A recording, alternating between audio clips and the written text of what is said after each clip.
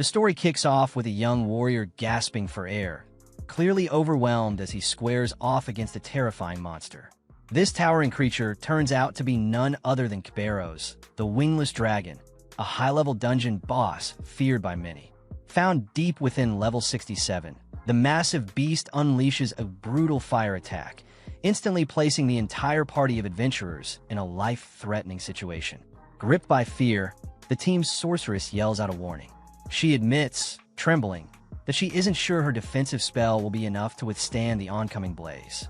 But before anyone can act, the group's armored elder suddenly freezes, eyes widening. He's seen something unexpected.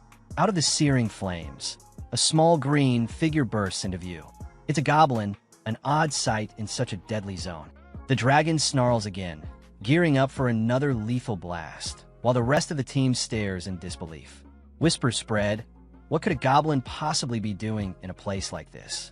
Then, in a flash, the goblin dashes forward with astonishing speed. Without pausing, the little creature swiftly dodges out of the attack zone and slams its wooden club into the dragon in a vicious counterattack. The adventurers are frozen in place, unable to process what just happened. The blonde youth among them stares in shock, questioning aloud how something so small could bring down such a monstrous opponent with such raw strength.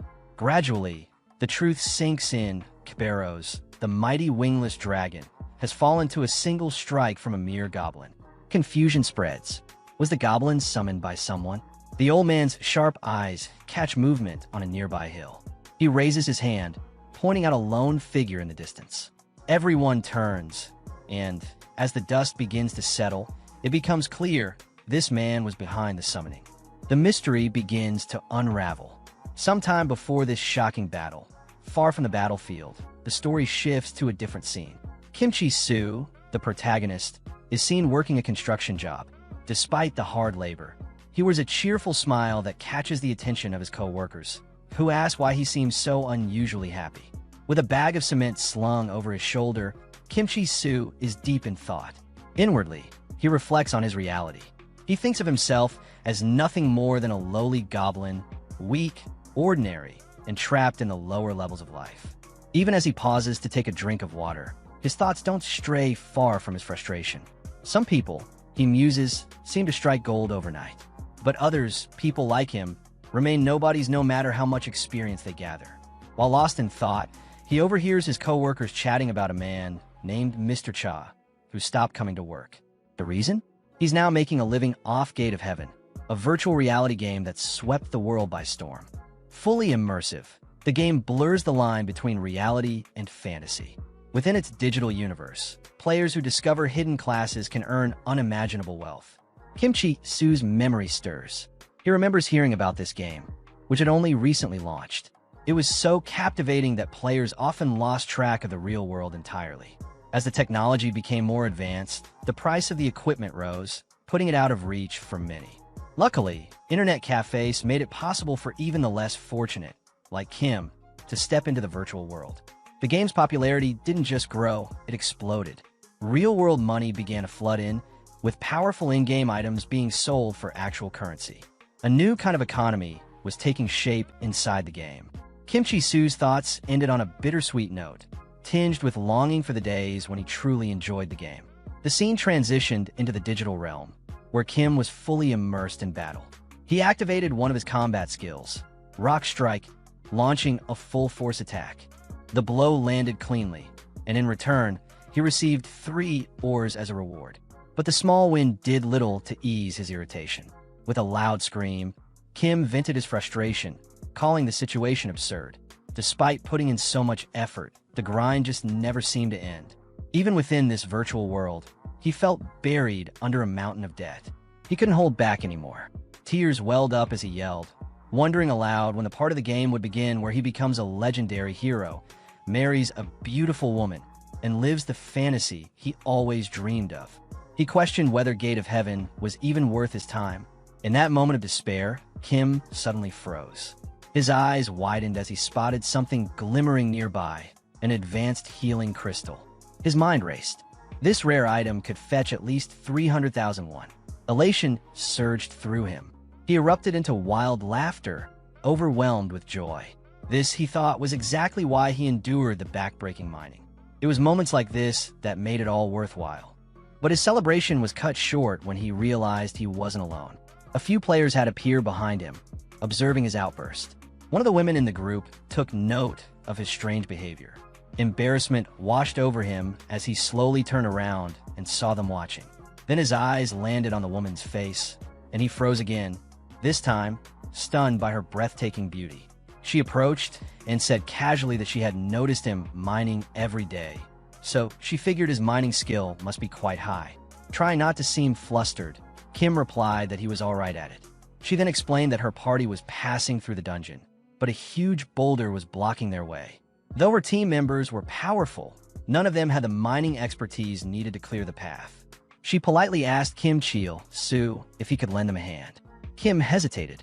He pointed out that his level was quite low, and going any deeper could put him in serious danger. Before he could finish the thought, one of the team members, short in stature and clearly a dwarf, spoke up confidently. He reassured Kim that his only task would be mining. The team would handle any monsters they encountered. Kim turned a bit surprised. He hadn't expected that from a dwarf. The dwarf noticed Kim's reaction and immediately called it out, accusing him of assuming that, just because he was a dwarf, he'd be the one doing the digging. He added that Kim probably thought dwarves weren't useful in battle. The dwarf's tone made it clear he felt offended by that stereotype. Kim took a breath and weighed the situation. Maybe this wasn't such a bad opportunity. He could gain some decent experience and possibly unearth a few more valuable ores. But deep down, he still felt nervous. The group was already pretty far into the dungeon, and he couldn't shake the sense of dread building in his gut. He remembered the dangerous entity that roamed this world, something terrifying enough to make players tremble, even in a game where resurrection was possible. Just the idea of encountering it made him feel uneasy. The beautiful woman stepped closer again, smiling sweetly. She made another request for his help, saying that he was exactly her type, a strong-armed man who knew how to mine. Kim's heart skipped a beat. Emotions rushed over him, and without thinking, he agreed. But the moment the words left his mouth, regret kicked in. He immediately questioned his decision, wondering why he had jumped in so carelessly. Soon after, they entered the cave. A monster appeared, its name, Gay Wolf. It was a level 7 beast, and Kim's reaction was immediate panic. Even though it wasn't as high level as he feared, the truth hit him. His current power was still nowhere near enough to deal with threats like this. The wolf charges at him with terrifying speed, and Kim instinctively screams in pure panic, crying out for his mother like a frightened child. But just before the beast can strike, a sudden burst of flames lights up the battlefield. A stunning woman appears, unleashing her fire spell, Salamander Flame, and effortlessly incinerating the monster. She walks over to check on Kim, her tone filled with concern as she asks if he's hurt. This powerful woman is Catherine Lee, a level 39 sorceress. Kim stares at her in awe, completely blown away by how she wiped out the enemy with a single attack. He quickly expresses his gratitude for saving him. Catherine gently warns him not to stray too far from her again. It's far too dangerous. For a brief moment, Kim dares to hope that this might be the beginning of the romantic adventure he's always dreamed of. Just then, another teammate joins the scene. A confident and muscular young man effortlessly dodges incoming monster attacks and scoffs at the situation, making it clear they're not there to fool around. With commanding energy, he activates a skill called Swing of the Giant Wheel, wiping out the rest of the monsters in one powerful move. He casually explains that they're on a mission to find a rare ore, one that can only be broken with high-level mining proficiency. That's the real reason Kim was brought along. But despite being invited specifically for this skill, Kim can't shake the feeling of being looked down on. The way they talk to him makes it obvious they see him as nothing more than a tool. Annoyed and insulted, Kim finally speaks up. He confronts the warrior directly, telling him he's not someone to be brushed aside. He insists that he has combat abilities too and refuses to be treated as a mere miner. Fueled by anger, Kim slams his fist into a massive boulder, yelling as he puts everything into the strike. He's determined to prove that he's not weak. But when the dust settles, the tall man and the dwarf quietly observe that the rock hasn't even cracked. They begin to question whether the intel they got about the orb behind the stone was even real. With tension rising, the tall man threatens the dwarf, warning him of the consequences if the information turns out to be false. Meanwhile, Kim feels a fresh wave of humiliation. He's been through enough, always being disrespected, risking his life for pocket change. Even now, he feels like he's hit rock bottom. He exhales slowly, trying to calm his frustration and deciding to just get the job done, convincing himself it's just another dull day. Then, something unbelievable happens. With a sudden crack, the rock splits apart. The entire team stares dumbfounded. Behind the rubble, something mysterious glows. Kim has uncovered a hidden door. It's a hidden dungeon. Shock spreads across the group, and Kim can hardly believe what he's looking at. His voice trembles with excitement as he declares that this discovery could mean huge rewards and even a shot at unlocking hidden classes. Overjoyed, Kim calls it the grand prize. Catherine smirks and sarcastically questions whether Kim is really part of the we. But Kim is too excited to care. For the first time, he feels like this might be his turning point, the moment he can escape his miserable routine and finally change his life, just like Mr. Cha. Then, without warning, everything shatters. The tall man suddenly activates PvP mode and attacks Kim violently. The blow sends him crashing to the ground, groaning in pain as 480 health points are ripped away. He struggles to breathe as the man mocks how hard it was just to find this hidden dungeon. Catherine joins in, mocking the situation too. She scoffs at the idea that all it took to reach this place was a low-level mining skill. Kim's eyes narrow as he listens to them. The words sting, especially when the tall man arrogantly claims that Kim had only been tagging along while they handled all the fighting. At that moment, the realization hits him like a second punch. They were the ones who turned on him. They knew about the hidden dungeon from the beginning. They used him. Grabbing Kim's head roughly, the tall man leans in close and laughs cruelly. Of course they knew, and since Kim helped them just a bit, they'll kill him quickly. Kim's eyes widen in shock, completely stunned by the betrayal. When he comes to, Kim finds himself still inside the dungeon. At first, Kim thinks maybe they didn't kill him after all. Maybe they spared him out of pity. But then his heart sinks. He notices the advanced healing crystal he kept shattered. It had activated automatically when his health dropped to 0, meaning he actually died, and was revived. The realization hits him hard. The crystal was worth 300,001, and now it's gone. He screams out in pure rage. But as he's still burning with fury, Kim notices something. The door to the hidden dungeon is still wide open. The dungeon hasn't been cleared, and after losing something so valuable, Kim knows there's no going back. He clenches his fists, swearing revenge on the party that mocked him. He's going to ruin everything for them. He's going to flip the table and turn his life upside down. He charges toward the glowing door at full force, shouting with all the fire in his chest that the hidden dungeon is waiting for him. But the moment he enters, chaos. The entrance isn't flat. Instead, there are stairs. Kim doesn't see them in time. He falls hard inside, crashing against the stone steps, his body taking another brutal hit. His health drops again, minus 80 points. In pain and frustration, he shouts angrily. They put stairs right after the entrance. When Kimchi Su finally regains consciousness, he finds himself lying on the cold dungeon floor. It's dark, silent. He groans as he sits up, and his heart skips. He's inside the hidden dungeon, but his health bar is barely hanging on. Only 20 points left. As he looks up, his eyes widen in disbelief. Sitting ahead of him is a massive, terrifying goblin, sitting like a king on a throne. Floating above, it is a glowing label, Temple of the Goblins. Kim frowns in confusion and mockery.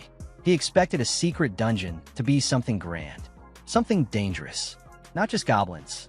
But then, something feels off. The entire area is silent. Too silent. Kim looks around nervously, wondering where the rest of the team went. That's when he notices it, a hand lying limply on the ground beside him. His breath catches. As he follows the sound and turns toward it, he freezes in horror. Lying on the floor, drenched in blood, is the dwarf. The same dwarf who was part of the group. Kim recognizes him immediately and feels a cold wave rush through him. What happened to him? A glowing screen pops up in front of Kim, asking if he has a resurrection skill.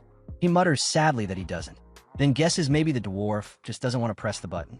Maybe he's too greedy to lose the chance to explore the dungeon. But before Kim can make sense of anything, a red warning flashes across his screen. A message appears. The dungeon you've entered is extremely difficult and far above your current level. Please leave immediately. And then a scream. Loud. Horrible. Kim spins around in panic. The voice, it belongs to one of the other party members. And then, out of nowhere, a massive hand appears. It grabs the tall man and crushes him violently. Kim stares in horror. This isn't some goblin. This is something else. And it's not just strong, it's on another level. The monster steps out of the shadows, its grotesque form towering over the others. Its name appears, Yerger, level 80. Kim's heart pounds in his chest. Level 80? He can't believe it. This was supposed to be a goblin temple. What is this thing doing here? He watches as Yerger grabs the tall man again and begins to devour him, violently, brutally. The sight turns Kim's stomach. The sounds, the gore, it's too much. He grips his chest and tries not to throw up. He forces himself to think. This can't be real, but it feels real. He remembers that Gate of Heaven uses a unique technology, one that replicates pain, emotion, even trauma. He thought safety systems were in place to prevent it from being too painful, but that only applied to low-level zones. And this was not low-level. Another scream slices through the air. It's Catherine. She's begging for help. Kim's legs freeze. He doesn't move. What can he possibly do against something like that? But his mind keeps racing. This isn't just a game. In rare cases, if the brain experiences too much pain, it can lead to real consequences. Even brain damage, even death. Fear takes over. Kim starts running, away from the monster, away from the screams. He pants heavily, stumbling, swearing he won't die here. Not like this. As he runs, he tells himself again and again, it's not my fault. They left me. They betrayed me first. He admits to himself he's weak. He can't help anyone. And yet, he has to live. Just then, a strange message appears in front of him. The Goblin Lord senses a resemblance between you and him in cowardice and weakness. Kim freezes. What does that mean? He turns and looks up at the Goblin Lord sitting calmly on his throne. Kim feels something deep crack inside. Is that really what he is? Weak? Cowardly? Kim Chi-Su clenches his fists, his teeth grinding in anger. He stares at the Goblin Lord and says with a trembling voice, full of sadness and fury, I don't want to be that way. His eyes shift toward Catherine's battered body on the ground. The monster tramples her. Blood splashes. Kim chokes back a sob. He remembers his real life, the crushing debt his unknown parents left behind, the jobs he couldn't get, the humiliation, the fact that no one respected him. Not in real life, not in the game. He wanted to fight monsters, be strong, live with dignity. But they shove him into mining. Kim bursts into tears. I haven't been able to achieve anything I wanted in life, and I didn't do anything wrong to deserve being labeled as weak. He wipes his face and storms forward, staring down the Goblin Lord with all the fire in his heart. You're just a goblin. Who are you to look down on me? His voice shakes as he yells. Even in real life, I was looked down on. Even in this game, they look down on me. Now even a goblin pities me? Overwhelmed, Kim shouted that he truly was a nobody, and there was nothing wrong with that. Just then, a message popped up in front of him. He had become an honorary goblin, and goblins would now aid him at any time. Immediately after, another message followed. He had met the conditions to unlock a hidden class. It asked if he wanted to change his class to Goblin Summoner. Kim stared at the message in shock, trying to make sense of what a hidden class even meant. Despite the seemingly golden opportunity, Kim bitterly laughed and angrily rejected the offer, calling it ridiculous. But the system ignored his refusal. It coldly informed him that the class change to Goblin had already been completed. Kim's frustration boiled over, and just as he tried to process what was happening, the terrifying monster Jagger returned, roaring dreadfully as it approached him. Kim realized that escape was no longer possible. There was no point in running anymore. There was no coming back from this. Forced into action, Kim activated a skill from his newly changed class and summoned a goblin to fight for him. In response, a small, weak-looking goblin appeared, shrieking in a high-pitched tone. Kim was instantly disappointed by its pathetic appearance and planned to use it as bait so he could run away. He ordered the goblin to attack the monster and shouted encouragement, telling it to take the beast down. Surprisingly, the goblin charged forward with force. Jagger lunged into attack, brutal and aggressive. Kim turned to escape, convinced this was his moment to flee. But before he could move, he froze in disbelief. The frail goblin he summoned had just landed a devastating blow on the monster. Damage numbers exploded on screen, reading around 100 million points.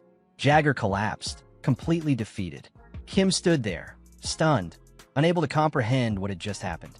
His experience points surged at a ridiculous rate. More system messages appeared, notifying him of new skills like goblin feeding and goblin walking. The summoned goblin's experience also skyrocketed. Kim could barely keep up. He finally realized in total shock that the weak-looking goblin was actually the strongest possible. It was max level. He stood frozen, his thoughts flashing back to the moment Jagger devoured the tall man from his team, piercing through his body and leaving him torn apart. Meanwhile, in the real world, Catherine looked absolutely horrified as she witnessed the scene unfold. Her face went pale with fear. Unable to handle what she was seeing, she screamed uncontrollably while still wearing the virtual reality headset. One of her staff rushed to her side, calling out in panic, trying to wake her. The staff member quickly pulled off the headset, realizing things had spiraled out of control. The man stared at her, heart sinking, as he realized Catherine had suffered a deep psychological shock, one so severe that she would never return to the game. She had entered a state of permanent retirement. Back in the game, the summoned goblin continued rampaging through monsters with terrifying ease, each strike causing millions in damage. Messages flooded Kim's screen as his level kept rising with every monster the goblin killed. Kim, overwhelmed by the notifications, eventually told the goblin to pause so he could gather the loot. He grinned as his bag filled with valuable drops, low-grade mana stones, wolf claws, until he could carry no more. He thought to himself that the moment Jagger fell, the hidden dungeon had been cleared. Yet everyone else in his team was dead. And now, the only exit was through death. He turned to look at the goblin that had solo cleared the entire dungeon and noticed something strange. Its level hadn't increased at all. Meanwhile, his own level had jumped to 31. Curious, Kim tried to view the goblin's stats, but the system denied access. The information was unavailable. Kim stared at the goblin in complete confusion, questioning how something that looked so weak could be this powerful. He began to suspect it might be a bug or glitch in the game. Suddenly, Kim shouted with excitement. None of it mattered. What mattered was that he could take advantage of this situation before anyone fixed it. Proudly, he declared that he didn't need to work in mining anymore. He would rise to the top of Gate of Heaven. The next day, Kim appeared at NAR Bank. His number 36 was called, and he sat in front of the clerk.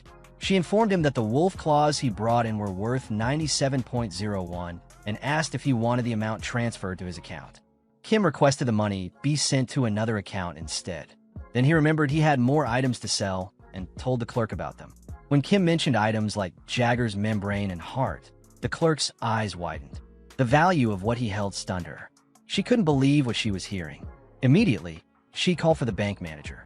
Kim sat there puzzled, wondering why she needed her manager when he was already sitting right in front of her. Kim sat with the manager of NAR Bank, who smiled warmly as he poured him a cup of tea. "How's the tea?" the manager asked politely. Kim stared at the cup, his tone cold as he replied, "It's cold." The manager awkwardly admitted he forgot to boil the water. Kim raised an eyebrow, curious. "Why did you want to talk to me?" he asked. The manager leaned forward with a friendly smile, explaining that he had better places for Kim to invest his money, suggesting that keeping it in a standard account would be a waste. He offered Kim an investment option with great returns. Kim, slightly confused, directly asked, "Does something like this really need your personal attention?" The manager's smile widened, and he casually remarked that he assumed Kim understood the value of what he was holding. He went on to explain that Jurger's membrane and heart were worth a massive sum based on current rates. Kim blinked in shock when a manager revealed their real value, 230 million. Kim stared blankly, his teacup frozen in his hand as he tried to process the news. Later, Kim was seen happily holding the goblin, excitedly telling it that thanks to it, he had managed to pay off 10% of his debts. He playfully joked with it like it was a little puppy, adding that he didn't find it ugly. But immediately, he took the words back, silently admitting to himself that he couldn't lie like that. As they walked through the city, Kim tried to keep the goblin out of sight, but to his surprise, he couldn't unsummon it. The goblin began screaming loudly, drawing attention from everyone around. People mocked the goblin's bizarre appearance, sarcastically asking who would summon something like that and why it was in a public space. Kim's embarrassment reached new heights when some bystanders mistakenly assumed that he was the goblin, simply because he was standing so close. A deep, burning rage surged within him. He tried to steer the goblin away from the crowd, but it suddenly approached a stranger and began provoking them, drawing even more unwanted attention. At that moment, a large, angry man named Patton appeared, loudly objecting to the sight of a goblin roaming freely through the city. Whispers spread among the crowd, people calling Patton the Destroyer in a mocking tone, despite the fact that he wasn't widely known. Kim's expression changed to one of concern. Someone who called themselves the Destroyer clearly wasn't just some average guy. Panic set in as Kim quickly tried to explain to Patton that the goblin wasn't hostile, but Patton ignored him. Without warning, he launched a powerful attack toward the goblin. In a flash, the goblin countered with lightning speed, launching a devastating counterattack that easily defeated Patton, dealing massive damage. As Patton lay defeated, a system message appeared on Kim's screen, explaining that PK mode had been activated and that pain levels were limited to prevent higher-level players from bullying lower-level ones. The crowd stood in stunned silence, completely horrified by what they had just witnessed. Whispers spread rapidly as people questioned how a small goblin had defeated someone like Patton. Kim's heart raced as he realized the full extent of the danger he was in. If word got out that the deadly goblin belonged to him, his life would spiral out of control. Panic gripped him, and anxiety overtook his every thought. Just as Kim feared, several members of Patton's guild appeared on the scene. Their leader, Hyak, mocked Patton for being defeated by such a small goblin, calling it a disgrace. Then, Hyak turned to Kim, his tone dripping with disdain as he declared that the goblin was just a worthless monster. But still, he insisted that it had to be held accountable for the damage it had caused to their guild. Kim could feel the tension building as the situation rapidly spiraled out of control. While he knew his goblin could easily take them all down, he realized that doing so would bring nothing but trouble. His heart raced, and he quickly tried to intervene, shouting that he'd handle the goblin himself. But the guild members ignored him. Instead, they threatened to kill him if he tried to stop them. Out of options, Kim tried to reason with them, warning that ganging up on a tiny goblin wouldn't end well for them. But before he could say more, the goblin suddenly launched an attack, using the skill rock throw. With terrifying speed, the goblin struck one of the guild members, Minyoung, the master of speed, delivering a devastating blow that instantly brought him down. The guild members exploded in rage. Kim could hardly believe how quickly things were escalating. Feeling the weight of the situation, he turned and ran as fast as he could, narrowly escaping the chaos that had unfolded. As he fled, Kim couldn't help but reflect on his earlier hope that life would become easier with such a powerful goblin by his side. Instead, he was filled with regret. He had been overly optimistic, thinking the goblin would make things better, but now everything was falling apart. As Kim ran through the streets, a mysterious old man suddenly appeared in front of him. Urgently, the man called out, telling Kim to follow him and that there was no time to explain. Kim hesitated for only a moment, then decided to follow, desperate for some direction. But to his horror, Kim soon realized that the man had tricked him, leading him straight into an ambush. The old man mockingly told Kim that this was his path to death. Suddenly, a system message appeared, congratulating Kim for his cleverness. It claimed the Goblin Lord was impressed by his cunning in using the enemy's weakness and distraction to his advantage. Kim's blood boiled as he read the message. "Cunning," he shouted in fury. How could the system label him like this? He remembered the Goblin Lord's cruel words, calling him weak and pathetic. Now, the system was calling him cunning. Kim couldn't understand why he was being labeled this way when he hadn't done anything wrong. Bitterly, Kim ranted to himself. It wasn't him who had caused all this trouble, it was the others. They had invited him to their party, betrayed him, and attacked him for no reason. After a deep breath, Kim turned to his goblin, his eyes filled with fiery determination. "I'm tired of being seen as weak," he muttered. "Things are going to change now. I'll take revenge. I'll destroy the Inten Guild." The goblin seemed to perk up at his words, its excitement palpable. Kim could feel a surge of energy, knowing he had a plan in motion. Meanwhile, two guild members were leaping across rooftops, tracking Kim and his goblin. Ji Hoon-ae turned to her companion, Inuk the Shadow, and asked, Is it really necessary for you to come with me on such a simple mission? I can handle it on my own. But Inuk warned her not to underestimate the goblin. Even though Patton had been the weakest member of the guild, the goblin had taken him down with a single blow. There was something strange about the goblin's power, and Inuk knew that they couldn't take it lightly.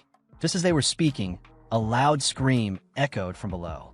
Inuk and Ji-Hune stopped in their tracks, concern flooding their faces. They looked down to see their guild mate, Sungreal the Cunning, being hurled violently from above. Horror gripped Inuk as he realized what was happening. Then, the goblin appeared behind them, sending a chill down Inuk's spine. Before Inuk could react, he attacked the goblin, launching a fierce strike. But to his shock, the attack had no effect. The goblin didn't even flinch. Inuk realized then that this goblin was no illusion. It truly possessed terrifying power. Fear surged through him as he understood that he was in a critical situation, one that could very well cost him his life. Inhuk's desperation was palpable. With a swift, quick strike, he attempted to save himself, but the goblin effortlessly dodged the attack. Fear and disbelief coursed through Inhuk's veins. Never in his wildest dreams did he think he'd encounter a creature capable of avoiding his strike so easily. His confidence crumbled, and his mind raced with confusion. From behind him, Ji-Hun's furious voice rang out, scolding Inhuk for standing there frozen. She couldn't believe he was letting a mere goblin have the upper hand. Inhuk tried to shake off the panic and calm himself, telling himself it was just a small goblin, but his worry grew. How could such a weak-looking monster deal millions in damage? There had to be some trickery involved. The thought of the goblin's overwhelming strength haunted him, and he knew he had to do something drastic. Then, Inhuk activated a special skill called Absolute Evil, greatly enhancing his power. His body surged with newfound strength, though his speed took a massive hit, dropping by 90%. He could feel the overwhelming force building inside him, ready to strike down the goblin. His irritation flared, and he muttered under his breath, expressing his frustration at the situation. Ji-Hun, watching in disbelief, couldn't understand why Inhuk would use such a powerful skill on a simple goblin, especially one that drained half of his mana. Inhuk explained that it was likely an auto-triggered skill, a safety measure that had activated due to the dire circumstances. With the skill activated, Inhuk prepared for his final move, Reverse Fist Stance. The stance greatly increased his attack power but reduced his critical hit chances. The situation had reached a critical point, and he knew he had to end it quickly. Frustrated, Ji-Hun finally agreed, realizing that they needed to take down the goblin before anyone else saw them in this embarrassing position. She activated her special archer skill, Storm Arrows, which removed all movement-slowing effect from the area. With her frustration mounting, she grumbled about needing to use such a powerful skill just to take down a goblin. The Storm Arrows skill cleared the debuffs from Inhuk, allowing him to charge forward with full speed once again. His fury burned in his eyes as he lunged at the goblin, delivering a fast, powerful strike. But as his fist made contact, a cold wave of disbelief swept over him. The result? 0 damage. His attack had no effect whatsoever. Inhuk froze in shock. 0 damage. Again, he couldn't believe it. Was anything going to work? He wondered. His mind scrambled to find a solution, but before he could think further, the goblin gave a sinister grin, clearly enjoying the chaos it had caused. The sight of that grin sent chills down Inhuk's spine. And then, without warning, the goblin struck. In a terrifying, unexpected move, it launched a devastating surprise attack, dealing massive damage in the millions.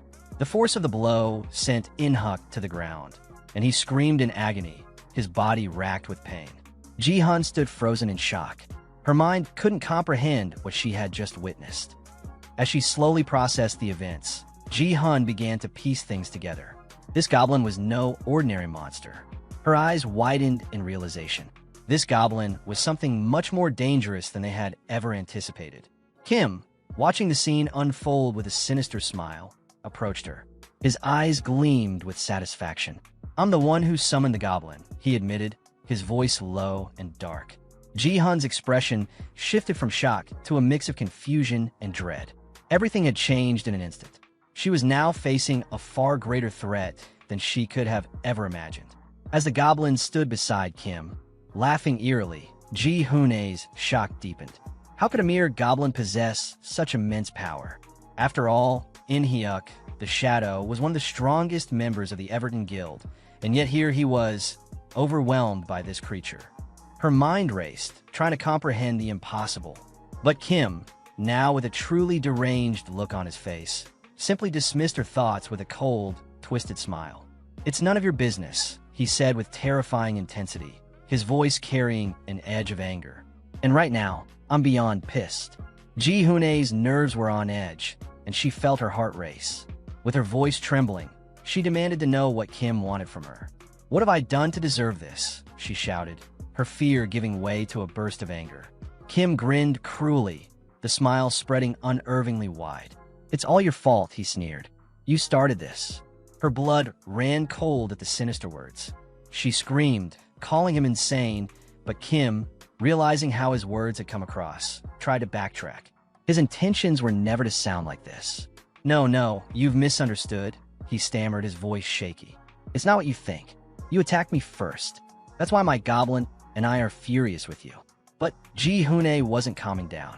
Her panic only escalated, her screams filling the air, and Kim felt the embarrassment sink deep into his gut. It wasn't supposed to be like this. He turned to the goblin, his face turning red from the heat of the awkwardness. "Stop her from screaming," he yelled, hoping the goblin would get the message and keep things from spiraling further. As the commotion continued, several people nearby heard the ruckus and looked around, their curiosity piqued. When their eyes landed on the scene unfolding on the rooftop, one of them shouted, pointing, "It's them, the ones we saw earlier." Kim's heart sank as he realized the crowd below was starting to gather. Panic gripped him, and his mind raced for a solution. He knew they had to leave before the situation got worse. "We need to end this fast," he muttered to the goblin. "Let's get out of here." Panic spread like wildfire among the onlookers. "The goblin destroyed the Everton Guild," one of them shouted. "Now it's going to kill the last woman. Are we next?" Kim felt his heart race, overwhelmed by the magnitude of the situation. This wasn't supposed to happen like this. He never meant for things to escalate so out of control. His desperation fueled his voice as he screamed at the goblin to stop. "No, leave her alone," he demanded, his voice filled with fear and urgency. To his surprise, the goblin halted mid-lunge, obeying the command. Ji Hune, still paralyzed with fear, could only watch in horror, unable to move. The crowd below, witnessing the spectacle, was in awe of Kim's bravery. Despite looking like a beginner in low-level gear, he had stood up to a goblin that even the Everton Guild had been unable to handle. Their admiration was palpable, and soon they began to cheer for him. "Good luck," one of them shouted. "You can do it. You're going to beat that goblin." Kim was stunned, his mind reeling at the unexpected praise. What? This wasn't the reaction he had expected. Instead of mocking him, they were cheering, treating him like a hero.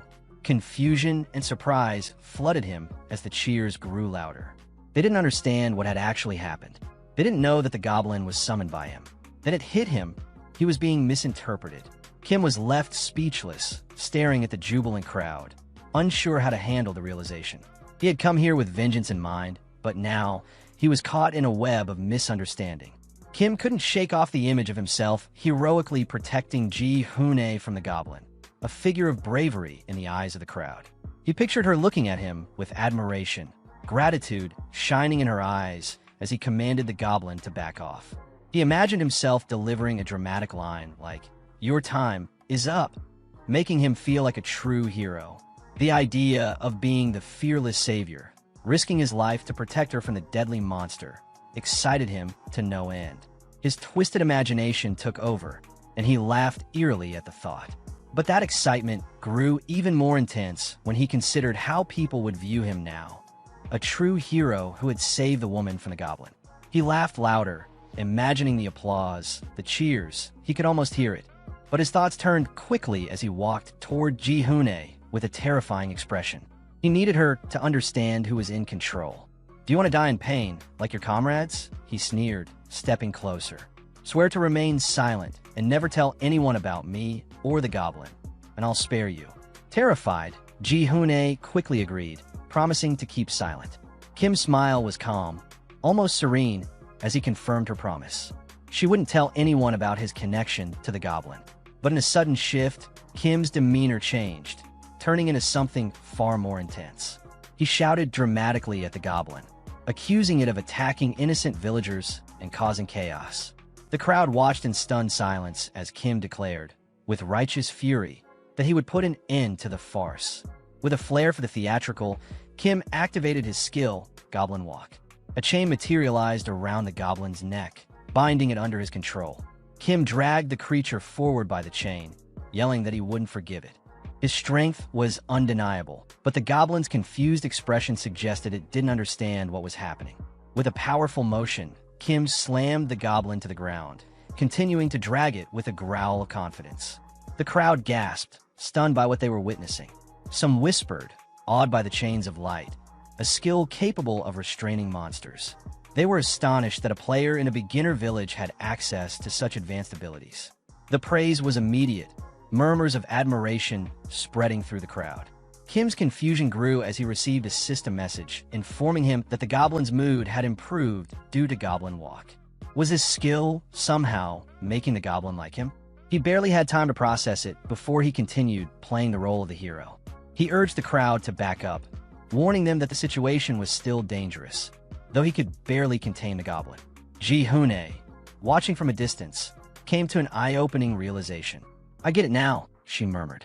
"The Everton Guild couldn't defeat the goblin because your level is above 50. The onlookers gasped in disbelief. They had assumed Everton's failure was due to weakness, but now they understood. It wasn't the guild's fault. It was Kim's overwhelming strength. Kim pretended to struggle with the goblin, but used his skill again to push it away. Then, with a dramatic flourish, he summoned a piece of goblin-specific food with the goblin feeding skill and threw it far away. "This is your end," he shouted, as the goblin darted after the food, moving with lightning speed. The crowd watched in awe as the goblin chased after the food, and Kim seized the moment. He ordered the city gates closed quickly, ensuring the goblin couldn't return. The gates slammed shut just as the goblin exited, and the crowd breathed a collective sigh of relief. "Is it really over?" they asked each other, unsure of the outcome. Kim, exhausted but pleased with his performance, quietly asked, "Are you all okay?" The crowd erupted into cheers, clapping and shouting their thanks. Kim's heart swelled as he realized they truly believed he had saved them, driving away the goblin and protecting them from disaster. As the crowd continued their celebration, Kim couldn't help but smile, relieved.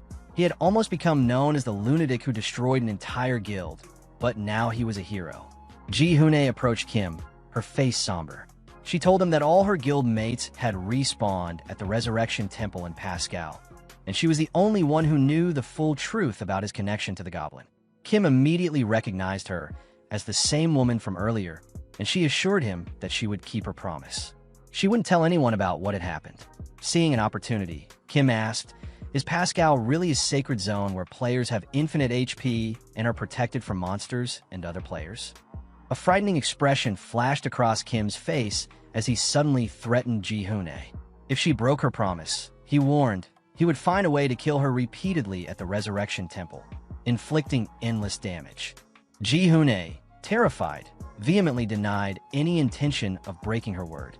Her fear was palpable, her scream echoing through the city as the weight of Kim's threat crushed her spirit.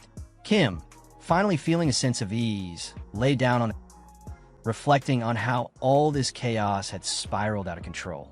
It never was meant to be like this, he thought to himself. Lying in bed, exhausted but content, Kim basked in the comfort of his new, beautiful room. He couldn't help but feel proud of himself, thinking how great it was that he had been rewarded for his actions. But then, his expression grew serious, and regret washed over him as he remembered someone. Catherine. He had failed to save her, and that thought still haunted him. Suddenly, something important crossed his mind.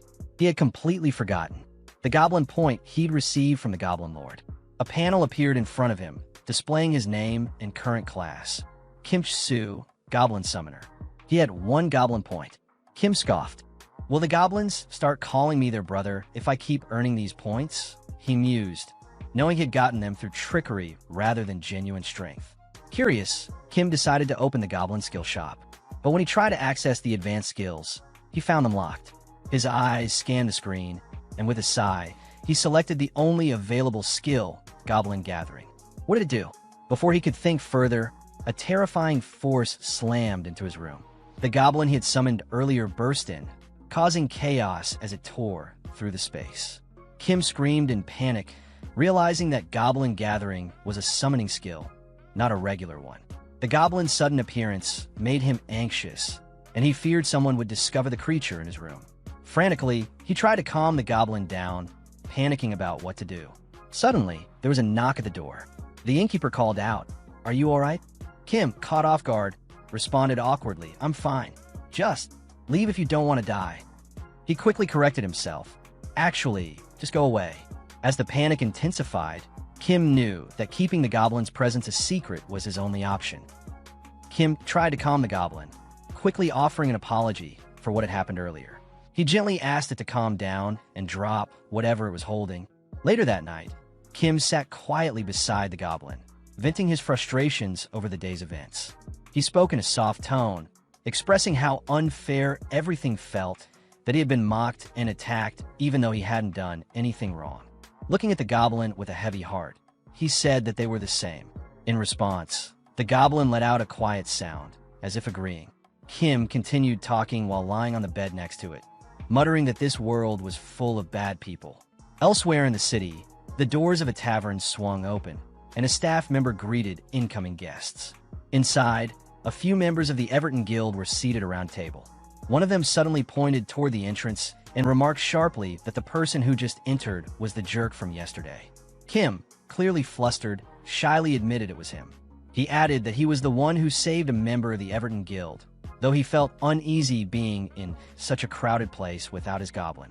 Inhuck, the harbinger of death from the Everton Guild, fixed his piercing gaze on Kim and said there was no real reason for Kim to help them after what had happened, but thanked him anyway in a chilling tone.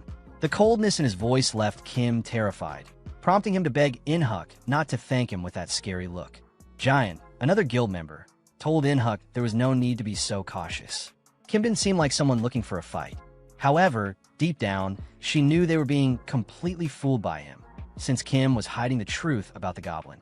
Kim confirmed the situation and openly admitted he helped them despite their previous attempt to kill him, because he needed something from them. Inhuck agreed with Kim's honesty, acknowledging that they owed him. He emphasized that the Everton Guild never forgets a favor, and they'd help him however they could. Kim explained that there was no longer any reason for him to stay in the beginner zone. Now that he was past level 30, he wanted to move on to a new region. He asked if they knew how to get there. Inhuck asked if he was referring to a place called Fjornail and mentioned that he might know someone who could help him reach it. Just then, an old man interrupted from across the room, claiming that he knew exactly how to get to Fjornail. He approached Kim quickly and offered a sincere apology for a previous encounter between them. Speaking in a calm tone, the old man explained that after witnessing what Kim had accomplished with just one goblin, it was clear Kim was incredibly strong. Peyton the Destroyer, level 28, chimed in, saying that Kim might even be stronger than they were, which annoyed him a bit. Kim began thinking to himself, clearly denying it in his mind. He knew he wasn't stronger than them. He added silently that if Inhuck had actually followed through and attacked him the day before, he would have died from a single hit. The beginner zone, known as Leaf, consisted of 5 standard dungeons: the grassy area where slimes appeared, the mine dungeon, the dark forest, and others. These were considered open field dungeons, meaning players could enter them anytime. The old man explained that if Kim wanted to leave the Leaf zone, he would need to clear a raid boss dungeon. This made Kim curiously ask what a raid boss dungeon actually was. The old man clarified that raid dungeons were different from open field ones. They had gates that opened and closed at set times, with limited entry attempts and time constraints. Inhuck added that the raid boss dungeon was the final challenge of every area, and players needed to reach a high enough level before attempting it. He went on to explain that the raid boss dungeon in Leaf only opened once a month, and the reason everyone was gathered now was to prepare for that event. At that moment, Kim realized their presence here wasn't a coincidence. Something big was going on. Inhuck confirmed it, explaining that the dungeon had opened the day before, but everything was ruined because of a certain goblin that suddenly appeared and destroyed everything. Kim was stunned by this revelation. The realization hit him hard. He was now stuck in a leaf zone until the raid boss dungeon opened again 1 month later. Furious, he remembered earning over $200,000 from defeating a level 80 monster and thought bitterly about how the goblin he could probably clear even more difficult dungeons.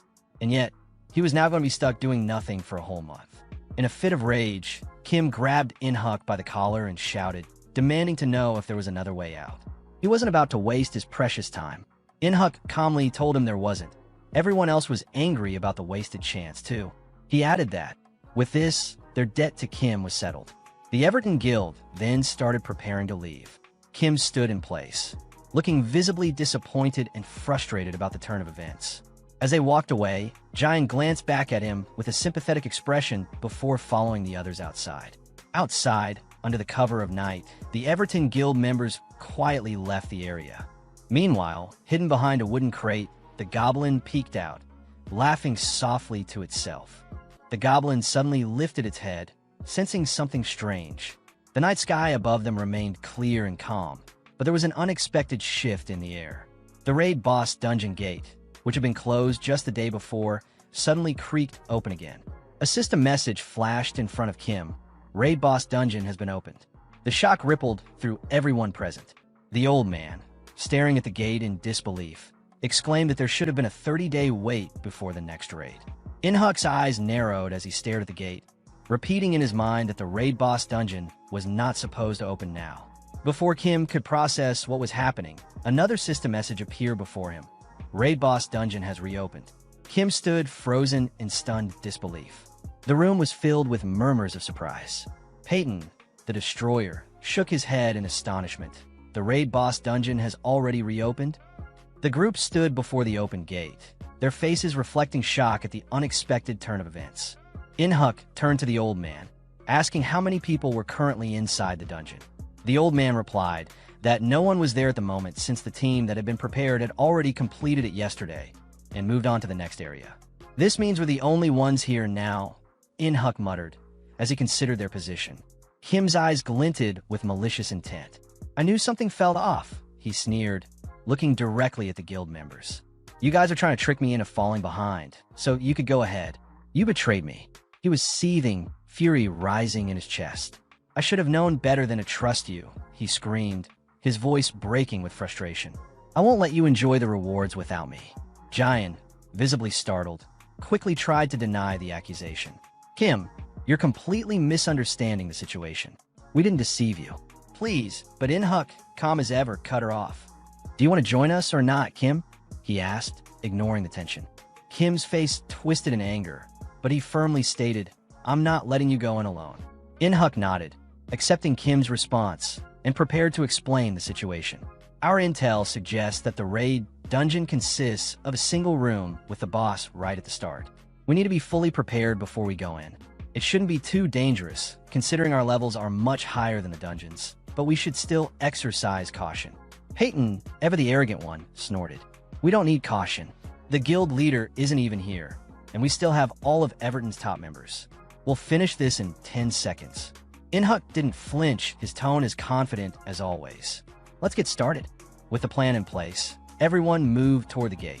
Kim turned to the goblin, which was still hidden behind a crate, and whispered, It'll be a hassle if they find out about you. Stay hidden until I summon you.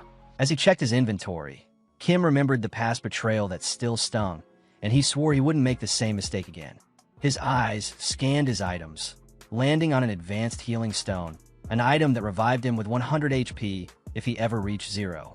He was surprised to still have it, considering it should have been used earlier. Doesn't matter now, he muttered under his breath, deciding to push the thought aside. Without another word, he rushed toward the gate, stepping through into the dungeon. The moment Kim crossed into the dungeon, his breath caught in awe. The environment was unlike anything he had seen before. So this is the raid boss dungeon, he said, amazed at the surroundings. Suddenly, a massive steel giant, level 40, appeared before them. The air filled with panic as the team screamed in alarm. This isn't a regular dungeon, one of the members yelled.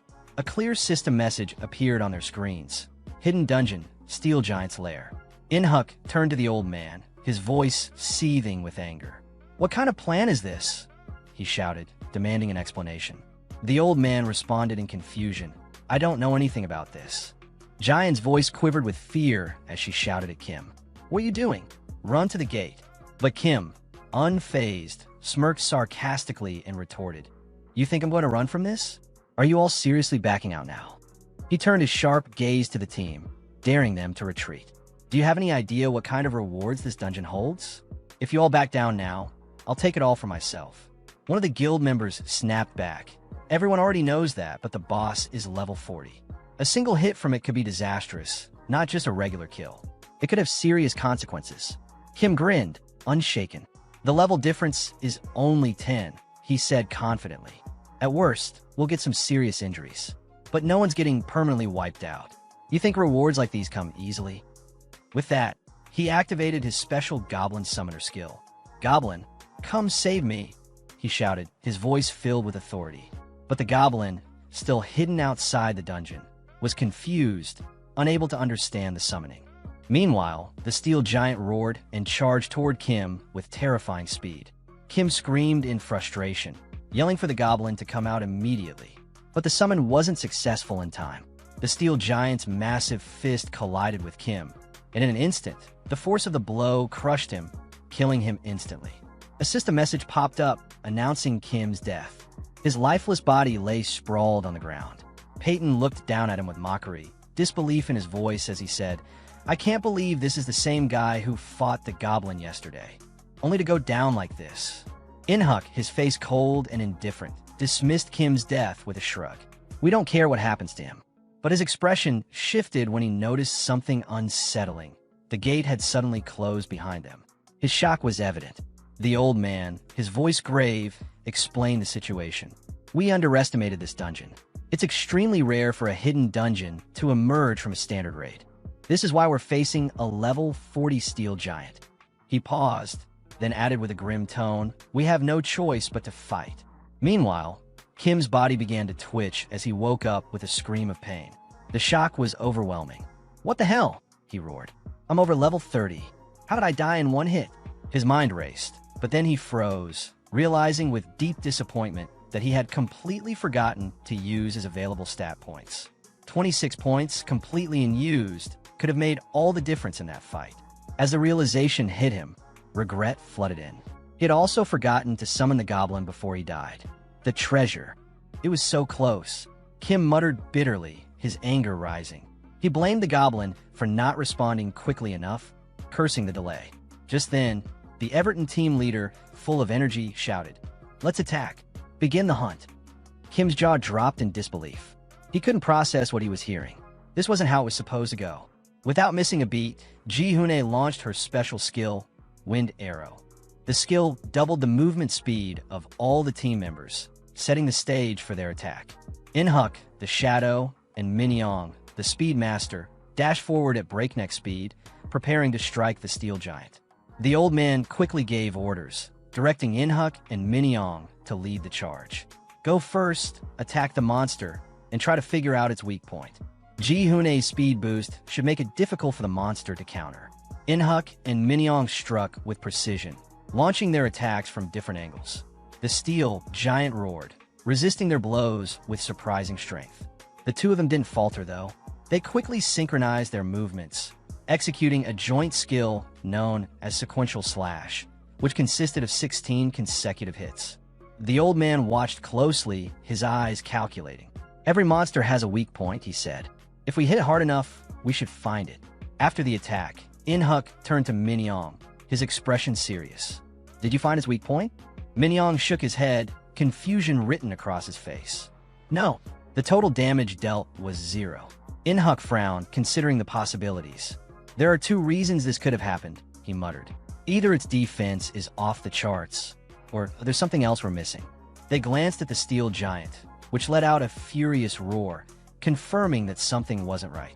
Before they could process further, Inhuck, his black cloak swirling, leaped forward with a powerful strike using Peerless Blade. The impact shook the ground, but even after this strong attack, the leader was forced to admit, our weaker hits are useless. He clenched his fists in frustration. It has a passive ability called Hatred of the Weak, he explained. Any attack that deals less than 5% of the monster's total HP is nullified. Peyton, his voice growing louder, shouted at Inhuk, "You're the only one who can deal damage to this level 40 monster. Go all out." But the old man shook his head firmly, replying, "Inhuk isn't the one with the strongest attack here. There's someone else who could do far better, depending on the situation." At that moment, Ji Hune stepped forward, her expression resolute. She prepared her powerful skill, Final Death Arrow. As she readied herself, she thought to herself, "If the guild knew I had this skill, they want me to be the guild leader." Peyton, overhearing this, was taken aback. What is that?" he asked, his tone a mix of awe and disbelief. "I don't even know what it does, but I'll buy you enough time to use it, no matter what it costs." He then activated his skill, War Cry, roaring with intensity to draw the monster's attention toward himself. It worked. The monster roared back in rage and focused its attack entirely on Peyton. Meanwhile, Kim, still lying on the ground, watched the events unfold with tension and frustration, calling Peyton an idiot for drawing the monster's attention instead of running. The monster attacked with brutal force and dealt massive damage, but Peyton managed to withstand it without dying. Peyton mocked the monster after the blow, saying he expected it to be stronger, claiming the damage was minor. But the old man shouted at Peyton, warning him not to be careless, stressing that their success depended on not making any mistakes. At that point, the old man used the skill Pain Sharing, which splits incoming damage between him and Peyton. He explained that the one with higher HP would take more of the damage. Kim observed the situation carefully, noticing that their levels were relatively low and that none of them had hidden classes, which only increased his confusion about their true strength. At the same time, the leader of the assassination team declared that their plan relied on the two warriors distracting the monster, while the assassination team would reduce the monster's defense using their passive skills. He explained they had a passive skill called Weak Point Reduction, which decreased the enemy's defense by 2% with a 1% chance per attack, and it could stack up to 5 times. Kim was amazed by their impressive coordination and power. As he watched the battle between them and the monster, he began to wonder to himself if this was the true strength of a powerful, well-organized guild. Kim felt frustrated because he was dead and wouldn't gain any experience or rewards if the monster was defeated by someone else. He feared he might lose everything. At that moment, the monster suddenly focused its attention on Patton again, who was startled and felt uneasy by the monster's terrifying approach. Peyton shouted angrily at the monster, asking why it was looking elsewhere and reminding it that he was the enemy it should be attacking. But the monster slammed the ground with tremendous force, causing a powerful tremor that showed just how strong it truly was. At that moment, Kim stood up, having decided to use the advanced healing stone to revive himself. He sarcastically said he couldn't watch these losers fight anymore, and that he would help them since he had the highest level among them. A system message appeared confirming that the advanced healing stone revives the player with 100 horsepower when their health reaches 0. Kim smirked and said to himself that the hero always arrives late. Suddenly, the system announced that the Steel Giant had chosen Kimchil Su as its target. The Steel Giant used a wide area skill called Surface Destruction, instantly killing many team members. Kim screamed in anger, wishing he had revived earlier. Several team members were thrown back by the sheer force of the attack, severely injured by the impact. Peyton stood stunned as he saw his teammates lying injured around him, then shouted in fury at the monster, demanding to know how it dared hurt his allies. The old man yelled, warning Peyton not to lose focus now. But Peyton ignored the warning and unleashed his powerful skill, Giant Slash, charging at the monster with great force. Despite the strength of the attack, the damage Peyton inflicted was only 3,890 points, demonstrating how powerful and difficult this monster truly was. The old man continues using the skill Pain Distribution to share damage with Patton, but he takes a very heavy hit, 2,456 horsepower, and mutters in pain and regret that his plan didn't work. A system message then appears announcing the deaths of both Peyton the Destroyer and the cunning old man. Kim stands frozen in place, shocked and confused, wondering what he just did. Furious, Kim begins shouting defensively, saying it wasn't his fault, and all he did was simply revive himself. At that moment, Inhuk the Shadow reappears in a battle stance, ready to act. He recalls how monsters usually prefer targeting healers or ranged fighters before heavily armored tanks. Inyuk continues analyzing, pointing out that because of PTON's War Cry skill, which provoked the monster, it focused its attacks on Peyton instead of going after the healers. He concludes that Kim's unexpected resurrection disrupted the monster's target priority, causing it to suddenly refocus and wipe out the entire team before they could react. Meanwhile, Ji-hyun, the bringer of death, nervously asks In-huk what she should do. Should she release her arrow now or not? Her skill, One-Shot Death Bow, consumes her own HP when used, and her current HP is only at 46%. But In-huk yells angrily, demanding that she not fire the arrow now, explaining that it could ruin their entire plan. He further clarifies that the assassination team's passive skill hasn't reached its full potential yet. It is only stacked 3 out of 5 times, which is not enough to defeat the monster in a single blow. In-huk decides to take responsibility for drawing the monster's attention and instructs Ji-hoon not to cancel her skill under any circumstances. He clearly states that if Ji-hoon fails to land her finishing blow, they will have no chance of victory. Meanwhile, Kim cautiously tries to offer his help to Ji-hoon, hesitantly asking if there's anything he can do to assist. But Ji-hoon responds harshly, mocking him and asking what he could possibly do without his goblin, and tells him to do nothing because he's just a nuisance to them right now. Kim wonders sadly why she looks at him like that. Was it simply because he didn't have his goblin with him now? He then starts blaming the others internally, saying it's their fault he couldn't bring his goblin. With a crazed smile, Kim continues his inner monologue, insisting that they're the real culprits despite being so weak and wondering why they treat him this way, even though they desperately need him. Kim starts remembering his goblin's level 999 and sarcastically tells himself that he'll just let them suffer and die on their own. At that moment, the steel giant selects Ji-hyun, the bringer of death, as its next target and charges toward her with incredible speed. In-huk realizes the monster is now focusing on Ji-hyun, just as he predicted since she's the long-range damage dealer. He tries to redirect the monster's attention back to himself, yelling at it that he is the one it should be fighting. He uses a powerful offensive skill called Twin Blade Frenzy, dealing 1,920 damage to the monster. But the monster immediately retaliates with a terrifying roar and an immensely strong attack. In-huk leaps high, barely dodging the strike, and shouts that the battle isn't over yet.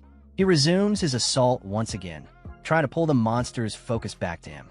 He uses Twin Blade Frenzy again, dealing an additional 1,980 damage. He continues striking quickly and relentlessly, trying to force the monster to view him as the primary threat. He attacks the monster a third time with the same skill, landing another 1,912 damage. Finally, In-huk pauses for a moment, surprised that it took 3 full-powered hits before the monster even started to see him as a real threat. The steel giant continues its terrifying roar, and a message appears confirming that it has selected In-huk, the Shadow, as its target. Another screen shows the monster's current HP, still at 22,460 out of 30,000. In-huk is puzzled that his previous attacks weren't enough despite the 3 stacks of the defense-reducing skill. He realizes that all he can do now is buy time for Ji-hyun, so he taunts the monster, mockingly asking if it's angry yet. In-huk uses a special assassination skill called Rapid Evasion, which allows him to dodge all physical attacks for 3 seconds. He declares that the next 3 seconds belong to him. But at a critical moment, a terrifying message appears before him. He lacks enough mana to activate the skill. In-huk is struck with horror and disbelief. Because of the mana shortage, In-huk takes a direct, powerful hit from the monster, sending him flying as he screams in pain from the massive damage. At that moment, Kim stands in shock as In-huk's body collapses at his feet. A system message appears declaring the death of In-huk, the Shadow. Kim begins screaming hysterically, accusing the team of being stupid and weak. He says he would have been better off staying dead and deeply regrets reviving himself in this situation. But Giona shouts at him in fury, yelling that his revival is what ruined everything and caused the situation to spiral out of control. The two enter into a heated, tense argument. Giona insists that if she had just 10 more seconds, she could have finished it. Kim yells back that he'd rather everyone die than let them take the rewards without him. At that moment, the steel giant lets out another earth-shaking roar. Both Kim and Ji-hyun turn toward the monster, screaming in fear as they realize it has now targeted them. A message confirms that the steel giant has selected Ji-Hoon, the bringer of death, as its target and is rapidly closing in on them. Ji-Hoon stops arguing and screams that now isn't the time for blame. She decides to fire her arrow immediately, even though it hasn't fully charged, but she notices Kim standing strangely beside her and asks with confusion what he's doing. Kim turns to her with a sinister smile and asks her an ominous question, saying she can't move while charging her arrow, right? Ji-Hoon is startled and asks nervously what he's planning to do. She screams in terror, begging Kim not to come near her, but Kim suddenly grabs her and begins running at full speed, shouting that she was the one who said she needed 10 more seconds, while Ji-Hyun screams in shock and fear. Kim leaps, dodging the monster's attack at the last second, laughing maniacally as he enjoys the dangerous chase. Giant is stunned by Kim's speed and asks how he could possibly be moving so fast, like In-Huk the Shadow. In his mind, Kim reveals that he allocated all 26 of his unspent stat points into speed, making him exceptionally fast. Fast enough to rival professional assassins. Suddenly, Kim realizes that his earlier argument with Giant earned him an additional Goblin point. He begins to wonder if the Goblin Lord is trying to tell him that he was the one in the wrong. At that moment, Giant shouts that her arrow is ready to fire, and Kim yells at her to shoot now. Giant warns him angrily and nervously that if she misses, it's all over. She begs him not to pressure her. Kim ignores her plea, throws her over his shoulder, and shouts that he wants compensation for all the blood he lost and the expensive healing stone he used earlier. The monster begins spinning around violently, preparing for a devastating area attack. It then unleashes the attack with tremendous force, causing massive destruction across the area. At the critical moment, Ji-Hoon finally releases her special skill, One-Shot Death Bow, aiming it directly at the monster. Kim charges forward, carrying Ji-Hoon at full speed toward the monster, shouting at the top of his lungs for her to end it. Now, as she prepares to release her decisive arrow, the steel giant lets out a massive roar and uses an incredibly powerful skill called World Destruction Skill. The giant slams the ground with tremendous force, causing debris to scatter everywhere around them. Kim Soo is in utter shock, thinking to himself that the monster had been hiding such a dangerous skill all along. Kim quickly realizes that this attack affects the entire area and remembers that Giant only has 18 HP left while he has 100 HP because he recently revived, meaning both of them would die instantly if hit directly. Ji-Hoon tries to aim at the monster, but struggles due to the overwhelming amount of flying debris. She anxiously says she can't land a clean shot in these conditions, and Kim replies that he's beginning to see something strange in his mind. At first, Ji-Hoon thinks what he's seeing might be a solution to their current predicament, so she asks about his vision, but is quickly shocked when he tells her it's just memories of playing with his friends in the past. Giant sarcastically comments that what he's seeing must be his life flashing before his eyes. Suddenly, something unexpected happens. A strange rift opens in the air, and a sharp, clawed hand reaches out. It's quickly revealed that the hand belongs to Kim's goblin, who enters the area in a terrifying way, laughing maniacally. Kim begins screaming angrily at the goblin, yelling that it took far too long to arrive, and saying it felt like a whole week since he used the summoning skill. Giant is utterly shocked by what she's witnessing and thinks to herself that she can't believe what she just saw. She wonders in disbelief if the goblin actually tore through the fabric of the dungeon itself to enter, thinking such a thing should be completely impossible. Suddenly, Kim excitedly announces that he's using a secret skill called Goblin Shield, a defensive ability. The steel giant roars in fury and looks like it's preparing to launch its final attack. But Kim smirks confidently and mocks the monster, saying, "Those are pretty bold last words for a hidden dungeon boss." Kim and Ji-Hyun stand behind the goblin and declare together that the climax of the battle has finally arrived. Giant finally unleashes her ultimate skill, One-Shot Death Bow, after fully charging it, dealing a massive 22,524 damage to the giant. The powerful strike pierces through the steel giant's body, freezing it in place as cracks begin to spread across it. The steel giant finally collapses to the ground, defeated, and a system message appears telling them they have successfully cleared the hidden dungeon, Steel Giant's chamber. Giant stands in awe and repeats, joyfully and in disbelief, that they actually won, that they managed to clear the hidden dungeon. A system message then appears announcing that Juna's level has increased from 27 to 31. Another message informs Kim that his level has also increased from level 31 to level 34, and he jumps for joy at the achievement. With overwhelming excitement, Kim begins screaming hysterically, demanding to see what reward he earned from clearing the dungeon. A system message appears announcing that all characters who fell during the raid have been revived upon its completion, and the team leader in the black cloak begins asking if everyone is alright. One team member replies that he feels a bit of blood in his mouth, but confirms he's okay.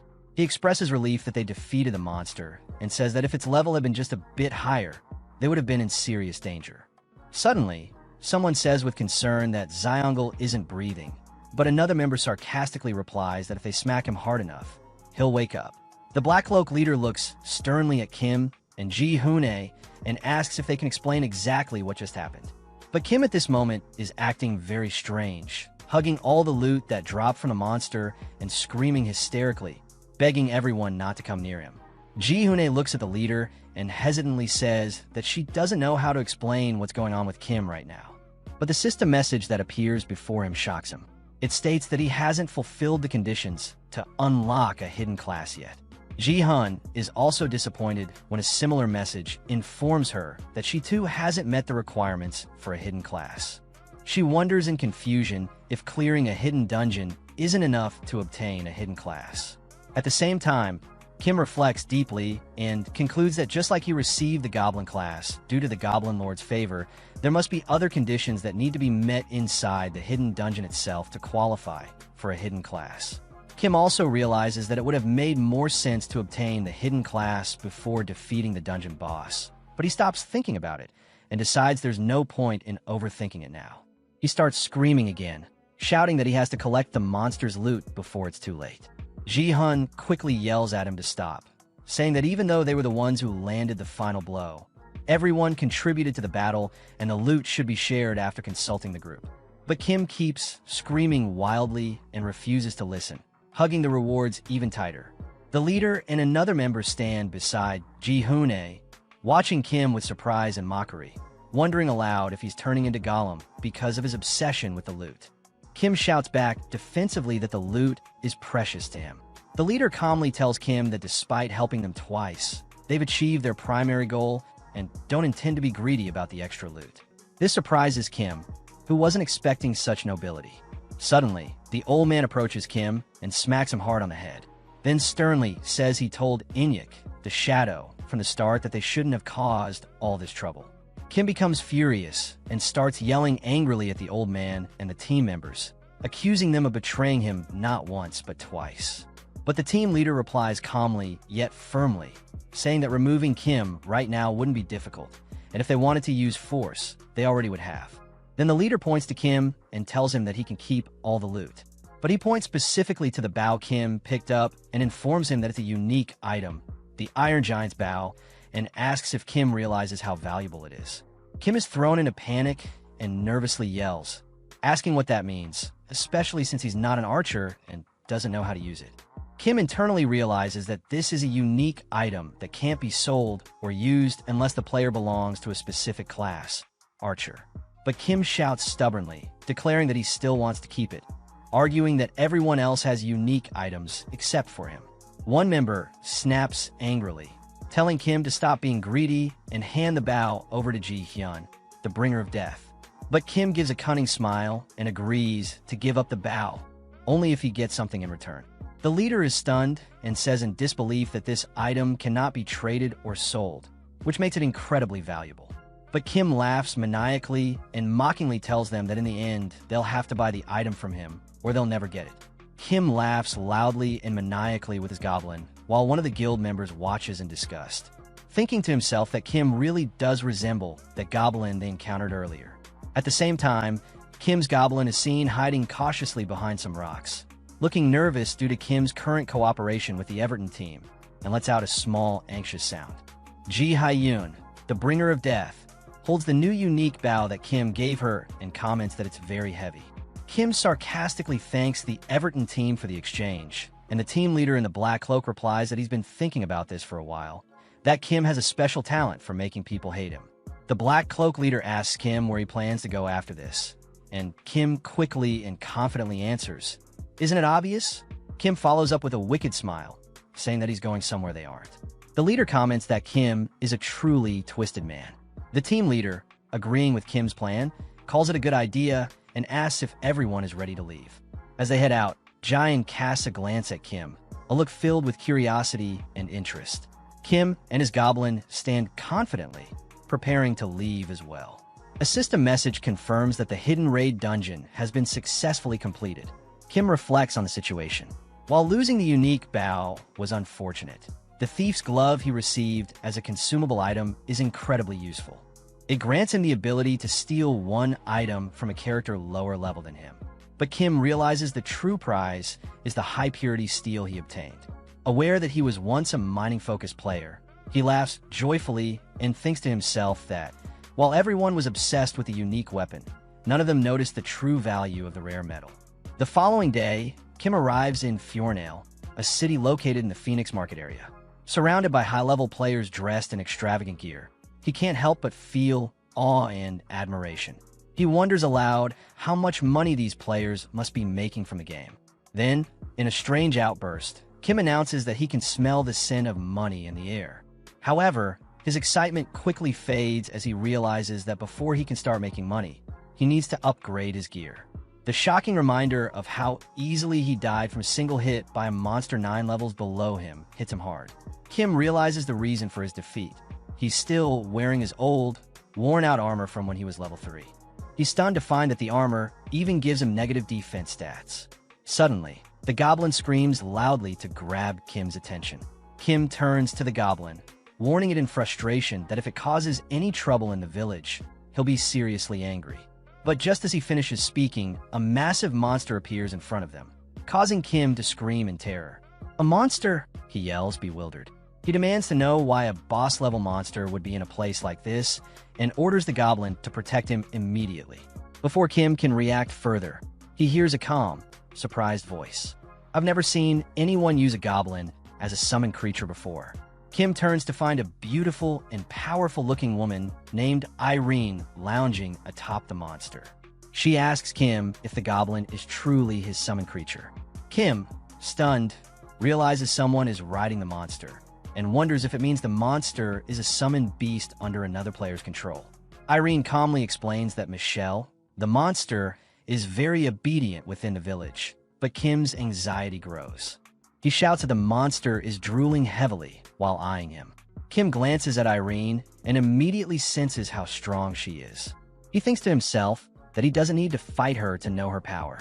She's so formidable that even guilds like Everton wouldn't stand a chance against her. Irene approaches Kim gently and asks, "Sweet little one, would you grant me the honor of knowing your name?" Kim hesitates, but finally replies, "Kim Chil-Su." The woman smiles softly, then tells him, "I wasn't talking to you," and points to the goblin, which is still screaming excitedly. Surprised, asks if the goblin has a name and whether he hasn't named it yet. Irritated, Kim responds that it's not important. Who would even think of naming a summon monster? He adds in disbelief, "You just called that ugly goblin cute?" Irene smiles calmly and replies, "One-sided relationships are usually unstable." She advises Kim to take a good look at his goblin from atop the monster she's riding. Irene continued, explaining that the goblin had immediately taken a defensive stance for Kim the moment it heard the command to protect him. Despite not even being given a name, this act showed just how loyal the goblin was. She looked at Kim again with a soft gaze and told him she hoped he wouldn't be too boring the next time they met. She then bid him farewell by name, Kim Ch-Su, and instructed her monster, Michelle, to move. Kim, still sarcastic, shouted after her, "Thanks so much for the advice," and added loudly, "I don't need your advice at all. My goblin and I don't have problems with each other." He then commanded the goblin to move. Later, while browsing a gear shop, Kim was met with a harsh stare from the shopkeeper, who criticized his outfit. The shopkeeper, an NPC named Humphrey the Sharp-Tongued, told Kim that his clothes were literal trash, and that wearing actual garbage would be an improvement. Flustered, Kim tried to defend himself, saying that was exactly why he came to buy better gear. Humphrey, mocking him, showed him a sturdy piece of metal armor, and sarcastically declared it perfect for someone like him. Kim was shocked when he saw that the armor cost 350 gold, about 40 real-world dollars. As he thought deeply, Kim realized that even with a top-tier summon creature, if he died, he'd lose instantly. So, decent defense was a must. He decided to buy the armor. Humphrey acknowledged that Kim at least had good taste in gear, telling him to use it well since it had been crafted especially for idiots like him, using top-quality steel. Kim muttered himself that this guy really lived up to his name. Kim eagerly put on the new armor, feeling incredibly happy. "Oh, this armor is really nice," he said. But moments later, he screamed in frustration and rage when he realized he couldn't move at all due to the armor's weight. Humphrey, casually telling him that people like him shouldn't be moving in the first place, watched Kim struggle. Kim realized the problem. He had invested all his stat points into agility during his fight with the steel giant. Now, with this heavy armor, he couldn't move. He needed to sell it immediately. Humphrey offered to buy it back for just 30 gold and mocked the armor as garbage, which only made Kim shout in anger, furious that he was being ripped off by an NPC. Suddenly, Kim noticed a golden exclamation mark above Humphrey's head. Confused, he asked about it. Humphrey began looking around in a panic, saying he couldn't find anything. Then, he discovered that his special blacksmith hammer was missing and screamed in frustration, saying he couldn't craft anything without it. Kim, unfazed, coldly told Humphrey that he had plenty of other hammers, but Humphrey insisted that this hammer was different, that he needed it back right away. Humphrey explained that the hammer was located in the underground waterway dungeon near the village entrance and firmly asked him to go retrieve it for him. A message appeared in front of Kim, notifying him that he had received the quest, Humphrey's problem, with the reward being the ability to refine materials to craft armor. Kim suddenly realized why the materials he obtained from the hidden monster were so valuable. They could be turned into high-tier equipment. He grinned wickedly, accepted the quest, and confidently repeated the dungeon's name, Underground Waterway. Standing at the dungeon entrance, Kim declared that he didn't need to worry about anyone else. "Other party members will only slow me down," he said with an even bigger smile. "I'll finish this easy dungeon in under 30 minutes. But a system message soon appeared, announcing a quest condition. Kim stood stunned, confused by the strange requirement. He was shocked to see Humphrey behind him, yelling in frustration and urgently demanding that he retrieve his hammer immediately. The message clarified that the quest would fail if Humphrey died. Kim screamed in confusion and annoyance, asking, "Why is this NPC following me into the dungeon?" As our protagonist, Kim, approached the cave, he noticed a blacksmith standing right in front of it. The man was holding a hammer in each hand and staring directly at him. Kim blinked in confusion, trying to make sense of a notification he'd received earlier. His thoughts raced, and the worry showed clearly on his face. If he dies, the quest fails. May have to drag around a level 13 tumor. Unexpected variable. But then, out of nowhere, the blacksmith suddenly shouted at him, his voice booming. "Why are you just standing there staring? Hurry up and move." Kim didn't answer. A nervous sweat rolled down his face as he silently calculated his next move. In his mind, he thought, no need to keep pace with him. He decided to outmaneuver the blacksmith, to finish the job before the guy could even get up. That way, he wouldn't have to bother protecting him. "I'm maxed out agility, so I'm pretty fast. I'll just ignore the trash mobs and rush the boss." Smiling with excitement, Kim dashed into the cave and muttered under his breath, "Ah, I was just about to leave." As he ran deeper into the cave, he kept thinking to himself, "I know all about this kind of quest. NPCs are weird. They follow players but stop as soon as they're too far." He planned to take advantage of that, just leave the blacksmith behind. But before he could finish that thought, Kim suddenly froze mid-run. His eyes widened in shock at the sight ahead. At that exact moment, a notification popped up. In front of him, the blacksmith was already deep in battle, surrounded by a pack of wolf monsters. They were all lunging at him, and his health bar was dropping fast. But even while being swarmed, the blacksmith shouted with pride, "Humph! You dare challenge me, Humphrey the Great?" The scene was ridiculous. His words didn't match his desperate situation at all. Kim yelled back at him in frustration, "No, you dumb NPC. Stop fighting and stay back." Panicking at how close he was to failing, Kim shouted toward his companion, "Goblin." In an instant, Dark Goblin shot forward like a blur. His speed was unreal. Every attack he landed dealt a whopping 9999999 damage, instantly wiping out the monsters one after another. When the last monster fell, Dark Goblin swung his hammer with a flourish, flicking the blood off. He turned toward Kim with his ugly smile and said, "Kisha Shishi." Kim had no idea what it meant, but it sent a chill down his spine. The blacksmith, still full of himself, declared, "As expected, you're no match for the mighty Humphrey." He acted like he hadn't just been seconds from death. From behind, Kim made a twisted, angry face and grumbled, "Gizlu, bol brggh." But suddenly, the blacksmith's eyes shifted. He had noticed something far off in the distance. He tensed, clearly sensing a presence, and shouted, "You over there?" Without another word, he sprinted off toward the source, leaving Kim behind in the dust. Watching him disappear, Kim clenched his teeth and muttered bitterly in his mind, "Should I just kill him? Seriously." Even as the quest continued, that thought lingered. Then, our protagonist Kim narrowed his eyes and stared intensely at the blacksmith in the distance. Thoughts swirled in his head. This is a pain. Charging in like that without knowing he could die. Have the goblin guard him while I run to the boss. No. If I call the goblin back to me at the wrong time and he dies, it's over. Realizing there was no easy way out of this growing problem, Kim clenched his fist. His mind cleared, and with confidence, he thought, "There's only one way." Turning to his companion, he called out boldly, "Goblin, we're changing strategy. From now on, wipe out every trash mob along the way." And as soon as he heard those words, the goblin burst into laughter like a total maniac. Keek. Meanwhile, deeper inside the kid dungeon, the blacksmith stood tall, his hammer in each hand, facing off against a horde of rat monsters. His eyes were wild as he growled, "These filthy bastards. Not only did they claim Phoenix El Barsa's territory, they even stole my hammer." With a furious roar, he leaped forward to attack, shouting, "I'll wipe them all out." But just before he could even land a single hit, Dark Goblin appeared like a blur, his face twisted into that same ugly grin, his long nose leading the way. He effortlessly slaughtered the monsters before the blacksmith could even swing. Still, the blacksmith kept charging in, blindly attacking empty air as if it were full of enemies. He bellowed, "Take my ultimate technique." In front of him, the goblin continued his rampage, killing every rat with max-level speed and overwhelming force.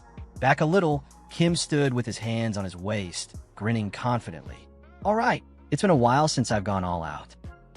"All right." He took a breath and nodded. "It'll take more time than expected, but it's definitely safer to clear everything on the way. That damn old man won't die either this way." But then, the blacksmith started to realize something. His eyes darted around. He hadn't killed a single monster. Frustrated, he turned and saw Kim glowing with confidence, a soft golden aura radiating from his body. The blacksmith clenched his jaw and shouted, "These bastards, are they seriously ignoring me?" Kim tried to calm him gently, his voice soft. "No, they're not ignoring me." But the blacksmith seemed to pick up something in Kim's tone. His eyes lit up with rage, and he roared, "Before I'm a blacksmith." His whole body shook with fury as he finished. "I was a proud warrior." And right then, his rage boiled over. A burst of energy surged from him. Warcry skill activated, a loud system notification popped up in front of Kim. Seeing that, Kim immediately lost his cool. "You bull-headed bastard." Far deeper inside the dungeon, skeletons that had been resting in silence suddenly jolted awake from the skill's effect. One of them opened its jaw wide and let out a terrifying scream. Cool. In no time, undead skeleton soldiers appeared before Kim and the group, swords in hand, eyes glowing. These weren't weaklings. Their levels were above 30. But strangely, the blacksmith stood right at the front, ready to face them all. His eyes sparkled with excitement as he said, "Did even ancient spirits awaken from my shout?" Now, this is finally getting interesting. Kim could hardly believe it. He glared at him and replied, "So what you're saying is that skill just now woke up monsters that wouldn't have attacked if we just walked past?" Frustration exploded from within Kim. His voice was sharp and loud. "You're telling me we're supposed to clear a quest like this now? I'm very pissed off right now. This better be your last trolling stunt, right?" Keek! Dark Goblin cackled wildly, picked up a nearby stone, and gripped it tightly in his hand. Then, with a powerful toss, he hurled it at the skeleton soldiers. The stone landed with a massive impact, instantly killing them all. But even after that impressive display, Kim's irritation didn't fade. He muttered coldly, "If you mess with me again like this, I'll kill everything, quest or not." Time passed. 3 exhausting hours later, our protagonist was staggering through the dungeon with his companions. His face dripped with sweat, completely out of stamina. Kim Kyeolsu had now reached level 37, but with that came a price. His face, already far from handsome, had somehow become even uglier. Every step he took, he leaned against the rough stone walls of the dungeon for support, thinking bitterly to himself, "This insane bastard. He just won't stop trolling." Bringing him along makes this feel like hard difficulty dungeon mode. Suddenly, out of nowhere, the blacksmith spoke up. "I'm still Humphrey." But just then, click. Unknowingly, Kim stepped on something. A sharp noise echoed through the corridor. Startled, he looked down. What was that sound? Behind him, the blacksmith's eyes widened in panic. He screamed out, "Dodge it! It's a trap!" A golden flash erupted from the side of the room. In an instant, 3 glowing arrows launched through the air, headed straight for Kim. Without hesitation, Kim grabbed his overpowered goblin and yanked him up like a living shield, yelling as if casting a powerful skill. The arrows slammed into the goblin's tough frame, splintering and scattering across the ground. The danger passed. Kim stood there trembling slightly, sweat rolling down his face as he exhaled. That startled me. Why did a trap suddenly activate? I didn't even do anything. Then he glanced at the floor and spotted the skeletal head he had unknowingly stepped on. That was the trigger. Just as he started to calm down, his heart skipped. He turned his head and saw the blacksmith. An arrow had pierced directly into his chest. Blood was dripping slowly from the wound. And from the corner of his mouth, the blacksmith gritted his teeth, staring ahead with a grimace. "Guh, you cowards. That garbage ditched me to save himself." Hearing those words, Kim's face tightened. He clenched his teeth, his body shaking with frustration. Then, a system notification blinked in front of him. He watched helplessly as Humphrey's health dropped, second by second, until it finally hit 0. A final notification appeared. The silence that followed was broken by a sudden, wild scream. Kim snapped. He charged out of the dungeon like a deranged beast and stormed into town, shouting at the top of his lungs, "I'm gonna kill him again! You crazy f***ing blacksmith! You're already dead, but I'll kill you anyway." As Kim tore through the city streets, a mysterious figure watched him from above, quiet, still, and intense. Eyes narrowed like blades, the man stared down at Kim and muttered in a low, threatening tone, "Finally found you." His gaze sharpened even further as he spoke the name. Kim Kyeolsu. When the protagonist finally arrived at the blacksmith shop, he skidded to a dramatic stop, just like a hero from the movies, and shouted the blacksmith's name. Humphrey, the blacksmith, noticed him standing outside the shop and immediately reacted to the gear he was wearing with a sharp, critical glare. With a mix of shock and annoyance, he insulted the protagonist harshly. In response, the protagonist smiled devilishly, holding up the goblin in his hand like a toy, and replied with mocking confidence. But surprisingly, instead of continuing the argument, Humphrey abruptly changed the topic and thanked him for retrieving his hammer, as if he hadn't just insulted him seconds before. The protagonist, baffled by the sudden shift, reacted loudly in disbelief. At that moment, a system notification appeared in front of him, confirming the quest was complete and that Humphrey's forging hammer had been successfully returned. It also unlocked the ability for him to craft equipment using materials. Seeing the message, the protagonist looked confused, questioning how the hammer had already dropped. Humphrey, still as blunt as ever, explained that it had dropped right after they killed the rat. Hearing this, the protagonist erupted in anger, demanding to know why this information was being revealed only now. But Humphrey, unbothered, just repeated that the protagonist was trash, like always. Later inside the shop, Humphrey worked on the armor without even glancing at the protagonist. He explained that the quality of equipment was influenced by the blacksmith's sweat. As he hammered away, he instructed the protagonist to watch carefully, stating that high-quality materials in the hands of a skilled blacksmith are reborn into something greater.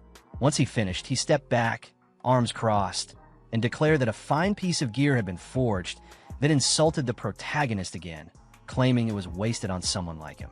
The protagonist looked at Humphrey's calm expression and pointed out that he hadn't even broken a sweat, questioning the earlier claim about sweat being important. Humphrey, dead serious, responded that's exactly why the quality was low.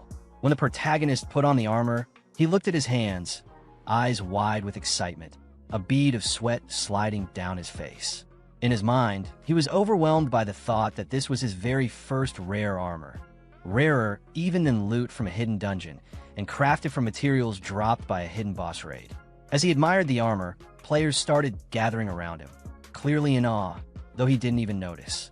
He was too busy marveling at the armor. A system panel appeared, listing the item's stats: rare blue steel light armor, with level and agility requirements, and a chance to activate skill. Just then, Humphrey reappeared and told the protagonist he wouldn't be taking money for this one, adding that he didn't want any disgusting gratitude. The protagonist, without missing a beat, retorted that he hadn't planned to pay anyway. Suddenly, a system notification popped up. PK mode had been activated. Though the protagonist hadn't done anything, his instincts kicked in and he immediately sensed danger. A sharp blade suddenly appeared from behind him. He dodged just in time, turning to see the same man who had been watching him run through the city earlier. Seeing that the attack had failed, the man paused. The protagonist, still trying to process what had just happened, questioned the sudden aggression. The man, with a confident air, acknowledged the dodge and accused the protagonist of being strong enough to have left a certain young woman half dead. A crowd started to gather as the man's accusations drew more attention. In a panic, the protagonist muttered to himself about his agility stat before snapping out of it and loudly questioning what was going on and who this young lady even was. The man ignored his confusion, calling out the protagonist's name and stating that he was the last person the young lady had partied with. Without finishing his sentence, he accused the protagonist again, this time more forcefully, of pretending not to know someone named Catherine, while launching another attack. The protagonist dodged again, now holding his head in confusion as he tried to recall who Catherine was. Then it hit him. He remembered the moment he met the girl who had tricked him into joining her party, only to betray him inside a hidden dungeon. Snapping back to the present, the protagonist shouted in frustration, insisting that he was actually the victim, that she had betrayed and backstabbed him first. But the man's expression darkened. He coldly reminded the protagonist that while he was alive and well, the young lady in question had ended up in a vegetative state. The accusation hit hard. The protagonist's eyes widened in shock, sweat rolling down his face, mouth agape, and with a trembling voice, he asked if she had really become a vegetable. As the protagonist stood frozen in place, the man's accusations rang in his ears. His mind suddenly flashed back to the moment at the shrine when Catherine had been attacked by the boss monster. He remembered vividly how the monstrous gauger had slammed its massive foot down on her. The image burned into his memory. In that instant, a horrifying thought struck him. Was it because of the damage she took from Gauger? He had known the shock of that attack would be devastating, but for her to end up in a coma, because of him? No, he couldn't accept that.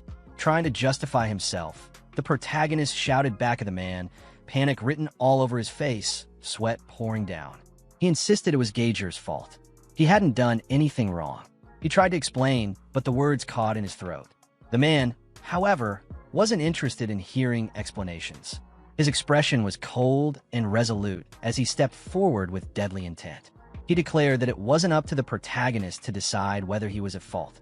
What mattered was what had happened to her, and now, because of it, the heir to the Dizmyeon group was in jeopardy. Without waiting for a response, the man thrust his sword straight toward the protagonist. But then, something unexpected happened. The blow connected, yet it didn't do any damage. The man froze, his mind reeling. No damage? That's when it hit him. The protagonist hadn't taken any damage at all because he was protected by the overpowered goblin shield. And standing there with a smug grin, the protagonist revealed the secret.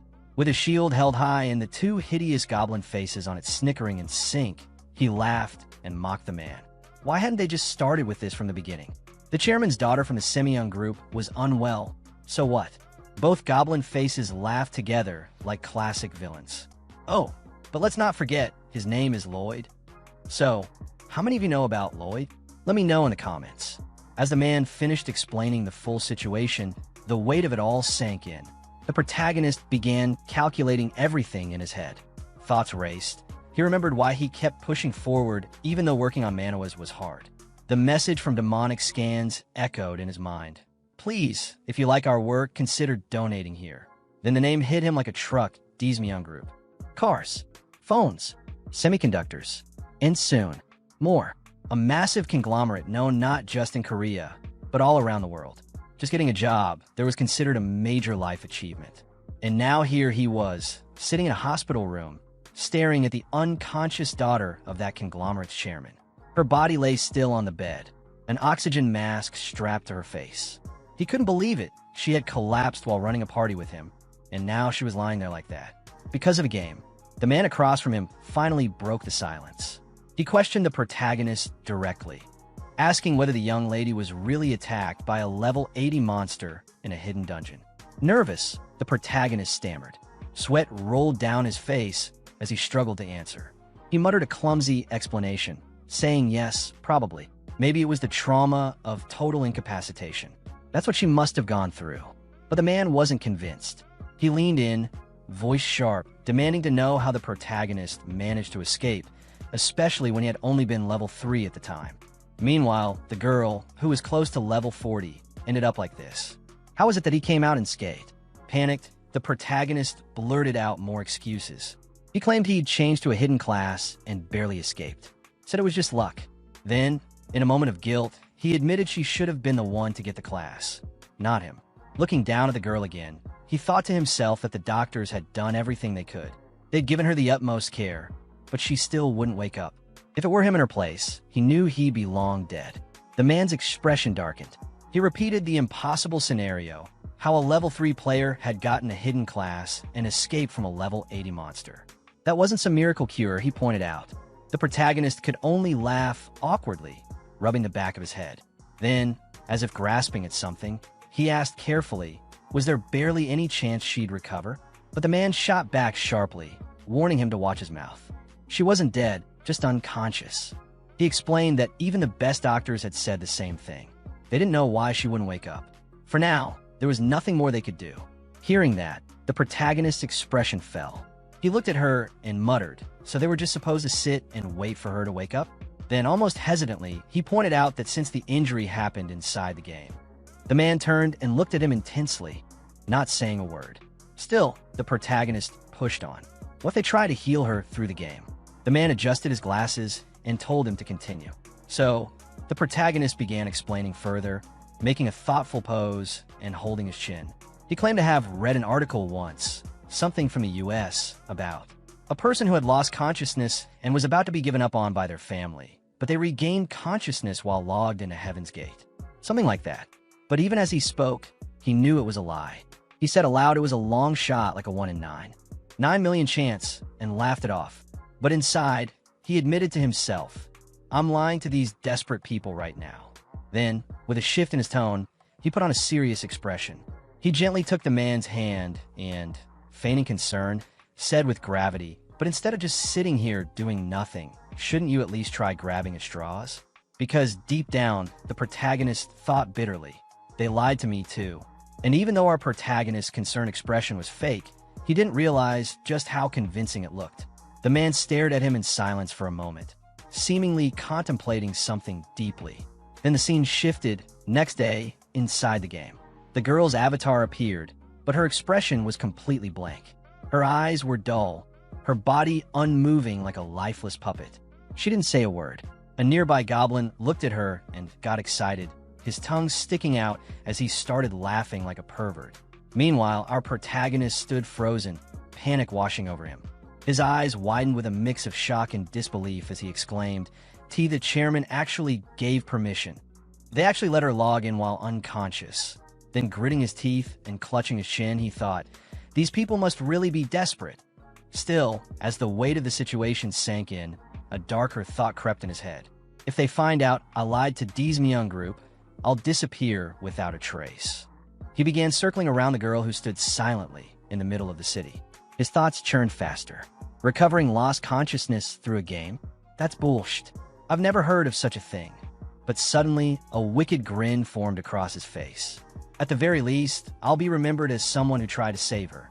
And then, jumping up in the air like a lunatic in the middle of the town square, he shouted to himself, that big corporation, to save the number one heir that everyone gave up on, could they really ignore someone who tried this hard? The goblin kept laughing behind him, unfazed, but our protagonist didn't care at all. He was fully immersed in the fantasy he was building for himself. If I get lucky and she actually wakes up, jackpot. Even if it doesn't work, I've got nothing to lose. He then stepped close to the girl and stared at her blank expression intensely. Gently, he held her chin with one hand and muttered with a mock-serious tone, I pretend to be trying to save her for a while.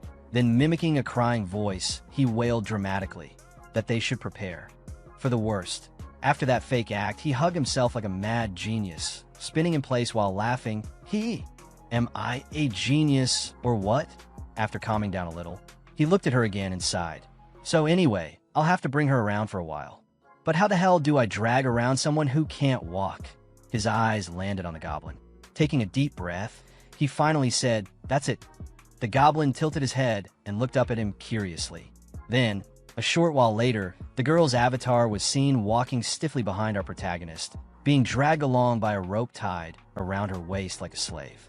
The goblin, holding the robe, snickered gleefully. Our protagonist confirmed his theory. As expected, if I pull her physically, the system makes her follow. This will do. So, with him leading in front and the goblin dragging her from behind, the girl now followed like an obedient puppet. But soon, he began to notice the stares. Whispers surrounded them. His expression twisted awkwardly, sweat forming on his face. Is this really okay? Townspeople nearby started murmuring to each other. Oh my, look at that. He's making a goblin drag a female player around. He's the absolute worst. I hope he dies. He was stunned. His face contorted in disbelief as he screamed in his thoughts. It's absolutely not okay. Panicking, he quickly tried to defend himself. I swear I'm close with this, but a girl scoffed and replied coldly, treating someone you're close with like that. Then a guy next to her chimed in, If I get close to you, are you going to hit me too? His mind shattered in real time. Eyes wide, mouth agape, he whispered, What? Then completely panicking, his inner monologue went wild. This is bad. I'm completely cornered. This is no different from the last town. And just like that, right on cue, a voice shouted from a distance. This way. Our protagonist turned his head, and there he was, the old man, appearing once again like some kind of weird savior. Our protagonist squinted. You, pointing toward the back of a building, the old man urged, no time to explain. Come on, this way. But this time our protagonist didn't immediately obey. Instead, he crossed his arms and raised an eyebrow with a cocky smirk. Explain. Unless you want to die. Didn't expect to run into you again. As they continued walking through the area, Scheme suddenly halted. With suspicion in his eyes, he turned toward the old man beside him and addressed him directly, calling him by a known nickname. The old man, unfazed by the insult, confirmed his identity with a calm demeanor. Scheme immediately linked the goblin from earlier to the old man, confirming his suspicion about it being a summoned creature. Ignoring any attempt from Sungryul to explain further, Scheme went straight to questioning his motives. He acknowledged the old man's assistance, but made it clear that he didn't trust him or his guild. He directly asked what the Evaton Guild was scheming this time. Sungryul leaned against the wall, clearly annoyed by the assumption. He explained that the guild had only assembled for a raid and that they didn't stay together consistently. Scheme didn't press the point further and brushed off the topic altogether. Meanwhile, the goblin, who had been dragging the unconscious girl by her robe, looked towards Sungryul with a faint smile. Scheme turned back to the old man and questioned whether he acted as a scout for the Evaton Guild. He asked for information about the region, admitting he was still unfamiliar with it. Sungryul, considering the request, suggested they move to a different location before beginning his explanation. He then walked ahead, passing through a laser-guarded pathway and gesturing for Scheme to follow. Sometime later, a system notification appeared in front of Scheme, stating that player kill mode had been activated. In the aftermath, Scheme stood with his hand bloodied, while the old man lay injured on the ground, his body scarred and battered. Despite his condition, Sungryul began explaining what little he knew about the Pyramidal region. He revealed that boss raids in this area didn't follow the usual monthly schedule. Like in the game Rev, Instead, they required specific conditions to be met. He then questioned Schem's obsession with dungeons, noting his intense behavior whenever a dungeon clear was delayed. Scheme, sweating from anxiety, stammered out a reason, claiming it was all about money, since tougher dungeons paid more. Internally, however, he kept the real reason to himself. He was exploiting a bug for profit. Despite the tension, Sungryul offered some genuine advice. He emphasized that progression should follow a certain order and reminded Scheme that he had only just entered the Pyondal region. He recommended starting in Phoenix El Baysar, a royal city where the game's main quest line could be taken on, and where even high-level players frequently traveled. Hearing this, Scheme became instantly ecstatic. He shouted in excitement, finally realizing the importance of the main quest. In a frenzy, he grabbed Sungryul by the collar and shook him, berating himself for not thinking of it earlier. Then, energized by the revelation, he turned and declared that they were heading out, ready to go, with the goblins. But something was wrong. He quickly noticed the girl was missing. Confused, he looked toward the goblin, stunned in his silence. In a moment of desperation, he asked about her whereabouts.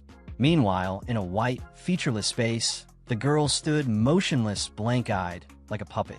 Two men stood in front of her, both eyeing her with twisted interest. One commented on her looks and questioned why she was with Scheme's group, suggesting they treat her better. The other noticed her high-quality equipment and pointed out mockingly.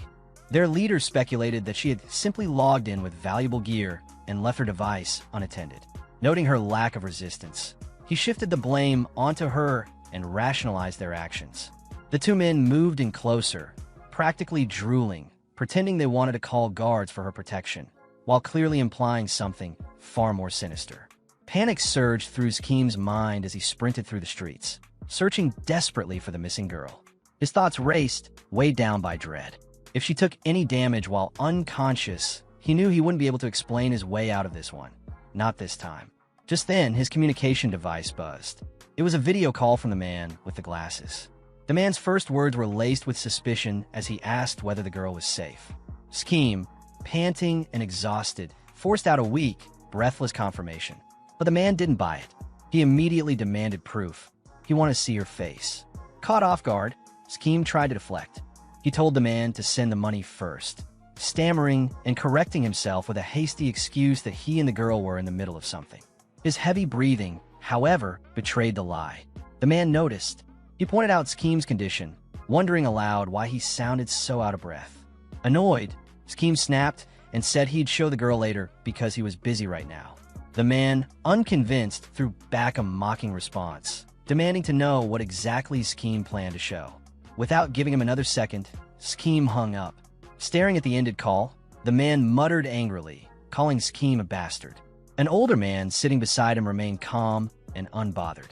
He told him to let it go, brushing off the situation as nothing serious. The man immediately apologized for the disturbance, referring to the older man respectfully as chairman. This older gentleman was none other than the chairman of the Semyoung group.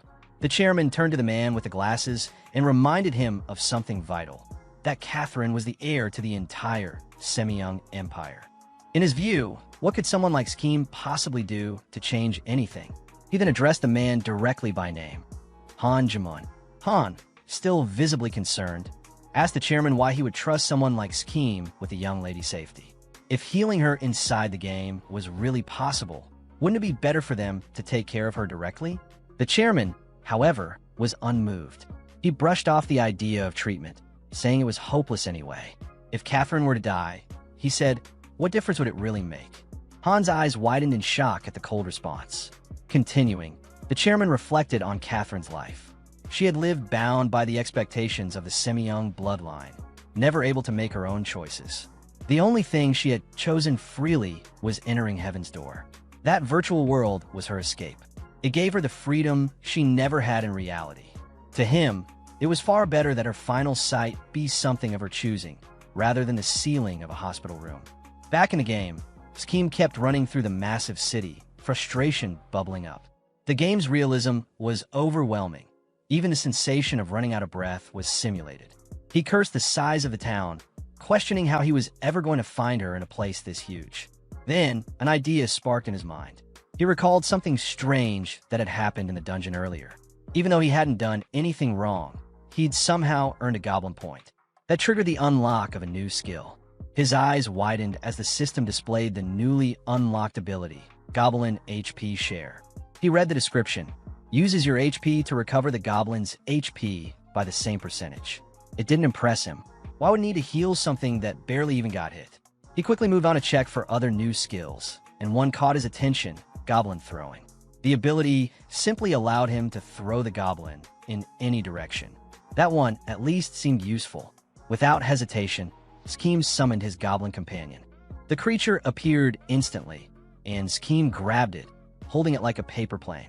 Looking up into the sky, he took aim and hurled the goblin with all his strength. The goblin soared through the air, shouting with excitement. Suddenly, mid-flight, it pointed toward a direction, signaling the girl's location. Scheme followed the goblin's finger and, recognizing the direction, burst out in laughter and called her name. He arrived on the scene like a dramatic hero, landing in front of the two men standing over the girl.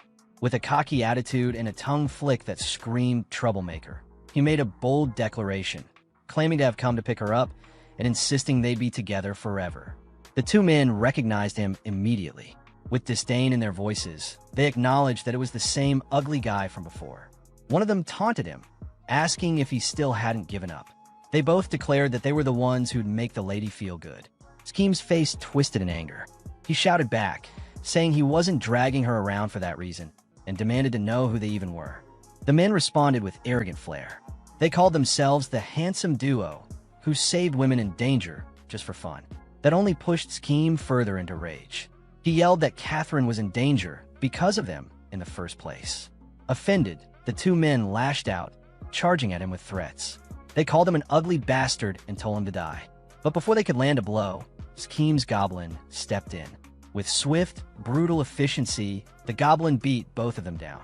In an instant, the arrogant duo was lying unconscious on the ground, covered in blood. After beating those two arrogant punks to a bloody pulp, our protagonist bursts into laughter, shouting out loud like a man possessed. "Blah! Serves you right, you dumb bastards. How does it feel to lose to an ugly guy?" I said, "How does it?" His hysterical laughter echoes through the streets like a villain's final monologue. It rings so loud, even the city guard station blocks away start perking up. What's that sound? Ha ha ha ha. Meanwhile, still giggling like a maniac, our protagonist grabbed Catherine's hand and starts dragging her along by the rope. But just as he rounds the corner, his eyes widen. He sees something up ahead. His laughter dies instantly. I'm fucked. Just as Scheme Chulsuz was leaving the area with his wife, thinking the trouble was behind him, a soldier suddenly appeared and blocked their path. His spear was raised with sharp intent, and he accused Scheme of murder and kidnapping, his voice loud and unwavering. Scheme, caught off guard, instinctively raised both hands in surrender. He tried to explain that it was all a misunderstanding, that he was only defending himself, but even to his own ears, the excuse sounded painfully weak. In his mind, Scheme was already weighing his options. The excuse wouldn't hold water, and he knew he didn't have the time to argue. There was only one soldier in front of him, and he seriously considered taking him down before reinforcements showed up. But just as that dangerous thought crept in, something unexpected happened. A goblin casually walked toward the soldier with a sly grin, almost as if it were part of some strange plan. And then, out of nowhere, an old bald man appeared and placed a hand on the soldier's shoulder, interrupting the tension with a cheerful voice. He acted like he'd been looking for Scheme everywhere, drawing the soldier's attention away. Scheme's eyes widened in disbelief. He recognized the old man, a smooth-talking liar he'd encountered before. Confused and suspicious, he asked what the man was doing here, but the old man leaned in and quietly warned him. Killing a god NPC, he explained, would trigger consequences far worse than Scheme could handle. If Scheme didn't want to be relentlessly hunted by NPCs, he needed to stay calm and play along. The old man promised to handle the situation. With surprising confidence, the old man then turned to the soldier and thanked him for his service. But the soldier wasn't convinced. He eyed the old man cautiously, questioning their connection and growing more suspicious by the second. When he noticed the pouch hidden behind the old man's back, he demanded to know what it was. In response, the old man activated a skill, NPC gifting. This ability was meant to improve relationships with NPCs through thoughtful presence. Holding out a pouch of gold, he placed a friendly hand on the soldier's shoulder and offered it as a silent bribe, hoping to settle things peacefully. At first, the soldier was stunned by the amount of gold, but the moment passed quickly and his expression twisted with rage. Grabbing the old man by the collar, he exploded in fury, shouting at him for trying to bribe an honest man.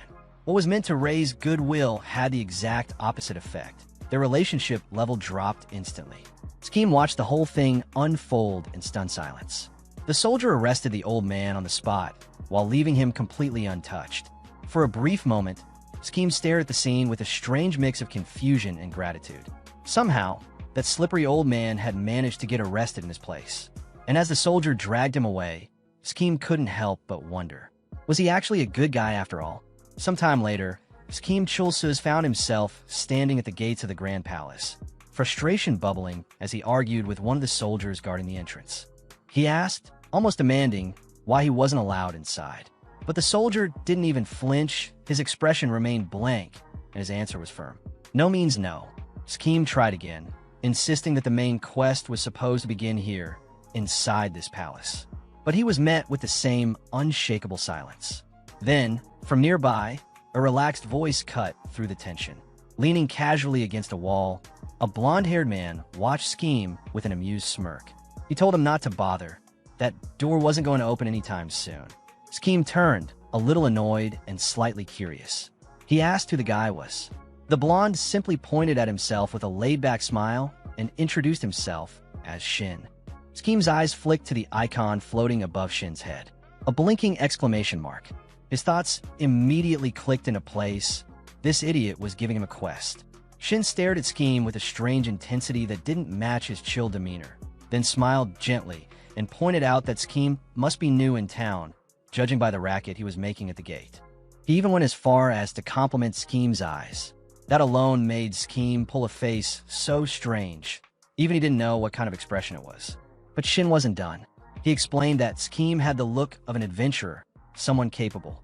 And then, without warning, he pointed right at Scheme and suggested he help with something. Something about a lost ruin. Something about proving his worth. Scheme didn't wait for the rest. He immediately brought up his system panel and skipped the entire speech.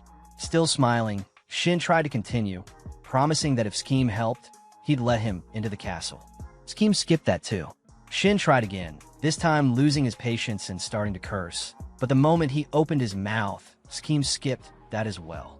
Just then, a notification popped up in front of Scheme. Main quest. Show your skills, bring the core from the golem that's present in the lost ruins, and prove your skills to Shin.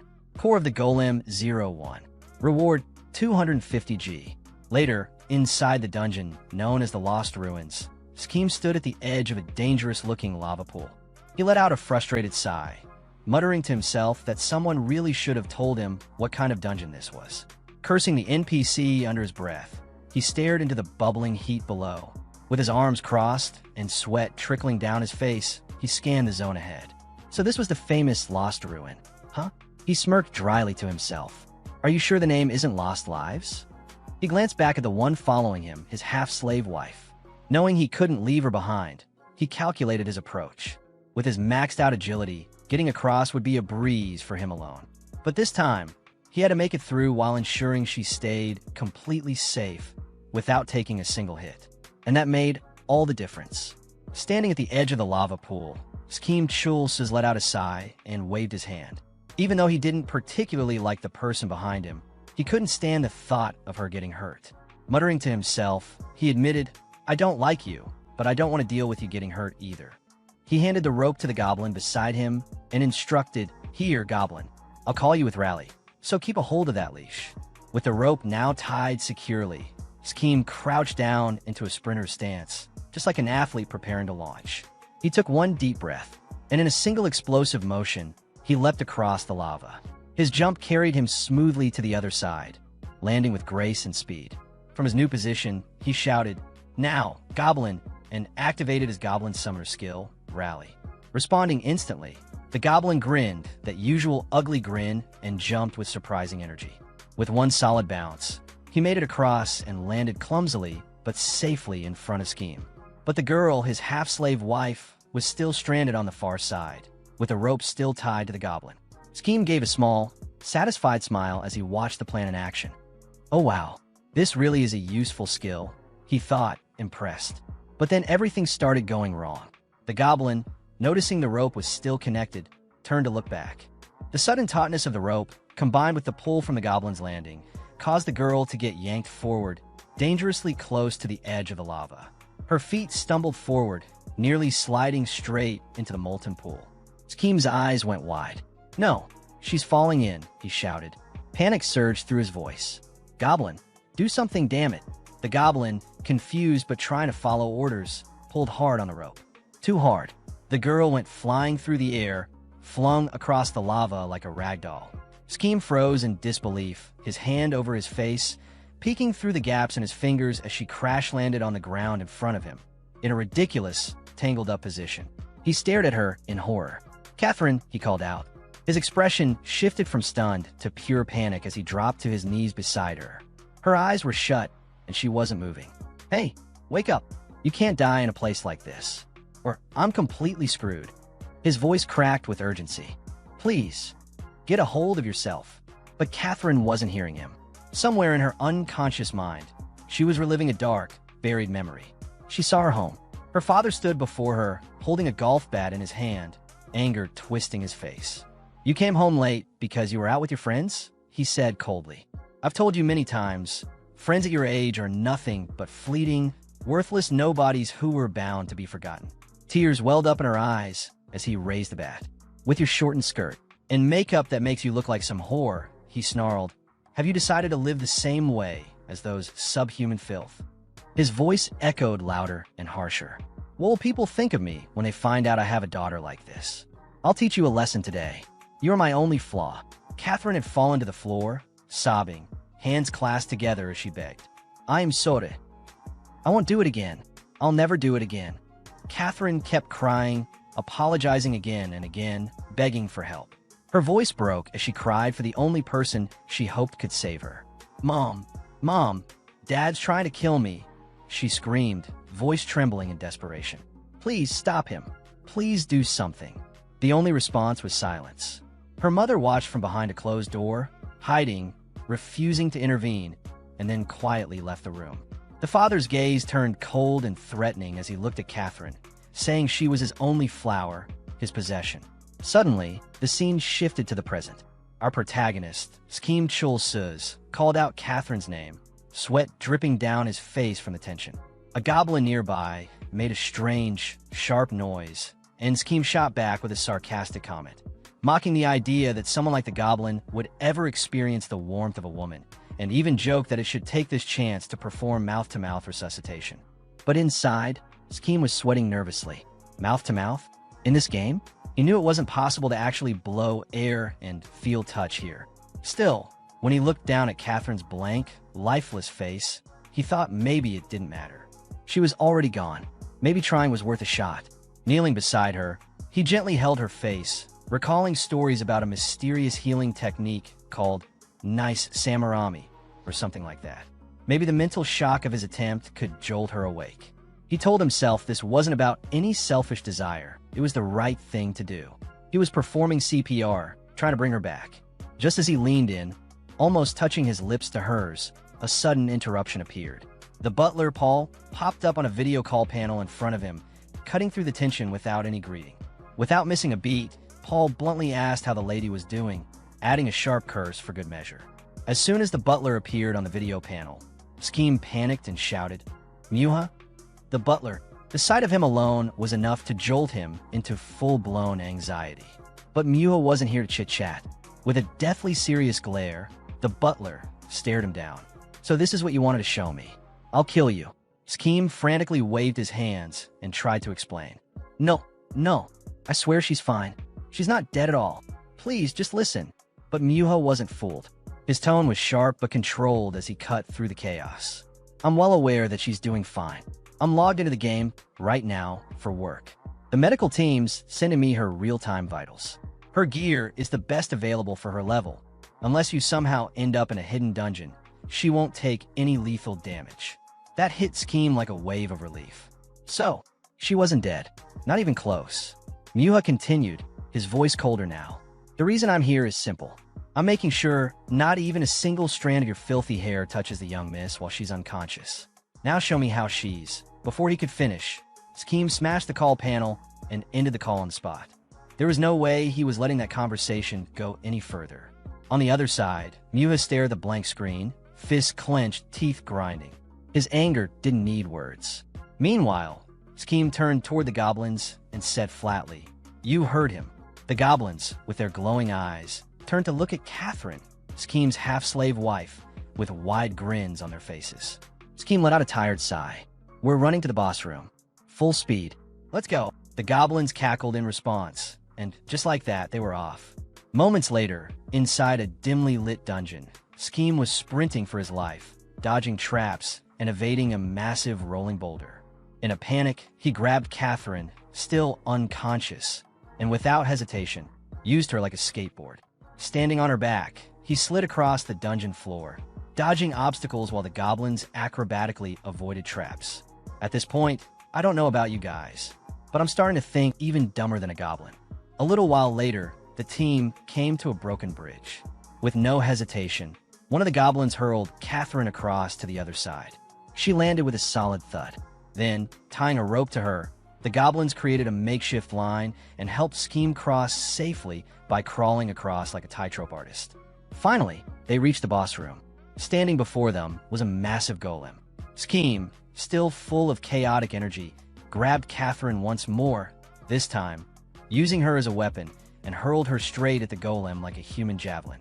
The golem reacted instantly, punching her midair and knocking her flat. Scheme's face went pale.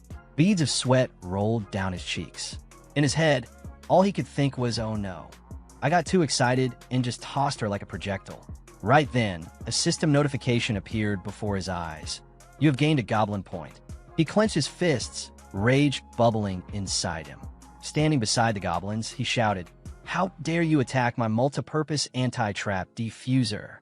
Then, pointing at the golem like a war general, he barked, "Finish him in one hit, goblins."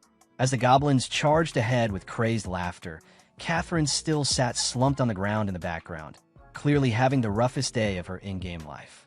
Just when it seemed like she was completely out, Catherine's hand twitched, barely noticeable, but it moved. Unconscious or not, something inside her was stirring. Back in the middle of the chaos, the golem launched a rocket punch straight at Scheme. The massive fist blasted forward with terrifying speed, and when it hit, an ear-shattering explosion followed. Smoke and dust filled the air, but from within it, one of the goblins emerged with a devilish grin. Without hesitation, the goblin leaped through the smoke and drove its weapon straight through the golem's body with a single, clean strike. Scheme stood with arms crossed, oozing confidence. "I'm not even phased," he said coolly. "Now I just need to bring back the core of the golem." But before he could take a step, something unexpected happened. The golem's body, despite being pierced, started reforming. Bit by bit, it pulled itself back together, larger, fiercer than before. Its eyes glowed, and it stood tall, looming over Scheme like a nightmare. The confident smirk on Scheme's face vanished. What the fuck? Why did it get bigger?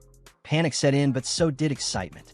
He was sweating, but with a manic grin, he shouted, "Whatever, Goblin, just destroy it." At his command, the Goblin charged again, landing a devastating strike. This time, the system registered an insane number, 999 damage, and the golem crumbled to the ground. Scheme wiped the sweat off his brow, smiling in disbelief. "Good. Now we've finally..." He didn't even get to finish his sentence. With a sudden jolt, the golem's body reassembled once again. Pink lightning crackled around it.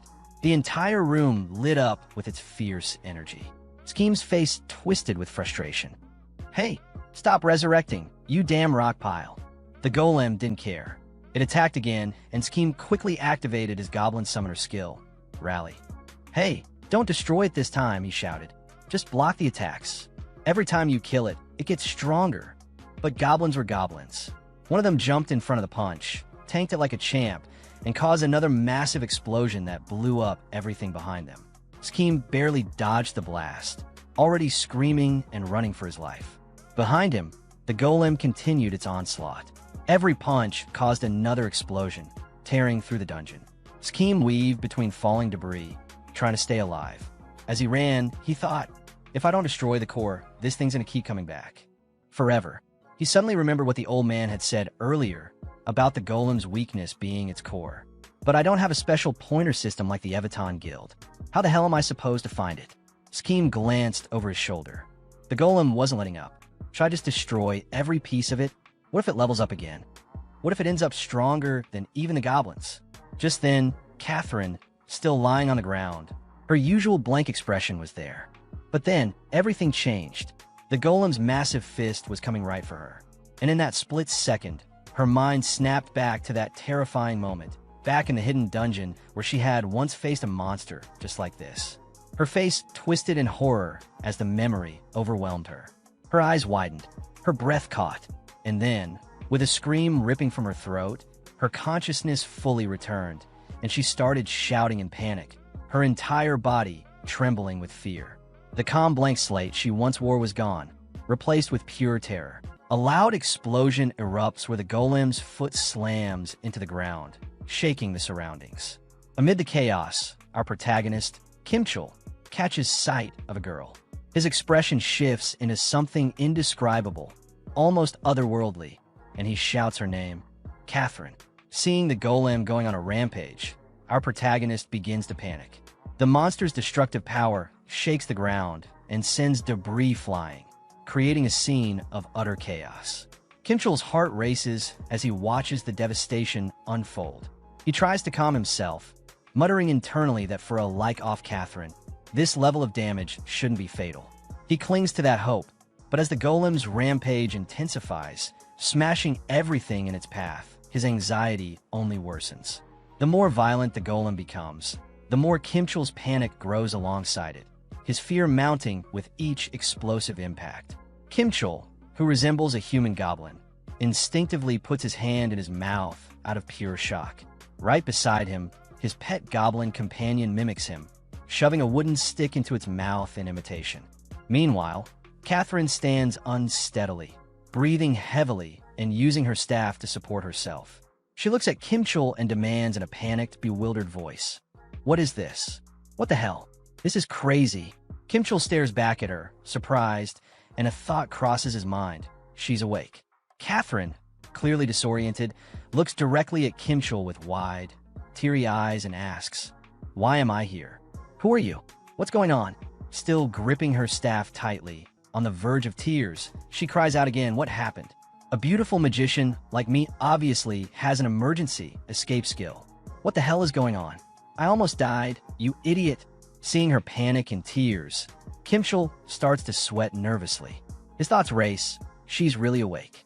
Please don't tell me she remembers everything I did. But as he studies her face, something about her expression calms his nerves. Even if I did something. She's fine now, right? She woke up. She should be thanking me instead of yelling. With that thought, Kimchul puts on a dazzling smile, perhaps the most charming smile in the world, and thinks to himself, I just saved the heir of the semi-young group. I'm going to get a massive reward. But Catherine isn't having it. She sees Kimchul completely ignoring her questions and yells again, furious. "Hey, wanna die? Didn't I ask you to explain everything?" Kimchul's expression suddenly changes, his smile turning sly and greedy, like a wolf sniffing money. He responds smoothly, yes, of course. "So here's what happened. After you lost consciousness from a monster attack in the hidden dungeon, I got permission from the chairman to take care of you with all my heart and soul. And then you woke up." Before he can finish, he's abruptly punched by the large standing nearby, sending him flying and crashing to the ground. As the dust settles, Kimchul gets up angrily and shouts, "Why didn't you tell me a punch was coming?" But Catherine doesn't respond. She's frozen, staring at the monster in shock before suddenly bolting in fear. Seeing her run, Kimchul mutters in disbelief. She ran off to save herself? What a scumbag. As Catherine flees, still clutching her staff, tears stream down her face. She repeats over and over, "I'm scared. I'm scared. I'm scared." Suddenly, flashes of her past flood her mind. A terrifying thought grips her. Dad knows I used Heaven's Door. He might kill me. She starts mumbling, more frantic than before. "I'm scared. I'm so scared. I'm so scared." Back in the real world, her physical body begins trembling violently. The doctors watching her are alarmed, sweat beading on their faces. A butler rushes over and, seeing her condition, asks one of the doctors, "Did she wake up?" One of the doctors responds cautiously, "Yes, she regained consciousness. But something has gone terribly wrong inside the game." She's extremely frightened. The butler grits his teeth, rage building inside him as he remembers Kim Chul. That bastard Kim Chul-soo. He thinks furiously, recalling the moment he first encountered the man. What the hell did he do to her? Gripping Catherine's hand tightly, he turns to the doctor and demands, "Is it possible to force her to log out right now? What if we just cut the power?" But the doctor immediately shakes his head. "No, she just regained consciousness. We can't waste this opportunity." After hearing the doctor's explanation, the butler adjusts his glasses, sweat running down his face.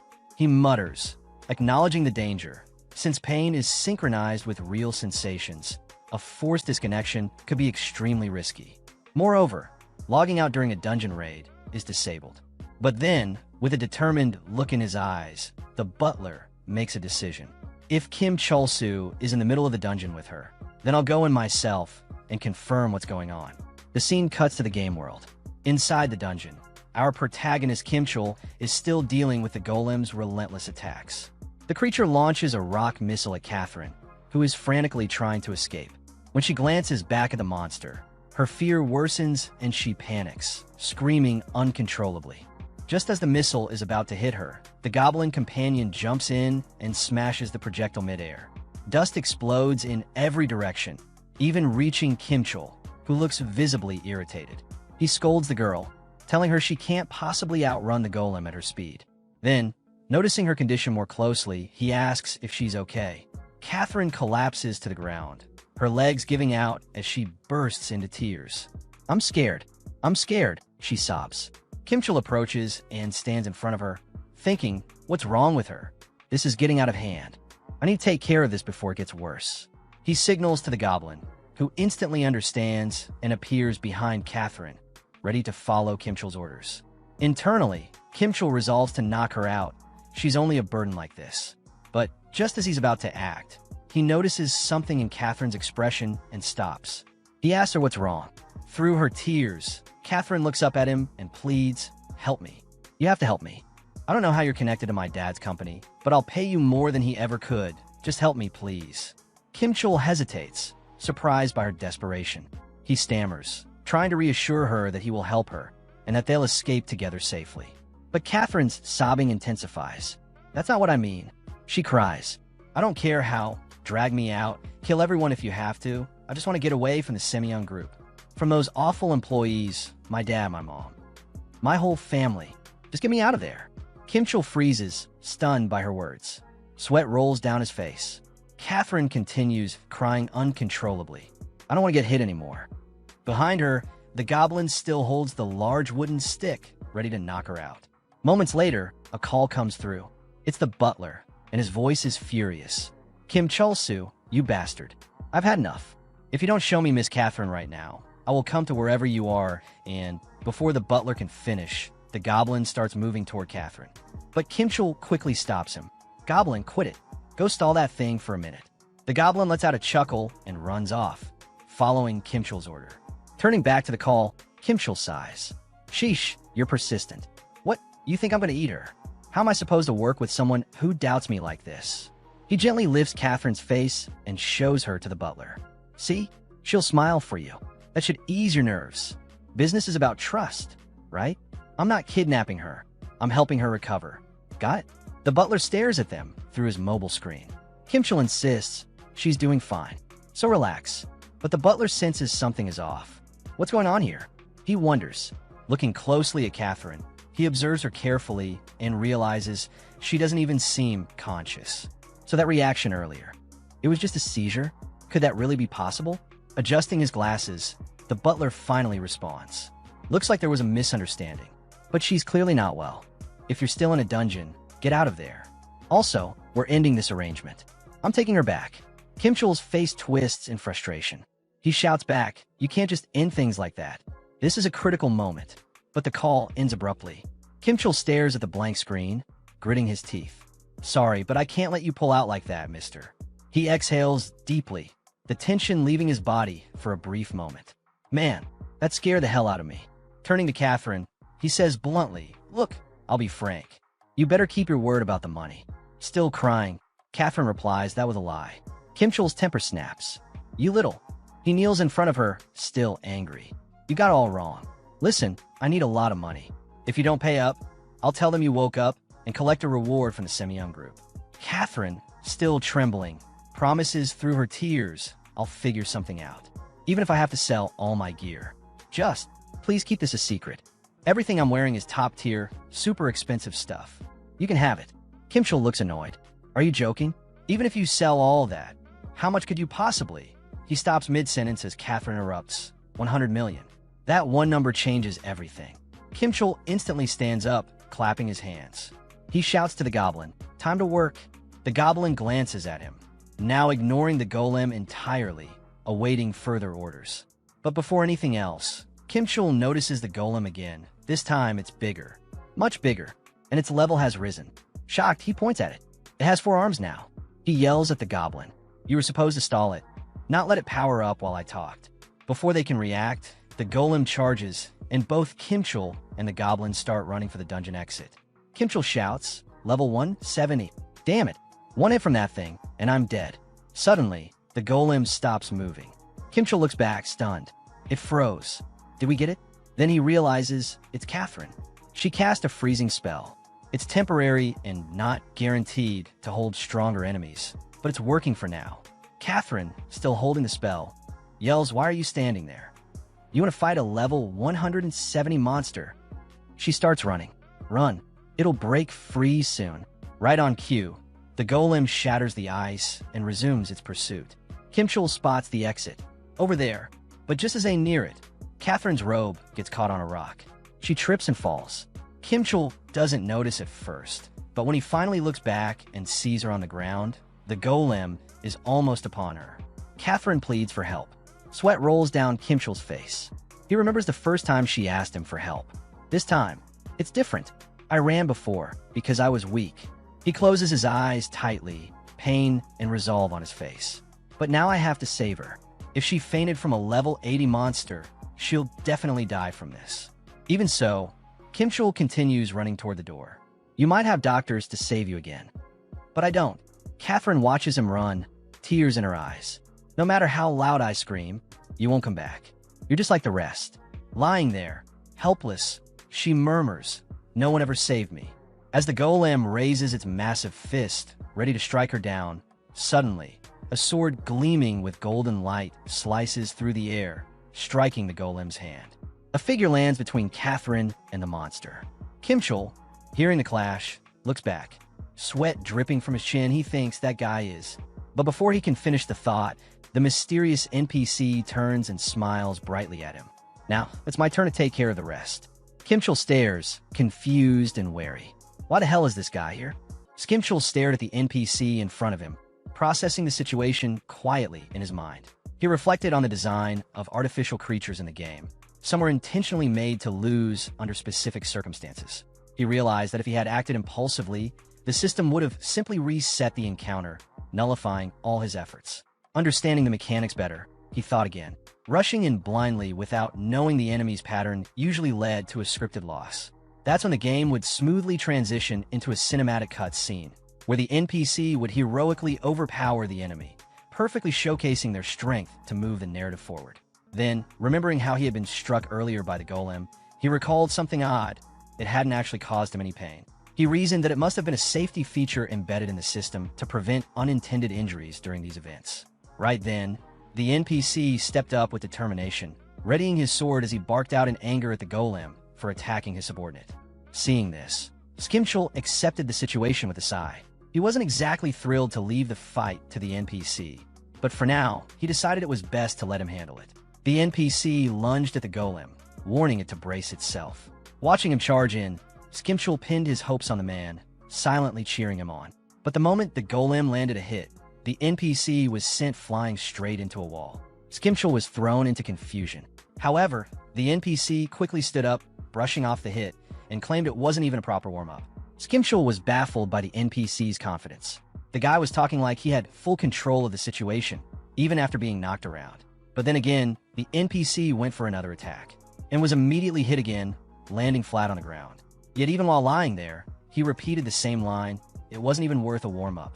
Panic rising, Skimchul shouted out, reminding the NPC that he was level 70. Then he quickly did the mental math. Players who usually receive this quest were typically around level 30 to 40. The Ruins Golem started at level 40, and an average player could barely scrape by. Even if they managed to win, the Golem would come back stronger at level 46. And then, when it returned at level 50, most would be utterly defeated. That's when the story would introduce a high-level NPC who would easily dispatch the Golem, creating a dramatic, satisfying moment for the player. But when Skimchul looked at the Goblin casually lying on the ground, something didn't sit right. He realized no ordinary player could push the Golem to level 170. It was never supposed to go this far. This entire scenario was already way beyond the usual conditions. Then, the NPC stood up again, holding his sword with confidence, repeating his favorite line about warm-ups. But something was wrong. He kept repeating it, as if stuck in a loop. The cutscene clearly couldn't continue properly. Skimchul's eyes widened. The NPC in front of him was the one who was supposed to end the quest, which meant, as long as the Golem wasn't destroyed, the event wouldn't conclude. His thoughts raced, analyzing the situation. It could be that the moment the powerful NPC appeared, the Golem core also became active or materialized within the story. While Skimchul was still piecing things together, the NPC was already back at it, charging the Golem once again. Skimchul, still deep in thought, speculated what might trigger the conclusion. But just as the NPC shouted out his usual line and moved into strike, a rock came flying through the air and slammed into the Golem, thrown by none other than the Goblin. Skimchul followed the Goblin's direction with his eyes, realizing that the rock had struck exactly where the NPC had been aiming. In an instant, the Golem crumbled completely. The NPC, now standing beside Skimchul, repeated his boast once more, claiming the fight wasn't even a warm-up and reminding everyone that without him, they'd all be dead. Skimchul looked at the fallen Golem and quietly wondered if this was really the end of it. The NPC turned to him with a more relaxed tone now, saying that what mattered most was that everyone was safe. But Skimchul's attention shifted toward Catherine.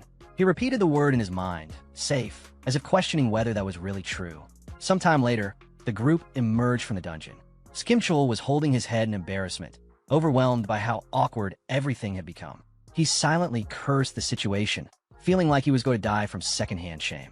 Right then, the same NPC marched confidently in front of them and proudly declared that he had judged Skimchul correctly. Surviving the dungeon alone, he said, was proof of his strength, and now things could get serious.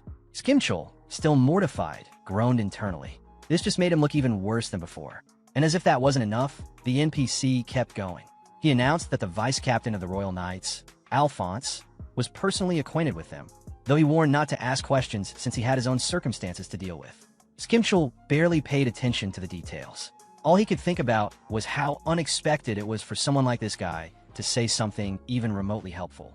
But strangely enough, instead of skipping through the awkward moment, he felt oddly thankful. The NPC's loud, overconfident chatter had somehow softened the tension. Just then, the NPC suddenly turned to Skimchul's group with an enthusiastic smile. He cheerfully announced that they'd see each other again and warned them not to get carried away thinking they were equals, since, as he put it, he was above the clouds. With that eccentric statement, he confidently walked away and returned to his usual position, acting like nothing unusual had happened. Skimchul watched him go and muttered with a deadpan expression that the man was seriously not right in the head. Then, shifting his attention toward Catherine, Skimchul glanced at her awkwardly. Feeling the weight of the earlier moment, he nervously bowed his head and apologized for his behavior, admitting that it was his fault. But before she could respond, a confident voice rang out from behind them, addressing Catherine. The voice remarked that she had finally woken up. Skimchul turned toward the source and was instantly on alert. The man standing there wore gear he had never seen before, top-grade equipment, nothing like what ordinary players could afford or even acquire. Just by his presence alone, Skimchul could tell this person was on a completely different level. He couldn't help but wonder, was this man simply filthy rich, or was he a highly skilled player? Either way, this wasn't someone you could oppose casually. But then Catherine's expression shifted dramatically. Her eyes widened in horror as she looked at the man and called him her father. The man, Chairman Han Kamun, looked at her warmly. He revealed that he had known Catherine regained consciousness the moment she had that in-game seizure. He expressed genuine worry, admitting that he had been deeply concerned day and night. He then commented with a familiar tone, suggesting that even though he hoped she'd settle down upon reaching adulthood, she was still pulling reckless stunts like this. Turning his attention to Skimchul, the chairman's tone softened. With a kind smile, he thanked Skimchul for taking care of his daughter. He acknowledged that their belief in her recovery had finally paid off. He promised that the staff would make sure Skimchul received a proper reward and that they'd be in touch soon. Then, looking back at Catherine, he gently asked her if they should head out together. Skimchul stood frozen, his thoughts spiraling. He harshly criticized himself internally, calling himself trash, utterly beyond redemption. As he watched Catherine walk away with her father, a storm of emotions swirled inside him. He pleaded silently, wishing she would just stop and scold him, say something, anything, instead of looking like she was walking off to her own funeral. His mind screamed, asking why she wouldn't say it again, why she wouldn't reach out for help like before and beg to be saved. He admitted to himself that he was the one who ran away and wasn't trustworthy. But maybe, just maybe, this time, he could be the one to save her. And with that desperate thought, he suddenly shouted out, calling them to wait. Catherine and her father stopped and turned toward him. Skimchul gathered his courage and declared that even someone like him knew who the man was, Han Kamun, the president of Semyeon Group, a man praised for his kindness, compassion, and nobility. Looking Catherine straight in the eyes, he pressed her. Wasn't this the man she knew? Wasn't he supposed to be that incredible person? He stepped forward, now standing directly in front of the chairman, and asked a hard-hitting question. Why did Catherine's face look like she was dying inside when this great man came to take her away? He grabbed her hand, refusing to let her go like this. He shouted that she had to come with him and demanded to know why she was hesitating. But in the very next second, reality crashed back in. Skimchul looked down, and his hand was empty. Everything he imagined, saving her, pulling her back, confronting the chairman, had only happened in his head. In truth, he was still standing there, helplessly watching Catherine walk away with her father. All those bold declarations existed only in his mind. He stared at her retreating figure, overwhelmed with bitter thoughts. Save her? How could he? What right did he even have?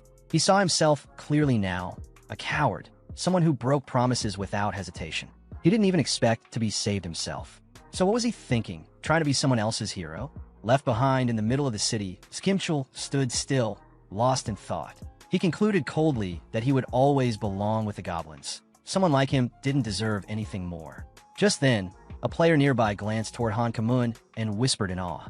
He recognized the man, not just as some corporate big shot, but as one of the legendary trio who cleared the... That sparked a commotion. More players rushed over, gathering around the chairman. One of them shouted, asking if that really was the famous Night King, Han Kamun, the president of Semyeon Group.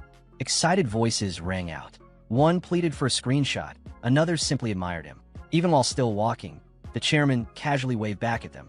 Then one player looked at Catherine walking beside him and blurted out, asking who the beautiful lady next to him was. To that, the chairman responded coolly with a chuckle, simply saying she was just someone I happened to meet and party with. At that moment, Catherine's father, without even sparing her a glance, waved to the surrounding crowd with a pleasant smile. But his words, directed only to her, came out in a cold and threatening tone. He warned her to remember what she was witnessing, how the world saw him with admiration, and how they viewed her. The implication was brutal. If anyone found out he had a daughter like her, the backlash would be enormous. His entire reputation could be jeopardized. Skimchul continued to stand there silently, a gloomy expression cast over his face. Then a rush of people came from the side, charging toward the chairman, excitedly calling out his name, Han Kamun, the Night King, the president of Semyeon Group. Someone even barked at Skimchul, annoyed that he was standing in the way, warning that if he made them miss their chance to meet Han Kamun, he'd have to answer for it. Skimchul didn't move. He just stood there brooding. His thoughts grew heavier. He acknowledged to himself that Catherine was indeed the treasured daughter of the powerful Semyeon Group. He then bitterly questioned how terrible her life could really be.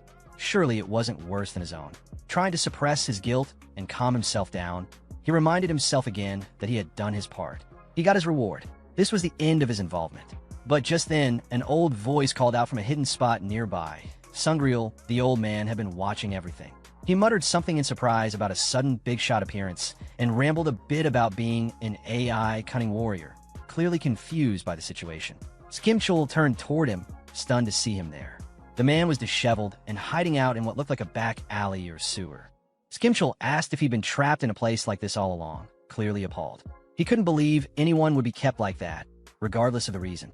The old man calmly explained that it wasn't like a sewer, it literally was a sewer. He had been arrested by guards, and after barely escaping, he'd been hiding out here ever since. Surprisingly, he didn't seem bitter about it. He said that the views from his hiding place were unique, things you wouldn't get to see outside. Skimchel, fed up, snapped back at him, calling him a criminal. But then the old man's tone grew serious. He brought up Catherine, pointing out something that Skimchel had missed. The chairman had introduced her as just a party member, but she appeared far more injured than he did. Skimchel's body tensed, trying to avoid eye contact. He panicked and quickly tried to dismiss it. He stuttered, pretending not to know what the old man meant. Maybe she got injured fighting monsters, he said. Maybe it wasn't serious. He insisted Sungriel stop digging into it. But the old man didn't stop. He calmly explained that in this virtual world, pain was only transmitted as signals to the brain, so the body didn't bruise or swell in the way it did in real life. Any physical evidence of harm should be impossible inside the game. Then, pointing toward Catherine, he stated clearly, her body had actual signs of physical abuse. Skimchel froze. The revelation hit him like a wave. His mind stalled in horror. But after a moment of silence, something inside him snapped. He turned and, with burning resolve, shouted at the top of his lungs toward the crowd. He called out to the chairman, demanding he stop right there. Stepping into the center of the street, Skimchel stood tall and furious. He pointed at Han Kamun and called him trash, accusing him of kidnapping someone in broad daylight in front of a massive crowd. He asked how a man like that could have no shame. All eyes turned to him. Catherine and her father looked back, stunned. The chairman responded with practiced calm, smiling gently and feigning ignorance. He said he had no idea what Skimchel was talking about and politely asked him to stop making such statements, warning that his words might cause public misunderstandings. But Skimchel wasn't backing down. He mocked the chairman's fake politeness, imitating his tone with exaggerated speech, repeating his words in a childish, taunting way. Riff Wayne Fum, swaying, swatch twings. He pointed again and demanded to know if being the president of a major company meant he didn't have to follow the law. Then, turning to the crowd, he shouted loudly so everyone could hear, "She's my girlfriend." The crowd gasped. Skimchel, completely worked up, screamed again, saying they had already done everything together, even things better left censored. That bold declaration left everyone speechless. Even Catherine was in shock. She stood frozen, her hands covering her face, her mouth open in disbelief as she looked at Skimchel in utter horror. The crowd erupted into whispers. Some people wondered aloud if it could be true. If it was, it would be an explosive scandal. But others were skeptical, saying there was no proof, and that powerful corporations often faced fake accusations and slander anyway. The crowd looked closely at the chairman's face. Despite everything that had just been said, not even a flicker of emotion appeared.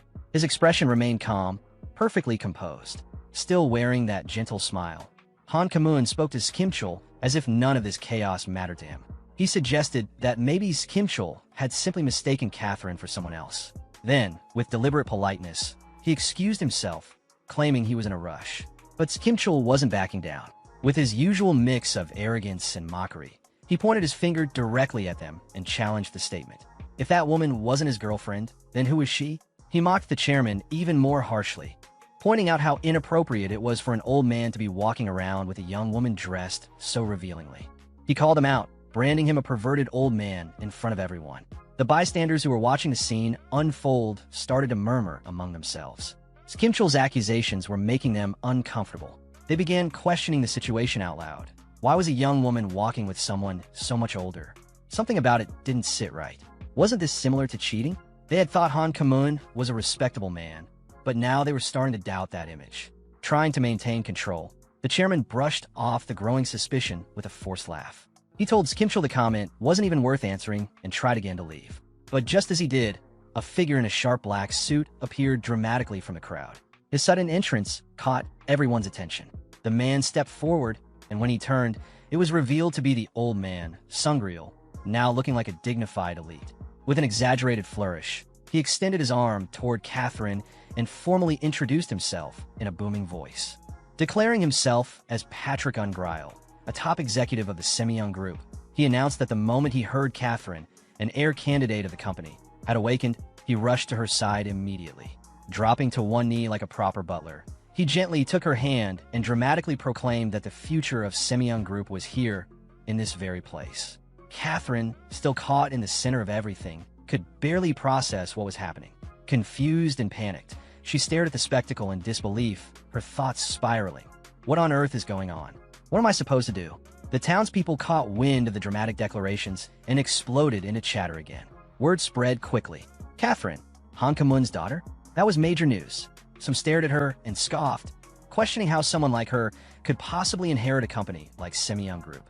Others pointed out the chairman had just said she was only a temporary party member. There was uncertainty in the crowd, but one thing was clear: Han Kamun was no longer untouchable. Skimchul walked confidently up to the chairman again, a mocking smile tugging at his lips. He teased him playfully, asking if it wouldn't just be easier to admit that Catherine was his daughter. Then, dropping the smile but keeping the sarcasm, Skimchul suggested a better approach. Han Kamun could come clean to the public, say he failed in raising his child, and promise to guide her better from now on. Sure, it might cause a stir, but it would be a manageable scandal. Skimchul then raised the stakes, offering to help him out of this situation. He said he'd admit to being mistaken, that he must have confused Catherine for someone else, and had no connection with her whatsoever. But there was a catch. Skimchul added that he would also reveal the truth, that Han Kamun had been abusing his own daughter. Hearing that, the chairman's calm broke. His jaw clenched, and his expression twisted with rage. Gritting his teeth, he glared at Skimchul and shouted, demanding to know what weight the words of someone like him, a worthless mutt, could possibly hold. Who did he think he was to speak that way? Then, turning his fury to the crowd, the chairman raised his voice even louder. He urged everyone not to believe anything Skimchul was saying. He insisted that none of it was true. The sheer force of his voice was so intense that the people in the area instinctively covered their ears. Skimchul winced, struggling to process what kind of ability this was. Whatever the old man's status loophole was, it clearly let him unleash skills that didn't play by normal rules. Still trying to control the narrative, Han Kamun doubled down. He claimed that the so-called Semyeon Group butler and even the woman next to him, Catherine, were all part of a conspiracy. According to him, this was nothing more than an elaborate attempt to blackmail him. Then, declaring with conviction that he would never waver, he shouted his final words, "I am Semyeon Group." A golden aura erupted from his body, energy surging around him as he activated his skill. His sword materialized in his hand, and he prepared to attack, ready to strike down Skimchul, Catherine, and even the old man who dared to challenge his image. Just as tensions reached their peak, Catherine's father activated his PvP mode and made a move to strike. His rage was overflowing. He was ready to take out not only the protagonist, but everyone involved. His intent was crystal clear. He was going to eliminate all three of them on the spot to prove that no one had any rightful connection to his daughter. But before he could land a blow, a figure clad in armor suddenly appeared out of nowhere. Without hesitation, the armored warrior struck Catherine's father directly in the face with tremendous force, launching him like a ragdoll straight into a wall. The timing of the attack couldn't have been more perfect. The protagonist, witnessing the unexpected rescue, held his forehead and silently appreciated the save. It was Gob, his summoned goblin. But before he could even finish the thought, the goblin turned towards him and dashed at high speed in his direction. Panic took over immediately. The protagonist's heart jumped as he realized how bad it would look if anyone figured out he was allied with the goblin. If the crowd found out they were on the same side, the situation could spiral into chaos. Thinking fast, he activated his goblin summoner ability and used it to launch Gob high into the air, pretending to push him away. As he threw Gob, he shouted dramatically, trying to make it seem like he was being attacked rather than helped. Internally, he was shaken, realizing just how close he'd come to being exposed. Trying to save face, he turned to the crowd and acted shocked, loudly playing the part of a clueless bystander. He feigned confusion, questioning who the mysterious armored attacker was and pretending to be just as baffled as everyone else. The audience, now thoroughly disoriented, whispered among themselves in disbelief. To them, it looked like the so-called King of Knights had been defeated in a single devastating blow and sent flying. It was surreal. As he heard their reactions, the protagonist muttered to himself about the irony. He was the one who had actually thrown Gob, yet now the entire crowd believed it was the goblin who had launched the knight. Meanwhile, Catherine was on her knees in the middle of the chaos, visibly devastated. The protagonist approached her, reached out, and tried to pull her up, urging her to pull herself together. But Catherine pulled back, overwhelmed and unable to contain her emotions. She clutched her head and cried, questioning why he was even helping her. From her perspective, there was no reason to believe he had any genuine intention to save her. But instead of offering comfort, the protagonist smirked with a dark expression, holding onto her chain with confidence. He made it clear whether he chose to care about her or abandon her was entirely up to him. He warned her to stop expecting heroes, because someone like him, someone she would never expect help from, was all she had now. Then, locking eyes with her, he demanded that she open her eyes and truly look at what was happening around her. Catherine, in tears and shaking, slowly turned her gaze and saw her father, bloody and beaten, collapsed on the ground. The sight broke something inside her. The protagonist used the moment to press further, pointing out that, whether it was fate or coincidence, her abusive father had finally paid the price for his crimes. And in that same moment, she was now offered a rare second chance at life. With an intense, almost threatening tone, he told her not to waste that chance. He reminded her that predators, figurative wolves, were already circling, drawn by the scent of blood. And since she had proven to be so good at betrayal, she'd better act quickly, like a goblin, before she gets devoured next. Then, without skipping a beat, the protagonist shifted gears and activated his acting skill. He suddenly shouted to the crowd that there had been a mistake. This girl wasn't his girlfriend after all. He exaggerated his embarrassment, acting as if the whole situation had been one huge misunderstanding. With a dramatic performance, he joked about needing to rush home because he left the stove on, and then took off running from the scene before anyone could question further. As he disappeared from sight, another figure entered the picture. An older, bald man in a sharp black suit stepped forward and extended a hand toward Catherine. Calmly and respectfully, he invited her to speak her truth if she had anything to say. Catherine stood up with his help, took a deep breath, and slowly turned toward the watching crowd. After steadying herself, she began to open up about her life. Time passed. Back at his home, the protagonist watched the news as the story exploded across the media. Catherine had stepped into the spotlight and revealed her true identity. She was Han Ki-moon's daughter. More than that, she'd gone public about the years of domestic abuse she had suffered at her father's hands. At first, some people doubted her story. Rumors spread that she might be lying about her lineage. But Catherine backed up every claim with irrefutable proof on her social media accounts. The moment those receipts were shared, all the skepticism vanished. Her story became undeniable truth, and support for her spread like wildfire. Sometime after the incident, the protagonist checked the stock prices of Semyoung Group, Catherine's father's company. Unsurprisingly, the damage was clear. The scandal had torched their public image, and their stock value plummeted. As he stared at the screen, he read reports stating that Chairman Han had suddenly fallen ill. But the protagonist wasn't buying it. He could see right through the excuse and figured the man was faking his sickness to avoid the media storm. Despite everything, he couldn't shake the question from his mind. Was this really a happy ending? Later, inside the game, the protagonist stood in front of the bald old man, his expression visibly worn, his tone sharp and angry. He was shouting, almost hysterical. The stress had gotten to him. He hadn't been able to sleep, constantly haunted by the fear that Chairman Han might hire an assassin to get rid of him in the real world. The threat felt real and close, and he was spiraling. The old man, unfazed and perfectly composed, calmly asked the protagonist to lower his voice. They were in a public restaurant, after all, but the protagonist snapped at him, demanding he drop the gentleman act and talk normally for once. The old man still didn't break character and began laying out the reality of the situation.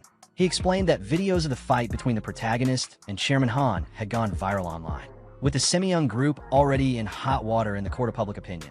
Any harm coming to the protagonist now would immediately point fingers back at Han. The old man spelled it out. If something happened, the public wouldn't hesitate to believe Han Ki-moon was behind it. Hearing that, the protagonist looked him dead in the eye and, without missing a beat, pointed out that it could just as easily be the old man himself. But the gentleman calmly corrected him. No, the suspicion would fall squarely on Han Ki-moon. That realization hit the protagonist like a ton of bricks. His defiance crumbled, and the stress came rushing back. He couldn't hold it in anymore and started crying. He regretted everything. Going up against a megacorporation was reckless. He hadn't even been paid for all this trouble. It felt like a monumental mistake. But the old man tried to reassure him. What he had done wasn't just about money. It held a value far beyond a paycheck. Even if he couldn't see it now, it meant something. The protagonist wasn't convinced. He scoffed and muttered that he'd rather trust something as worthless as a booger than believe a single word from the old man. But he quickly switched back to another thought. He noticed the old man was wearing a proper butler outfit and asked where he'd managed to find one on such short notice. Without any hint of shame, the old man admitted he'd stolen it. Immediately after, a soldier appeared, grabbed the old man, and dragged him to face the protagonist properly. Watching the scene unfold, the protagonist could only shake his head and mutter to himself that the old man was truly beyond saving. Then, seemingly out of nowhere, Catherine's butler showed up and called out to the protagonist. Instinctively, the protagonist referred to him as a lapdog of the Semi-Young group. But the butler, clearly annoyed by the label, adjusted his glasses with a stiff expression and warned the protagonist not to refer to people in that way. Suddenly, the butler's cold and stiff demeanor softened. His tone shifted into something more sincere and gentle as he addressed the protagonist. He expressed his heartfelt thanks, admitting that despite having served Catherine for years, he had no idea she had been suffering so much. He was genuinely grateful that the protagonist had helped her regain consciousness and come forward. But the protagonist wasn't moved by the butler's gratitude. With an arrogant expression, he responded with snark, wondering if all that praise came with a reward. After all, he believed he'd done something extraordinary and deserved more than just thanks. The butler, unbothered, replied with a touch of bitterness.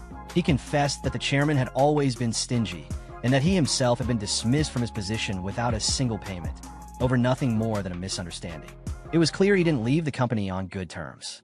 He went on to explain that he was no longer affiliated with the Semi-Young group. After witnessing what the company had done, he couldn't stay in good conscience. It had crossed a line. The protagonist, still unimpressed, teased him about being unemployed now. But his tone quickly turned serious. He admitted he hadn't been sleeping well, clearly still anxious about Catherine's safety. If the butler had quit, who would be there to protect her now? The butler clenched his fist in response. He admitted that, just as the protagonist feared, there were many people, including Catherine herself, worried about what might happen next. With her having exposed the sins of such a powerful man, it wasn't out of the question that she might face retaliation. People were nervous about whether she'd be safe. But then the butler motioned toward the back of the room, revealing Catherine herself. She was seated comfortably, actively engaged in a live stream. The butler proudly explained that he had brought her there and set up everything himself, turning the moment into a public broadcast. Catherine was smiling and interacting with her viewers, even thanking a donor for a subscription in her usual bright tone. The protagonist looked on, confused by the sudden change in scene. The butler, beaming with pride, explained further. He had spent the last of his savings to build her a studio where she could stream safely. To him, it wasn't just a career pivot, it was a strategy.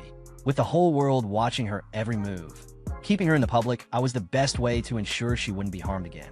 As the stream continued, one of her viewers gifted her a huge donation, over 1,000 digital gifts, and Catherine immediately responded with enthusiasm, promising to perform a dance as a thank you gesture. The butler turned back to the protagonist, explaining how it worked. As long as Catherine continued streaming, those who might wish to silence her would be powerless to act. If, on any day, she failed to go live, people would instantly know something was wrong. The live stream had become both her shield and her signal. The butler glanced at Catherine on the live stream, acknowledging that while she didn't seem overly excited, it was clear she was putting in genuine effort. Watching her try her best in front of the camera, the protagonist couldn't believe it. He was dumbfounded that she hadn't been doing this all along. It felt like such a natural fit for her, and he couldn't wrap his head around how this hadn't happened sooner. Then, with a soft voice, the butler turned to the protagonist and explained that, even though it was a bit late, he now intended to help Catherine live the life she had been denied until now. And it was all possible thanks to Kim Chul-seum. Hearing those words, the protagonist's face immediately turned red from embarrassment. He tried to wave off the sincerity and jokingly told the butler to stop acting so weird. If he was really thankful, then how about sending some money? The butler calmly replied that while he hadn't sent any cash, he had already sent something to the protagonist's in-game mailbox, something Catherine had personally prepared. Then, without waiting for a response, the butler ended the call. The protagonist shouted after him, demanding real money instead, but it was too late. The call was already cut. On the other end, the butler smirked to himself with a sense of petty victory, claiming he knew how to hang up first. Meanwhile, on the live stream, Catherine reacted with surprise and joy at receiving a huge donation of 10,000 balloons from another user. She asked if there was any specific request for her to fulfill in return. When the request came, bike dance, she hesitated in confusion, unsure how to do it, but still gave a shot in front of the camera. Watching this unfold, the butler began to sweat nervously. Seeing her dancing awkwardly on the stream made him realize something unexpected. Maybe Catherine was never meant to take over a giant corporation. Maybe her true calling was to become a mega streamer. The thought echoed in his mind. This was her stage now.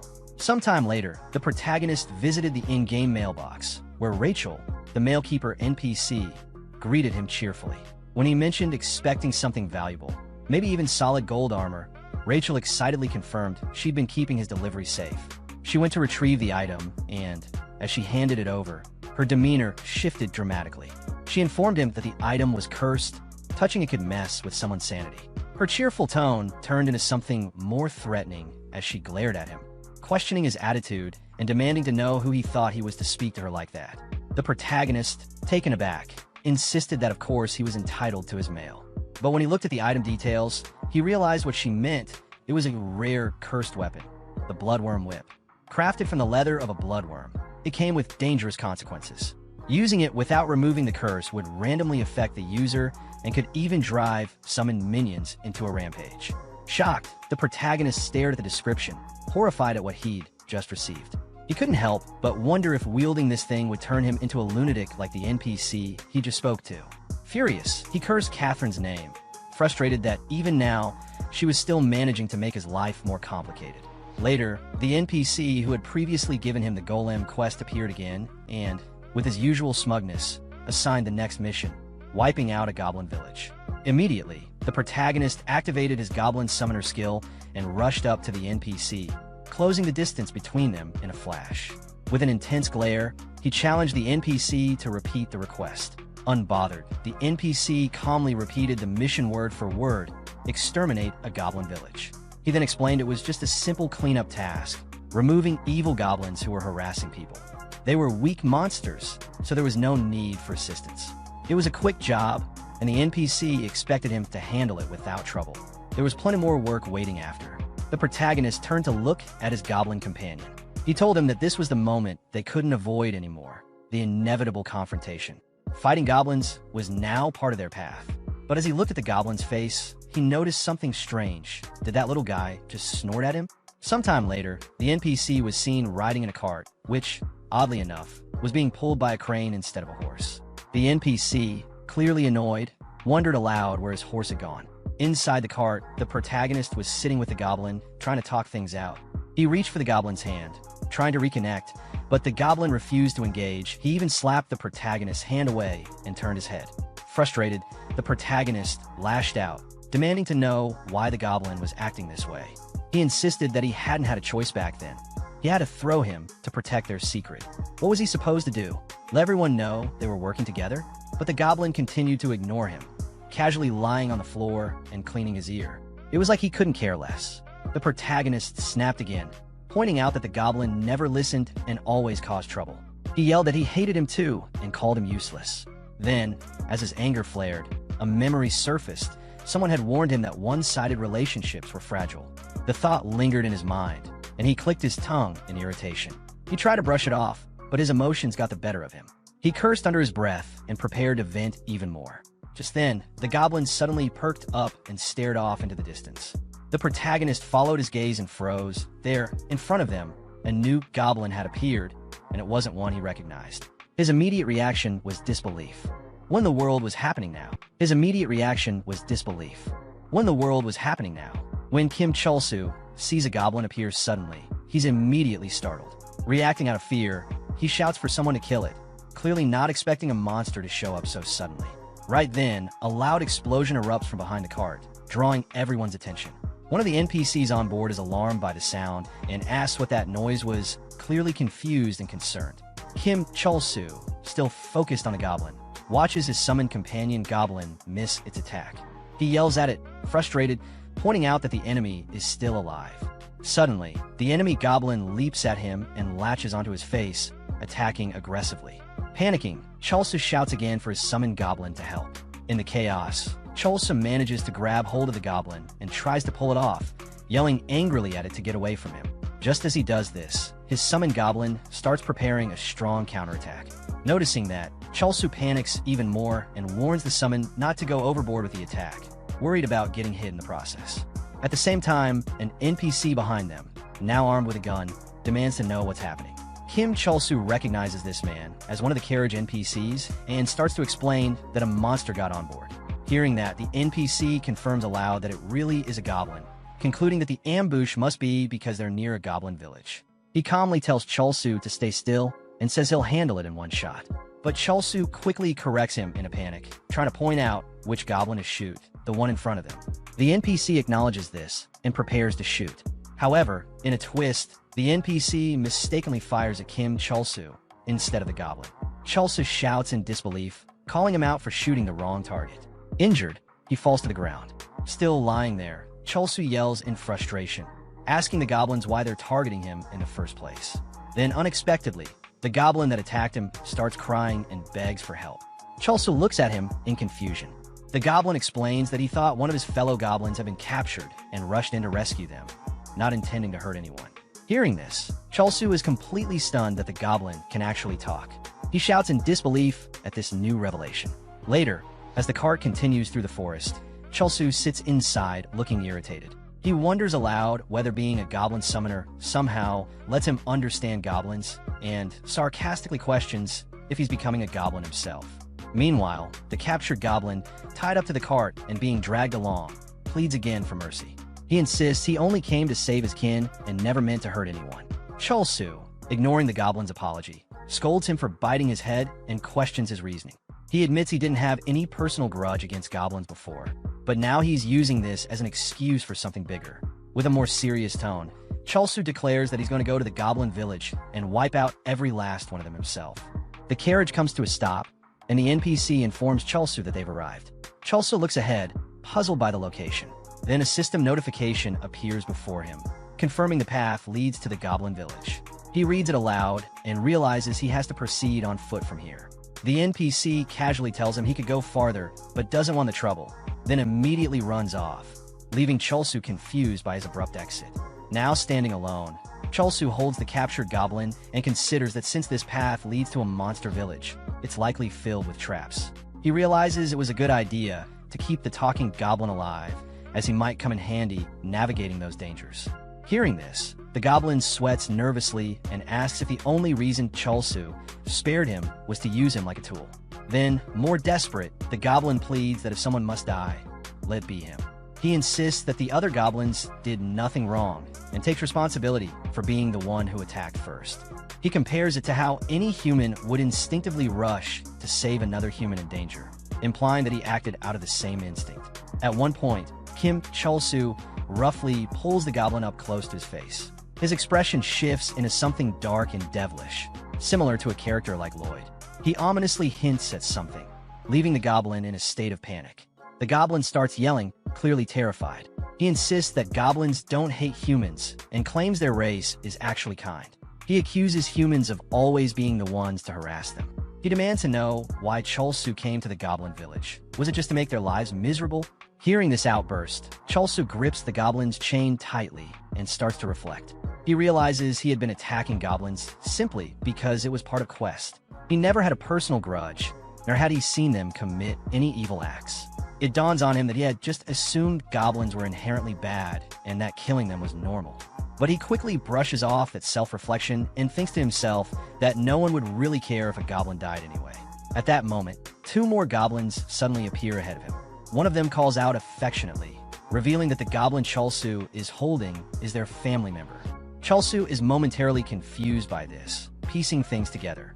In response, the captured goblin shouts to his family to forget about him and run away. But Cholsu gives a quick command, pointing at the newcomers and ordering his summoned goblin to throw a rock in their direction. The summon immediately obeys, gripping a stone tightly and hurling it toward the two goblins. Right before the rock hits, Cholsu lets go of the captive goblin, who instantly dashes forward and throws himself in front of the incoming attack to shield his family. He takes the hit directly, putting himself at risk to protect them. Seeing this unfold, Cholsu stares at the goblin now on the ground, deeply affected. He mutters to himself in annoyance while rubbing his face, remarking on how some humans would beat their own children just to save themselves. But this goblin, without hesitation, threw his own body to protect his wife and child. Cholsu admits he can't see someone like that as evil. The goblin family embraces each other and starts to cry. One of them calls out "Daddy" emotionally. Cholsu stands there watching the scene, thinking to himself how ironic it is. The Goblin Lord had once called him a goblin, but seeing how loyal and selfless these creatures are, Cholsu thinks to himself that they're far better beings than he is. A little later, the group arrives at the Goblin village. The Goblin who had been with Chulsu announces their arrival and points toward the village with pride. The moment they step into view, the goblins inside the village become visibly tense. Chulsu can tell that his presence has made them wary of humans again. However, as more goblins surround him, he quickly notices something odd. Their expressions don't seem hostile, they actually seem relaxed. This makes him question what's really going on. Some goblins start talking among themselves, commenting on a new arrival. They ask where this goblin came from and make fun of his appearance, saying he looks particularly ugly. Chulsu is taken aback by these comments and thinks to himself in frustration that he's not a goblin at all.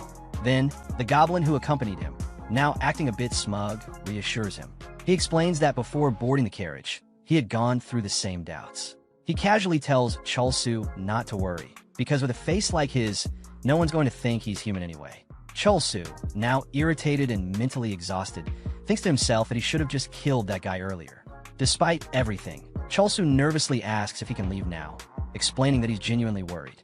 The goblin replies with casual cheer, brushing it off and telling him once again not to worry so much.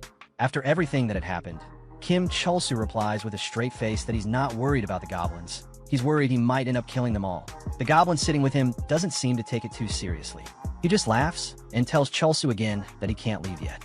Since he was injured earlier, the goblin insists on at least offering him a meal, saying it would be shameful not to. Later, Chulsu finds himself sitting in front of a bowl of soup. A notification pops up in front of him, identifying the dish as Goblin Poison Soup.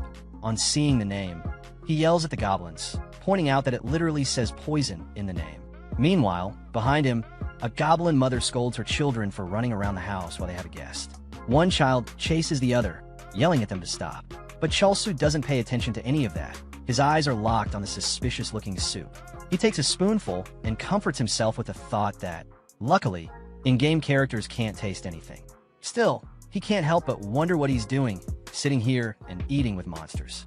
Just as he's about to take a bite, one of the kids bumps into him, causing the soup to spill all over his face. It deals 169 damage to him.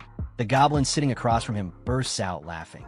Chulsu, furious and covered in soup, tells them to stop laughing. When they don't, he yells again, angrier than before. A nearby goblin, possibly a village elder, casually asks how Chulsu and his goblin companion ended up traveling together. He comments that it's rare to see a human and a goblin getting along. Wiping the poisoned soup off his face with a handkerchief, Chulsu bluntly clarifies that they're not friends. He says the goblin is just his summoned creature, a subordinate, nothing more. The goblin seems confused by the term, but says that if he ever had the chance to travel the world with an adventurer, he'd consider himself the most successful goblin in history. He admits he envies Chulsu, not just for himself, but for his family and the entire village, who likely will never get to leave this place. Chulsu observes the village goblins and reflects that they're stuck in low-level dungeons, unable to escape that life. Just then, the goblin's wife arrives behind him, playfully scolding him for getting too gloomy. She offers to bring some snacks to cheer him up. Chulsu, looking away, asks the goblin why he seems so down. Despite being a goblin, Chulsu points out that he has a caring wife. Then, without turning to him, Chulsu admits that he himself is human, but has no wife, no friends, and no courage to do what the goblin did earlier. He reflects on his own cowardice and tendency to distrust others, even his own kind. Turning back to the goblin, Chulsu says that someone like him, who's better than Chulsu in many ways, can definitely do what a human can. He suggests they hang in there together, saying they're the same. The goblin responds with genuine gratitude, thanking Chulsu for his kind words. However, one goblin hiding up high suddenly tries to ambush Chulsu. The attack doesn't land. Because of the significant difference in stats, particularly Chulsu's agility at 32, the attack bounces harmlessly off and hits the table instead. Chulsu notices something's off and looks around, seeing the goblins in a room all frozen, shocked, and sweating nervously. Right then, a cockroach scurries across the table. Chulsu, startled, panics and exclaims in disgust, wondering if all of this chaos was because of the insect. At the same time, another goblin under the table prepares to attack him. Chulsu instinctively calls out to his summoned goblin, warning him how close that was and that the cockroach is still alive. His summoned goblin quickly grabs a stone and hurls it. But instead of hitting the cockroach, the stone smashes into the attacking goblin under the table, killing him instantly. Another goblin attempts a sneak attack from under the table just as the cockroach moves again. Chulsu, aiming to kill the bug, swings his hand toward it, accidentally hitting the hidden goblin instead. The blow deals 549 damage and kills the goblin instantly. Ironically, he misses the cockroach again, but somehow lands a perfect hit on the attacker. Feeling the impact through his hand, Chulsu senses he hit something solid and begins to realize what happened. But he shakes it off and tells himself that he should leave now. He would have liked to stay longer, but the situation has gotten serious. From nearby, one goblin nervously asks another what they should do. The second goblin, sweating and clearly just as unsure, fakes a smile and tells Chulsu they hope he stays safe on his journey. As Chulsu walks away from the village, he quietly thinks to himself that goblins turned out to be genuinely good monsters. He regrets not saying goodbye to the children and mentally tells them he's sorry. While heading out, he casually says he's off, ready to continue his journey. But suddenly, another player appears in front of him. Without hesitation, this new character kills a goblin nearby and calls out to Chulsu, saying he knew he'd be here. The player rests his sword on his shoulder, smirking, and comments that he's found one more goblin. With his newfound understanding, the protagonist says a quick goodbye to the goblins. He then notices an adventurer standing in front of him. The adventurer, who is looking for goblins, happily says he knew he would find one there. The adventurer, looking at the dead goblin, sees the protagonist speaking to it. "James, he always cooked for me," the protagonist says. The adventurer is shocked that the protagonist can talk and realizes he must be a player. He assumes the protagonist is there to farm the goblins, as they are crawling all over the place, and offers to help. The protagonist gets angry and activates PK mode on. He shouts, "Go Goblin!" to a nearby goblin. The goblin replies in confusion, then charges toward the adventurer, who kills it with a single kick. Before dying, the goblin curses at the human. Seeing this, the protagonist gets even angrier and shouts at the summoned goblin, calling it an idiot and saying he didn't want him to attack the adventurer. The adventurer, now angry, questions what the protagonist is doing. He notes that the protagonist called the goblins his friends and is now challenging him to a player-killer match. He asks if the protagonist knows him or holds a grudge against him. The protagonist angrily tells the adventurer that he was the one who hurt his friends first and throws a punch at him. The punch does little damage, and the adventurer looks angry. Meanwhile, outside the room, two other adventurers are killing goblins. A red-haired adventurer named Zeros, a warrior, says he guesses their friend Minchel is going all out, as he was complaining earlier. His female companion agrees, saying he thinks he's the only one who doesn't want to do this. She then complains that the quest is boring because the goblins are too weak and die in one hit. She wants to finish and go home. She is cut off when she sees the protagonist on the ground and is shocked to realize it's a person. The earlier adventurer, Minchel, appears on a cliff and tells them to deal with the protagonist. He explains that the protagonist called the goblins his friends and charged at him. The girl is shocked. He considers goblins as friends? She asks. She asks Minchel if he killed the protagonist because of that.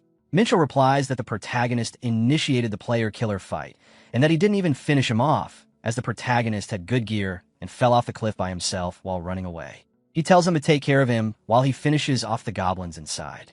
Minchel mutters to himself that he's not surprised the protagonist is friends with goblins. The girl says she wouldn't be surprised if they needed to kill the protagonist to complete their quest. Zeros tells her to just get rid of him before he causes more trouble.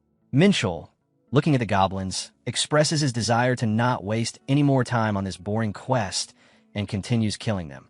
At the same time, the summoned goblin laughs while watching the other goblins die. The adventurer, noticing the goblin laughing, says that he can't believe it's so sick that it would laugh while its own kind dies. He says that goblins are just filthy bastards who only care for their own survival, which is why quests are made to exterminate them. He then prepares to kill the summoned goblin. Suddenly, a loud explosion erupts from inside the room. The girl shouts, "What the hell?" and Zeros yells for Minchel to stop messing around. The protagonist's laughter can be heard as he tells them they thought this was an easy quest. He tells them to try fighting his goblin. The summoned goblin appears on the cliff, dragging Minchel by his head. The protagonist shouts, "Face the strongest boss goblin in town." The girl charges the goblin and tries to kick it, but the goblin grabs her foot with its mouth. Just as it prepares to attack, the red-haired adventurer, Zeros, uses his explode, smash skill on the goblin. The girl stares at the dust cloud and says, "Did anyone see that? This goblin blocked my kick with its teeth." Zeros teases her, reminding her that she was complaining about the lack of strong goblins earlier and asks if she's scared. Annoyed, the girl denies it, saying she's only surprised and that she wouldn't be scared because there's no way she would lose. Suddenly, the goblin reappears, completely unharmed. The protagonist, holding the body of the defeated adventurer Minchel, laughs.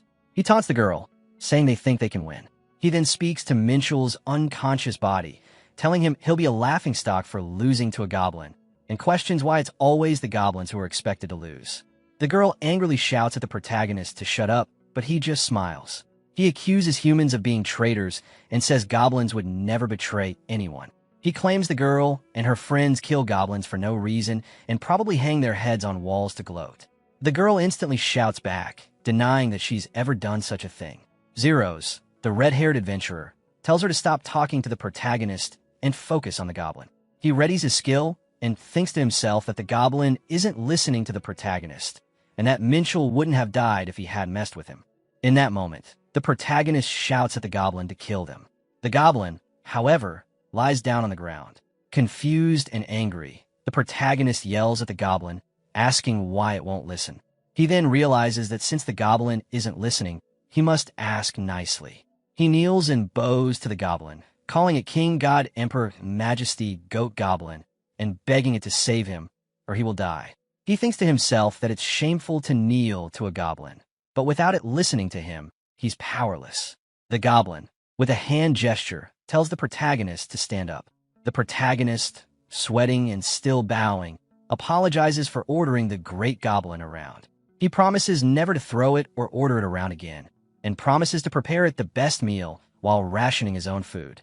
The girl stares at the protagonist in shock, questioning why he's bowing down to a goblin after just moments ago claiming they were his friends. The red-haired adventurer, annoyed, tells the protagonist to get out of the way before he hits both of them. But before he can finish his sentence, the goblin attacks him, inflicting a massive amount of damage that instantly kills him. The girl is horrified. The protagonist, however, smiles and says that his prayers have been answered. A system notification appears in front of him, stating that the Goblin Lord is greatly satisfied at your lack of dignity. You have gained 1 goblin point. The girl, sweating with fear, she then yells at the protagonist to stop messing with her, realizing this isn't a joke. She looks at her fallen comrade and thinks, what's happening? Zhongmin died to a goblin in a single hit? No way. She concludes that it's unfair for such a strong monster to appear on a goblin-slaying quest and decides to regroup once they respawn in town. She turns and runs toward the exit. The protagonist smiles confidently and says, oh dear, you think you can just run away after barging in to kill us? The goblin grabs the girl's leg, and she falls to the ground. Standing in the center, the protagonist raises his hands and proclaims that goblins will no longer be oppressed for their race. He says there will never be a quest that forces people to commit genocide against them, and they will no longer have to live in cramped holes. He announces that their Messiah has descended upon the land and is here now. Pointing at the girl, the protagonist claims to hear the Messiah's words, the humans are the traitors. He then shouts, kill them all, and declares that it is time for our rebellion, commanding all the goblins to head to town. The scene shifts to the top of the city wall in Phoenix, El Baysar. A character named Samgord and his companion stand on the wall. Samgord asks his companion for his thoughts on goblins. The companion, surprised by the random question, simply replies, what? Samgord then repeats his question, this time as a crude joke. The companion curses at him in annoyance. Just as the companion finishes his insult, he notices some movement in the distance near the city wall. He points it out to Samgord, who also looks to see what's happening. They both notice a massive number of goblins approaching the city. Samgord stammers in disbelief as a horrifying cry echoes from the approaching horde. At the same moment, the protagonist, a goblin leader, is standing in front of his army. He addresses his comrades and promises they will topple the city of humans. He laughs maniacally as the goblins cheer. The scene flashes back to 3 hours earlier. The protagonist gives a menacing order to his goblins. Kill them all. He then commands them to take all the goblins to the town, declaring, it's time. An adventure girl is shown lying on the ground, surrounded by goblins. The protagonist says this is the start of their rebellion, and the goblins all cry out in agreement. The protagonist then tells the goblins to hold on and not kill the girl. He explains to her that he won't let her get off so easily. He reminds her that her party members have died and can't use the revive button. He asks if she wants to endure the same pain as them. to which she struggles and groans. The protagonist then looks at her with a villainous smile and makes a comment about her body. He then says he wishes to ride her. The scene returns to the present. The protagonist is now sitting on the girl's shoulders, laughing as she carries him. He yells for the goblins to kill all the humans and reminds the girl that he has her money and weapons, so she can't log out. The girl agrees to his terms with an annoyed expression, but demands he return her things after. The protagonist says he will keep her as a pet once the age of goblins arrives. The scene shifts again to the Adventurers Guild. A man rushes in, yelling that goblins are invading and that all adventurers must gather. The people in the guild dismiss his warning. One of the adventurers asks if he is joking, questioning how goblins could be a threat. Beside the panic man, a young boy with glasses gives a mocking expression. They're just fodder mobs, he says dismissively. The man, however, only grows more frantic, sweat beading on his face. And no, but it's real. Trust me, tons of goblins are invading us. Another adventurer asks why the guards aren't handling the situation. This piques the interest of an elf beast tamer from earlier. Goblins, she says. A yellow-haired adventurer sees a potential opportunity. Maybe it's some sort of event? Sound fun, he says. His assistant immediately shoots the idea down. Don't even think about it. Getting mixed up in this might harm our plans for the next dungeon. The yellow-haired adventurer replies confidently, no need to be so cold. I mean, self-defense levels are fine, right? Huh? What do you? The assistant starts to say, but she is interrupted as a goblin crashes through a window.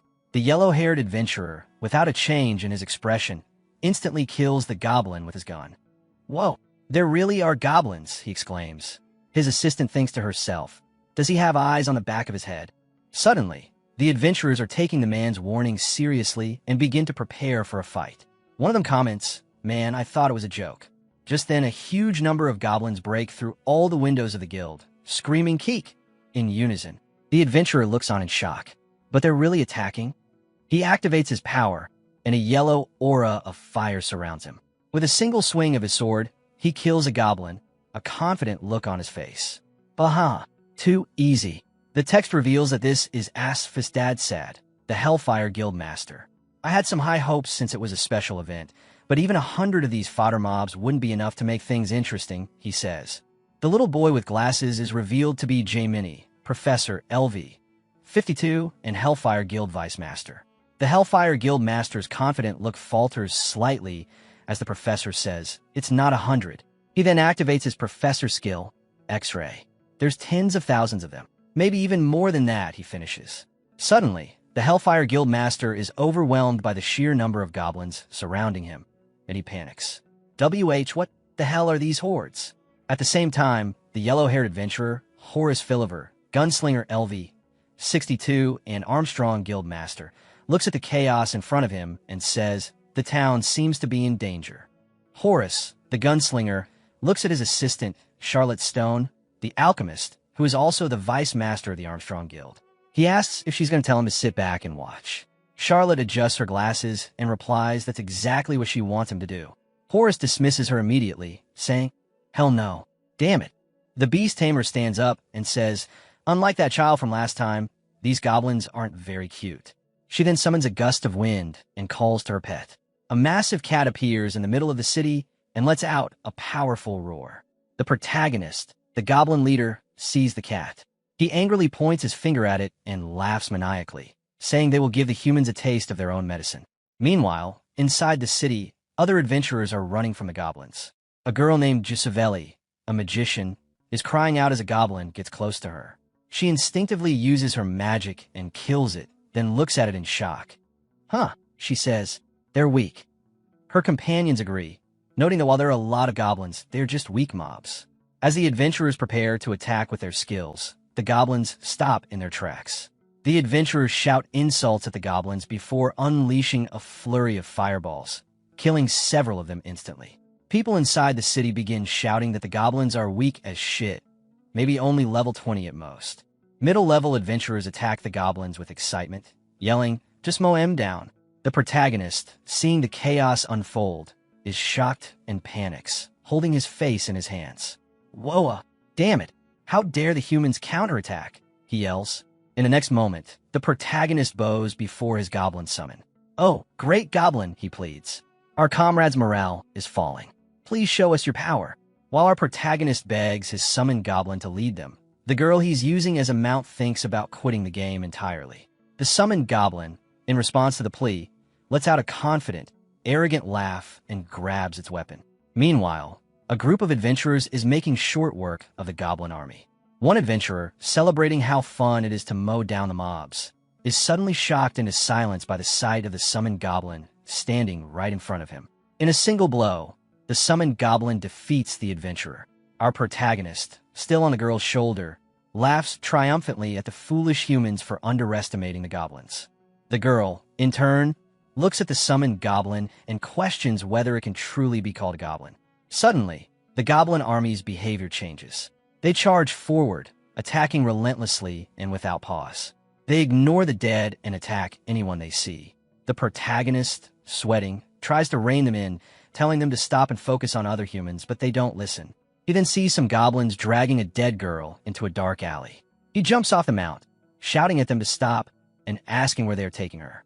He grabs one of the goblins by the shoulder, but the goblin simply bites his hand. In pain, the protagonist realizes that these goblins are completely insane as he watches them surround the dead girl, glaring at him. Looking at the dead goblins, the NPC god, Shin, questions why they have come to this place. He then turns to the protagonist with an awkward expression and asks if he knows anything about it. The protagonist mumbles incoherently, denying any knowledge. Ignoring the protagonist, Shin looks toward the city. He notes that while the adventurers are holding their own, the goblins' numbers are overwhelming. He decides the fight will only get worse and declares he will end it in a single blow. The protagonist stops him. He argues that the goblins may have simply been pushed to their breaking point. He explains that Shin's quest to kill goblins, including a new one to wipe out an entire village, have unfairly labeled them as evil monsters. He asks if Shin can understand how the goblins feel when they are hunted by people they've never met. Shin replies, "Goblins must die because they're evil, though." Angered, the protagonist yells that Shin has never even talked to them. Shin looks at the protagonist with a shocked and angry expression, saying that talking to goblins is a waste of time, as their heads are filled with nothing but greed. The protagonist gets even angrier, shouting that Shin doesn't know anything. He claims that goblins have families and children and live more humanely than humans. Shin, without changing his expression, calmly replies that they are only pretending. He explains that goblins are monsters born in the abyss with no families or children.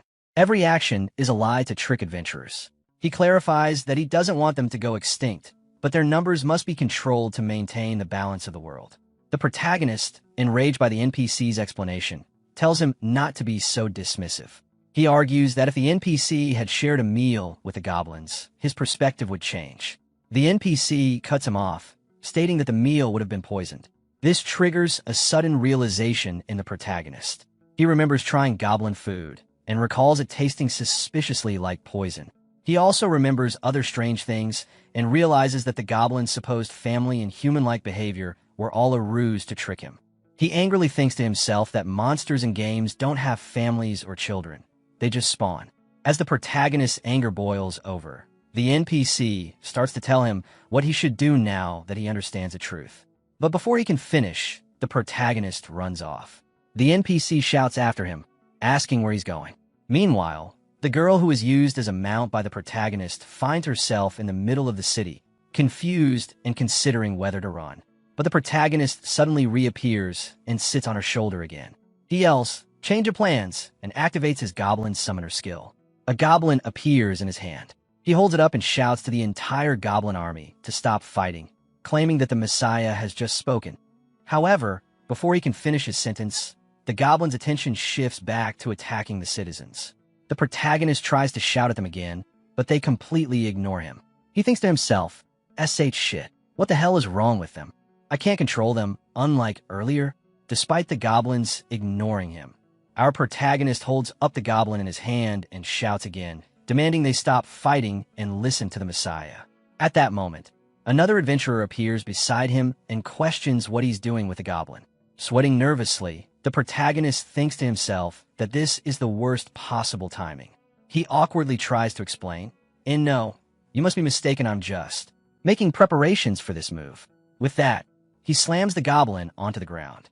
The adventurer, impressed, praises his excellent suplex, and says he almost thought the protagonist was responsible for the entire Goblin incident. The protagonist is astonished that an extra character could guess so perfectly.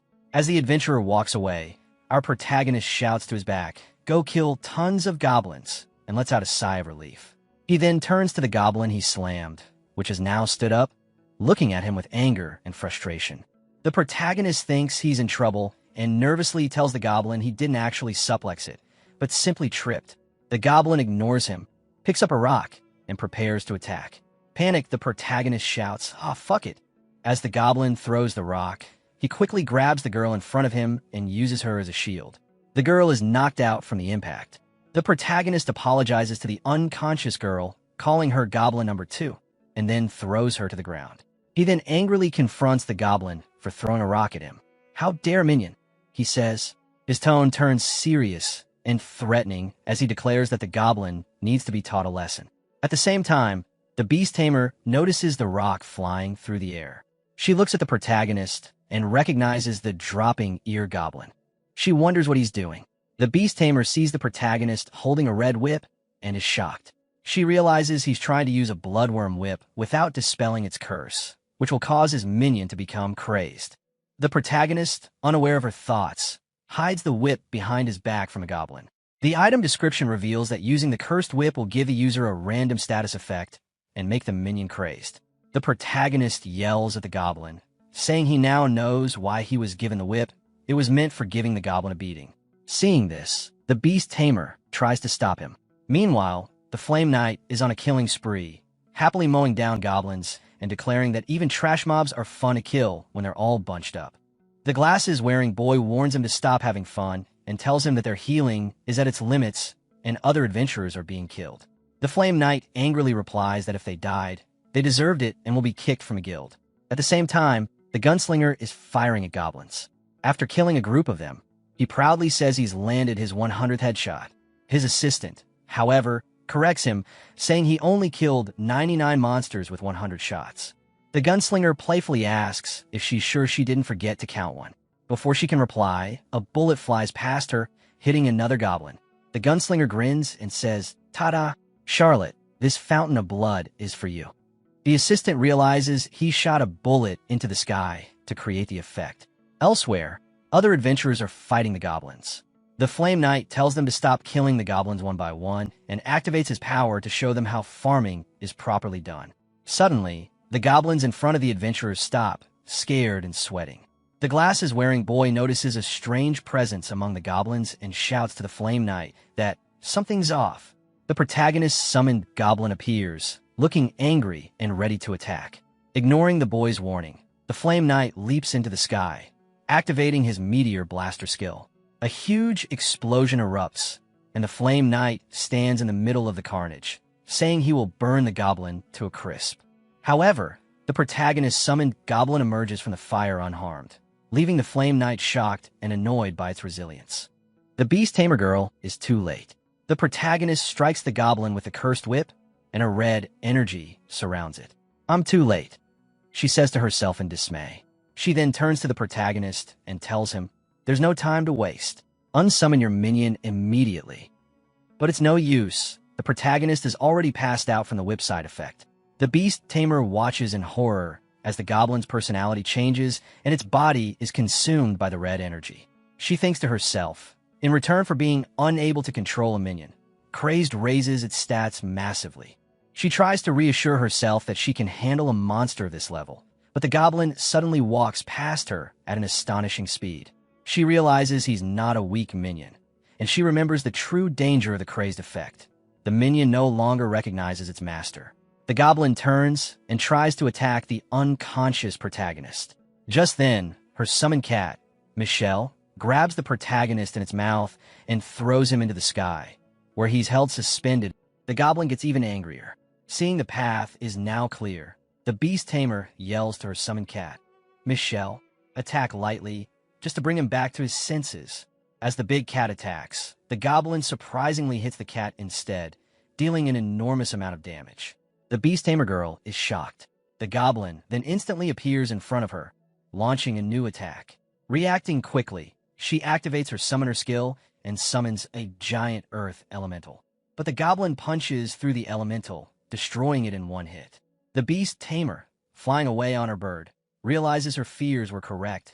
The damage pop-up wasn't a mistake.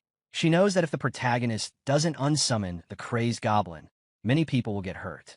She tells her summoned bird to get out of there, and it flies away at top speed. In a fit of rage, the goblin slams the ground, sending rocks flying into the air. It then starts hitting the rocks with a club, launching them toward the bird. The beast tamer screams at the bird to fly faster, but one of the rocks hits it, causing it to lose consciousness and drop the protagonist and the girl. Falling to the ground, the beast tamer grabs the protagonist, using her body to shield him from the impact. She looks at him and says she had hoped he wouldn't be as boring as a man the next time they met. The goblin, having lost its targets, simply walks away. The scene returns to the Flame Knight facing the crazed goblin. The Flame Knight grunts in annoyance and activates his Eternal Flame skill. The glasses-wearing boy tries to warn him, saying that the goblin withstood his meteor blast without a problem and is unlike any goblin they've faced. He insists this is the time to use his skills. The Flame Knight angrily dismisses him, saying that getting help from others is the same as losing. He tells the boy to shut up and just watch, as he has always done. The glasses-wearing boy sweats nervously, recalling the Flame Knight's words, "Like you have always done." He thinks about how he, a genius with an IQ of 160, has been held back by the Flame Knight's constant orders to stay back. Suddenly, the Flame Knight charges the goblin. The goblin retaliates, hitting him with a powerful blow that causes a massive explosion and sends the Flame Knight flying. Other adventurers notice the explosion in shock, including the gunslinger, who turns to his assistant, Charlotte. She confirms that she saw it too. The glasses-wearing boy is horrified, realizing that the Flame Knight has taken max damage. He understands this means a player's pain tolerance has been exceeded, forcing them to retire. Crying, he calls out to his guild master, but before he can say more, the Flame Knight appears behind him, completely unharmed. The Flame Knight grabs his head, telling him not to make it seem like he lost and to stop crying. The boy, shocked to see him alive, stammers in disbelief. The Flame Knight, with a confident smile, asks his Mr. Genius for a strategy to defeat a monster that deals maximum damage with every attack. Adjusting his glasses, the boy explains that winning is impossible, but they might be able to get in one hit. Hearing this, the Flame Knight's eyes light up with excitement. He accepts the challenge and begins to charge his sword with a large amount of energy, declaring that he will kill the goblin in a single move. And with that, today's episode comes to a close. But the journey doesn't stop here. The next chapter is already up, and you can find a link waiting for you in the description below. After taking that heavy damage, the goblin leaned weakly against Flame Knight. Seeing it struggle, Flame Knight spoke to it again, clearly annoyed, before deciding he would finish the fight himself. But just as he prepared to strike, his own health dropped dangerously low. A system notification appeared in front of him, informing him that he had run out of mana. Shocked, he froze in disbelief for a moment. Before the goblin could land a hit, Flame Knight released his sword and was instantly transported away, narrowly escaping the goblin's attack. Suddenly, Douglas, a boy wearing a small outfit, ran up to Flame Knight and started yelling at him.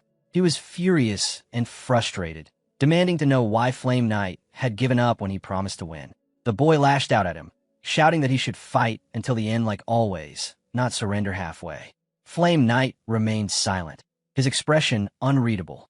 The boy's anger turned into tears as he pleaded for him to survive, saying that sometimes it felt like Flame Knight was trying to throw his life away.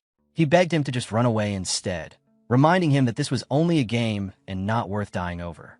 Then, Flame Knight placed his hand on the boy's face and told him to stop shouting, saying that yelling like that made it seem as if they had already lost. He then turned toward the gunslinger and said that they were going to retreat. If the gunslinger wanted to stay, he could, but Flame Knight wouldn't be responsible if he died. The gunslinger, however, smiled as he looked at the goblin and said that he would stay and finish things, finding the situation more troublesome than entertaining. Flame Knight frowned, confused by his words, and asked what he meant. A short distance away, both of them noticed their ally, our protagonist, running toward them in panic, being chased by a horde of goblins from the town, shouting in frustration. The scene then shifted to a moment earlier, when our protagonist realized that his summoned goblin had taken a massive hit. Seeing the damage numbers, he thought to himself in shock that the goblin had taken over 100,000 damage. Panic set in as he realized that if the goblin died, it could cause serious trouble for him, potentially ruining everything he had built so far. Frustrated and muttering to himself, he decided he would call his goblin back and use the rally skill to regain control of the situation. But before he could act, the girl beside him looked at him in disbelief, warning him not to summon the goblin again. She explained that in its enraged state, it would attack him as well. Instead, she suggested calming it down first, insisting that unsummoning wasn't the only way to stop it. Surprised, he looked at her, asking if there was another method. She explained that the massive explosion they had just witnessed could only have been caused by the guild master of the Hellfire Guild. Then, she went on to explain that when a summoned creature's health reaches 0, it automatically disappears, and any status effects like enragement are removed as well. He stared at her in shock, asking if that meant he should just let his goblin die at the hands of the Hellfire Guild, and whether he'd even be able to bring it back afterward. The girl calmly clarified that minions don't truly die. They simply fall asleep and awaken again later. That's how it normally works, she said, but since his goblin couldn't be unsummoned, she wasn't sure if the same rule would apply in his case. He became furious, shouting that she was asking him to gamble his own life based on uncertain information. To him, the goblin wasn't just a summon, it was his lifeline, and the thought of losing it terrified him. He said he would rather die than live without it. The girl went silent, her mind flashing back to her childhood memories of holding a small puppy she had once loved dearly. As she looked at him, she wondered how someone could care so deeply for something other than themselves, so much that they would cry over its loss. She thought that if a man like him had been that puppy's owner, it might never have died. Overcome with emotion, she gently took his hand and promised that she wouldn't let his beloved companion die. No matter what happened, she said they would do everything they could to save it. Hearing the girl's words, the protagonist looked confused, trying to process what she just said, wondering what she meant by calling his goblin beloved. The girl, however, remained serious, staring straight at him and telling him not to get in her way if he didn't have a way to call the goblin back. She said she didn't have time to waste and had already figured out a solution after analyzing his goblin as a creature that only had one life.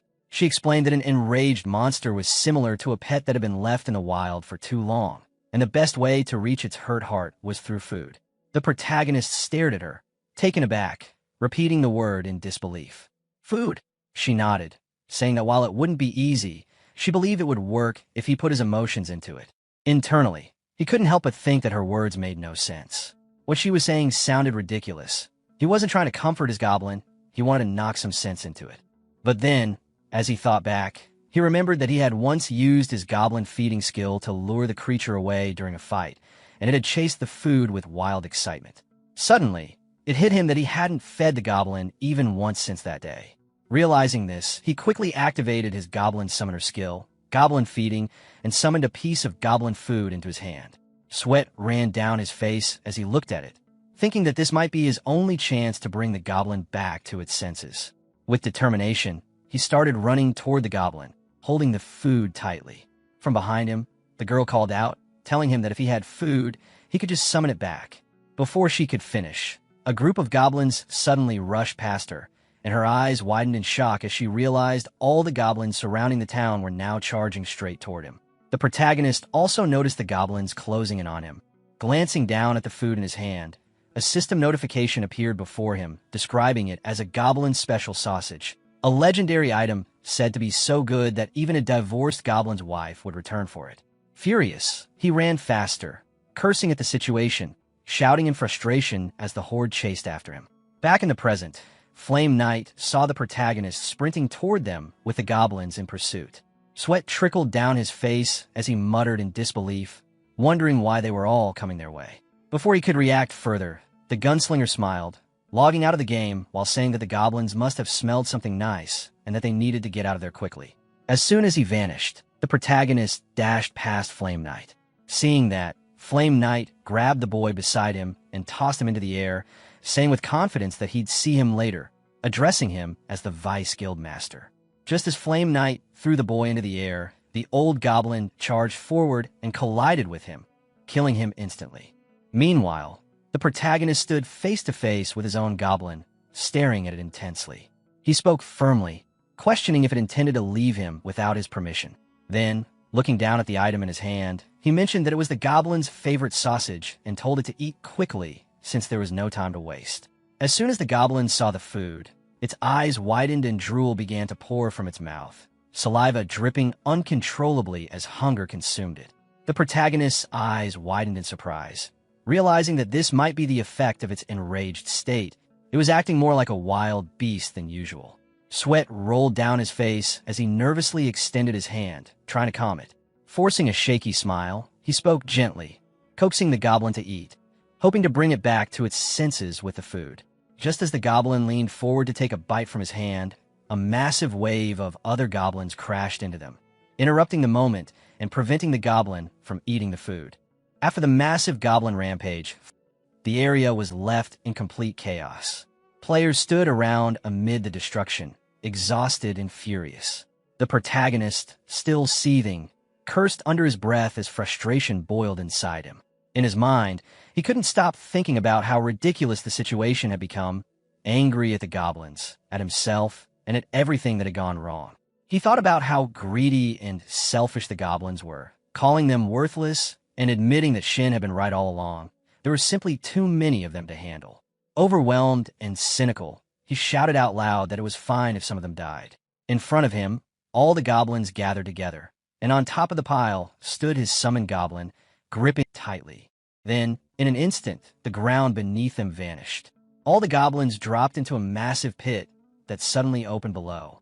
This happened because of a special effect triggered by his armor, Blue Steel Light Armor, which had a 1% chance to activate the skill Heaven and Earthcrusher when hit. As he saw the system notification appear, the protagonist's eyes widened in shock, realizing for the first time that his armor had such an ability. Before he could even process it, another notification appeared, informing him that he had annihilated the very goblins that trusted him. He was still falling into the pit when another message appeared, this time stating that the Goblin Lord was greatly satisfied and that he had earned 1 goblin point. Suddenly, his summoned goblin appeared out of nowhere, darting through the rubble at incredible speed. It caught him just before he hit the ground and landed safely on the surface. Breathing heavily, the protagonist looked at his goblin in disbelief and relief, calling out to it with frustration mixed with affection, telling it that it should have just said it was hungry. But before he could relax, a piece of goblin food fell nearby. The goblin immediately threw him aside and rushed toward the food, screeching instinctively as it devoured it. The protagonist watched with a disappointed expression, muttering to himself in frustration, completely drained by the situation. A system notification then appeared, confirming that the quest to wipe out the goblin village had been completed. The kill count far exceeded the requirement, and he received his reward of 350 gold. Just then, the girl from earlier appeared before him, her tone calm and gentle. She noted that the goblin's enraged state had finally worn off and expressed relief that it was over. Looking around at the aftermath, the girl turned to the protagonist and asked if he was the one who had slain all the goblins scattered across the area. He, still irritated, snapped back, asking if she was there just to scold him again, wondering if she thought she was his mom or something. With a disappointed look, she replied that she hadn't yelled at him earlier. She was simply worried. Then, cutting straight to the point, she asked bluntly if he had caused a goblin attack. He quickly denied it, giving a forced and awkward expression as he said no. She didn't seem convinced, but simply told him to hydrate his lips before continuing. Turning her gaze toward the massive pit in front of them, she spoke with calm confidence, explaining that no matter how many goblins there were, hundreds or even thousands, they couldn't inflict any lasting harm on the players in this town. Even if someone's health dropped to 0, they could revive without real penalties. Still, she reminded him that attacking innocent people made him responsible for the chaos and told him to give compensation to the affected players. Frustrated, he yelled that he was already planning to do that anyway. A little while later, a group of players arrived at the scene, drawn by the noise of the earlier explosion. As they approached, they nearly stumbled into the cliff and froze in shock at the sight of the crater. Confusion filled the air as they questioned what had happened. Then they noticed several piles of loot scattered on the ground near a notice board with a message that read, "Stimulus check, free to take," followed by repeated labels such as Gold Goblin's Lost Baggage and Goblin's Lost Gold. Sometime later, the scene shifted to a different location. In a dimly lit room, a group of people discussed something serious. One of them mentioned that there had finally been some successful results. Another reacted with excitement, saying it was about time. Someone then demanded to see the data for G67 immediately. A calm voice responded, confirming that G67 had produced damage equal to 99,999, the upper limit of possible damage. The group gasped in shock. One of them remarked that even the most violent criminals could never achieve such destructive power. Another explained that kindness within the human heart often weakened minions or made them harder to control. Someone else then added that G67's lack of human conscience might make him the perfect vessel. As silence filled the room, one of them tried to speak but stopped short, only managing to say that, regardless, it was a great success. Another person clenched his fists tightly, his expression grim, saying that after so many sacrifices and countless resets, they had finally created what they called a savior. After hearing the conversation, another member pointed out that for such a goblin to have been summoned, it must mean G67 was the most compatible with goblins among all the summoners they had seen so far. The others grew concerned, saying that if someone like him wielded such power, it could disrupt everything. One of them, speaking with certainty, said that they couldn't let that happen and needed to keep him under control no matter what. Their leader, the same old man who was once acquainted with the protagonist, calmly explained that this was the reason their group, Iscariot, existed. Back in the real world, the protagonist sat in a cafe, scrolling through the news. It reported that Phoenix El Basar had been attacked by goblins. The damage wasn't severe since the goblins were low level, but seeing the headline made him sigh in relief. He thought to himself that, thankfully, everything had passed quietly, and no one seemed to know he was behind it. Following the advice of the Catwoman had been the right decision. Even though he missed out on a huge reward, it was better than being hunted by angry players. The broadcast then showed a bald man speaking in an interview. The protagonist frowned, wondering who the man was. Frustrated, he rubbed his temples and thought about how risky everything had been. He couldn't believe he'd gotten into such trouble by trusting monsters, scoffing at the thought of good goblins. His mind kept racing as he realized the goblin had caused the entire mess simply because it hadn't been fed. Technically, he was now its owner, but he knew next to nothing about the summoner class. He had never even owned a pet in real life. He decided that next time he met the Catwoman, he'd ask her for advice. She seemed experienced, having summoned pigeons before, and clearly knew her stuff. Then another thought struck him. Why had a woman of her level helped him in the first place? From the beginning, her behavior was odd.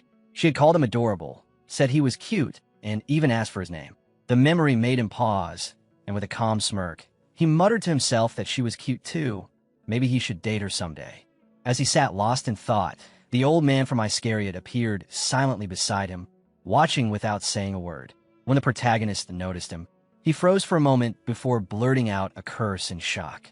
The old man introduced himself as Sungryul. Still taken aback, the protagonist stared at him, asking angrily how he was there and if he had been stalking him.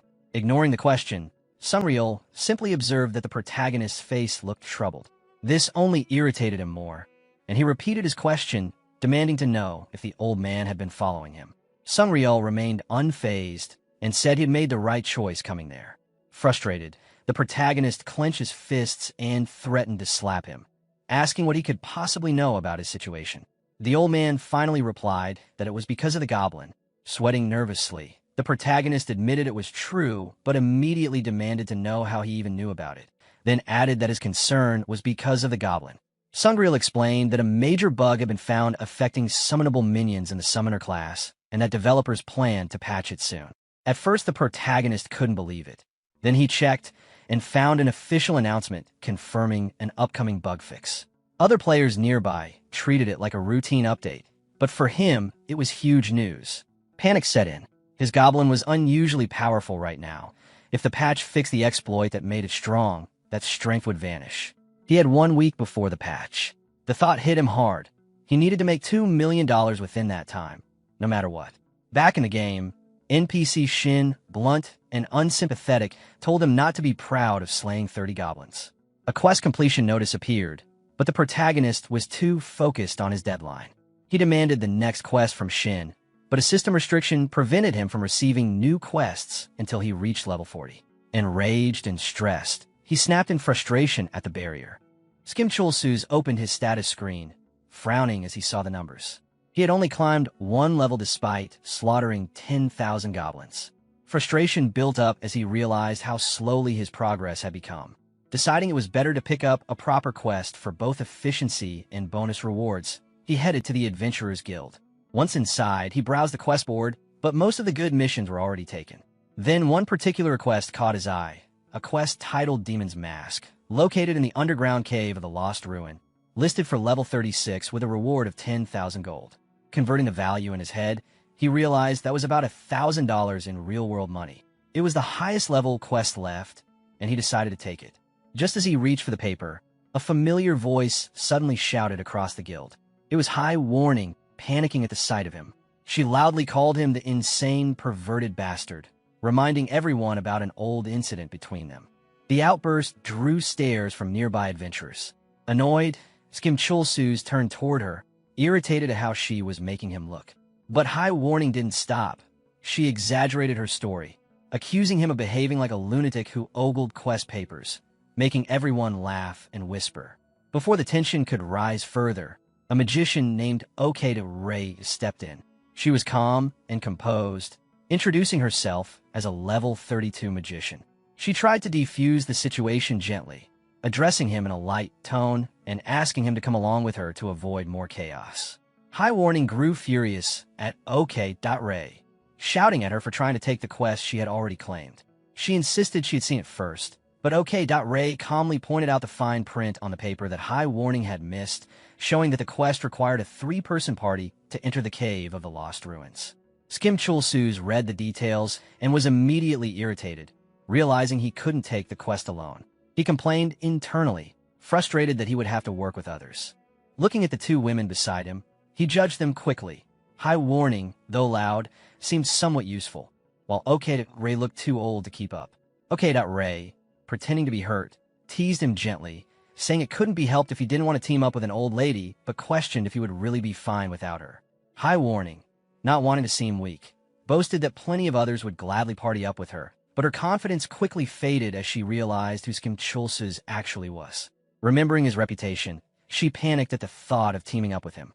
Pressed for time and too frustrated to argue, Skimchulsus shouted in annoyance, agreeing to take OK.Ray along for the quest and reluctantly filling the last spot with High Warning.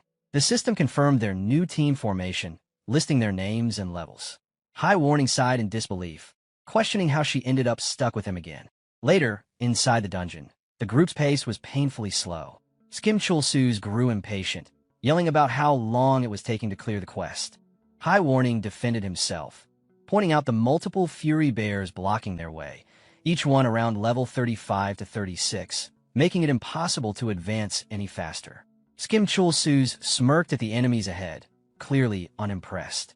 To him, they were nothing more than common mobs. Deciding he didn't need to hold back anymore, he summoned his goblin, no longer caring if others reported him for using a bug summon. As the goblin appeared, High Warning froze in terror at the sight of it. OK.Ray, trying to help, started chanting and cast a fireball, but before her spell could land, Skimchulsus shouted for her to stop interfering. The goblin then leapt forward and instantly destroyed a fury bear in a single blow, its damage reaching the maximum possible value. High Warning screamed, recognizing the same terrifying goblin from before, completely shocked that it was under his command.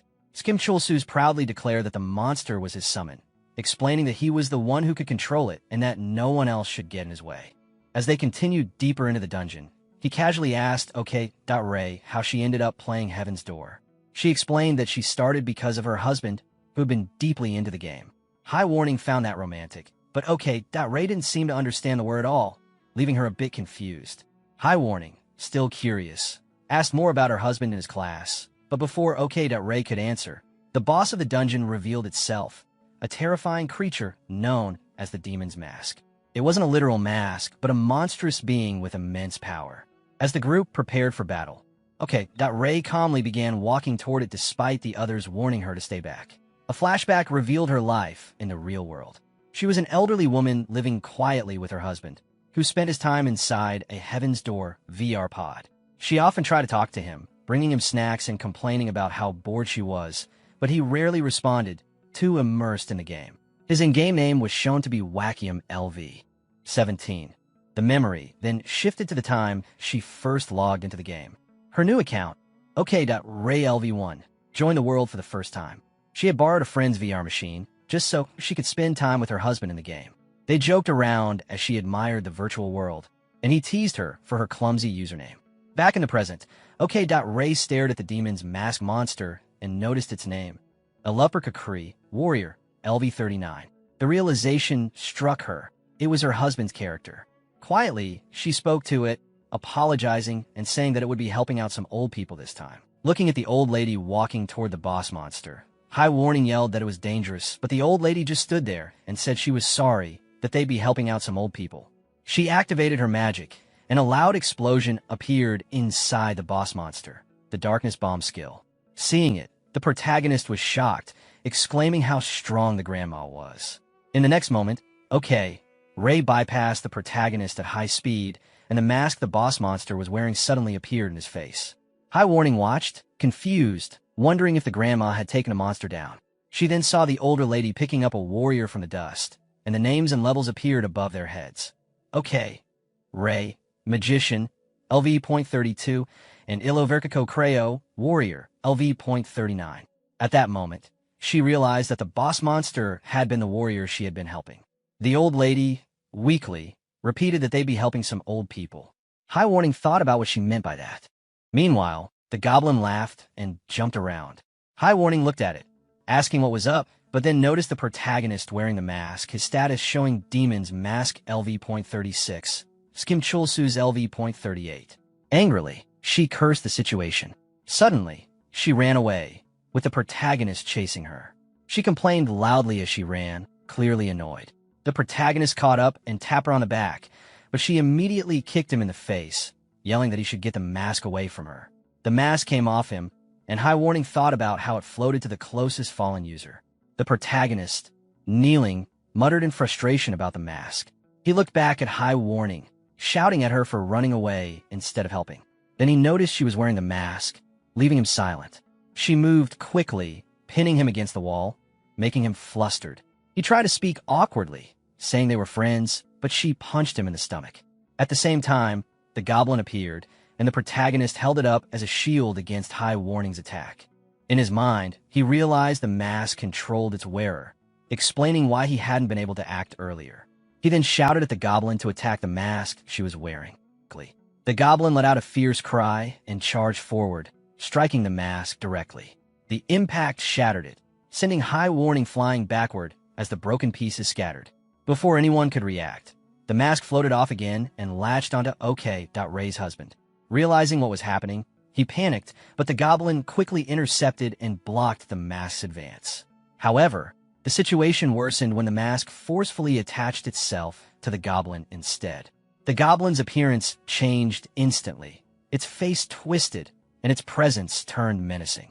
Moments later, the mask detached again and flew toward the protagonist, who was caught off guard and started running, trying to get away while shouting in frustration. He ran through the cave, annoyed at how chaotic things had become, yelling at the others to move out of the way. The old woman, frightened, shouted at him to stay back, calling him names out of panic. He retorted, clearly irritated at being insulted in the middle of all this. As the battle continued, the protagonist noticed the mask's name floating in the air. Lovaparkakri, Warrior level 39. It looked familiar. He quickly connected it to what he had seen earlier. Demon's mask had the same name floating above it. Then he noticed OK.Ray's character name, Magician level 32. The old man suddenly shouted her name, confirming his suspicion. It dawned on him that they were related, and in disbelief, he questioned if they were siblings. The old woman angrily corrected him, saying they were husband and wife. Frustrated, he accused them of tricking him into joining their quest, and the old man cursed back, realizing the misunderstanding. Both of them started yelling at him as they ran, promising payback once they got out of the cave. Amid the chaos, the old woman started feeling dizzy, swaying as she spoke dramatically about how weak she felt. The protagonist, confused, realized that the mask wasn't targeting him anymore. As the old couple continued arguing, the old man shouted that young people could handle this kind of thing, but older players like them could die from it. He stopped for a moment, processing what that meant, and realized it sounded like they were trying to push the danger onto him. Annoyed, he snapped back internally, questioning why they were even playing such a dangerous game at their age if they couldn't handle it. High Warning screamed out the protagonist's name as she ran toward him. Hearing her voice, he recognized her immediately and thought to himself that these were his two underlings.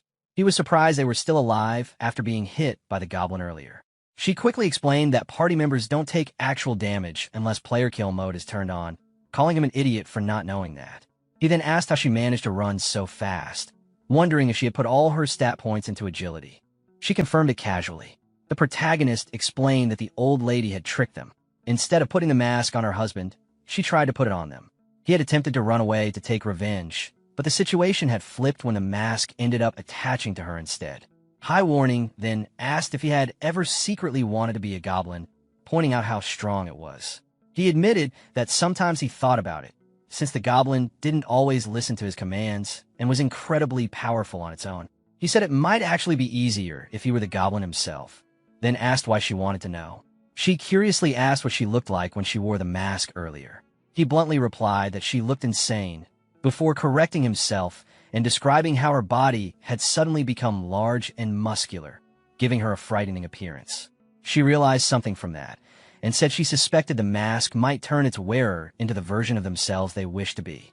She mentioned how she enjoyed working out, but could never build much muscle, and that when she wore the mask, it made her appear just how she wanted, though a bit too exaggerated. She then reasoned that the old man was quite short in real life, so his transformed form being tall made sense if his complex was about his height.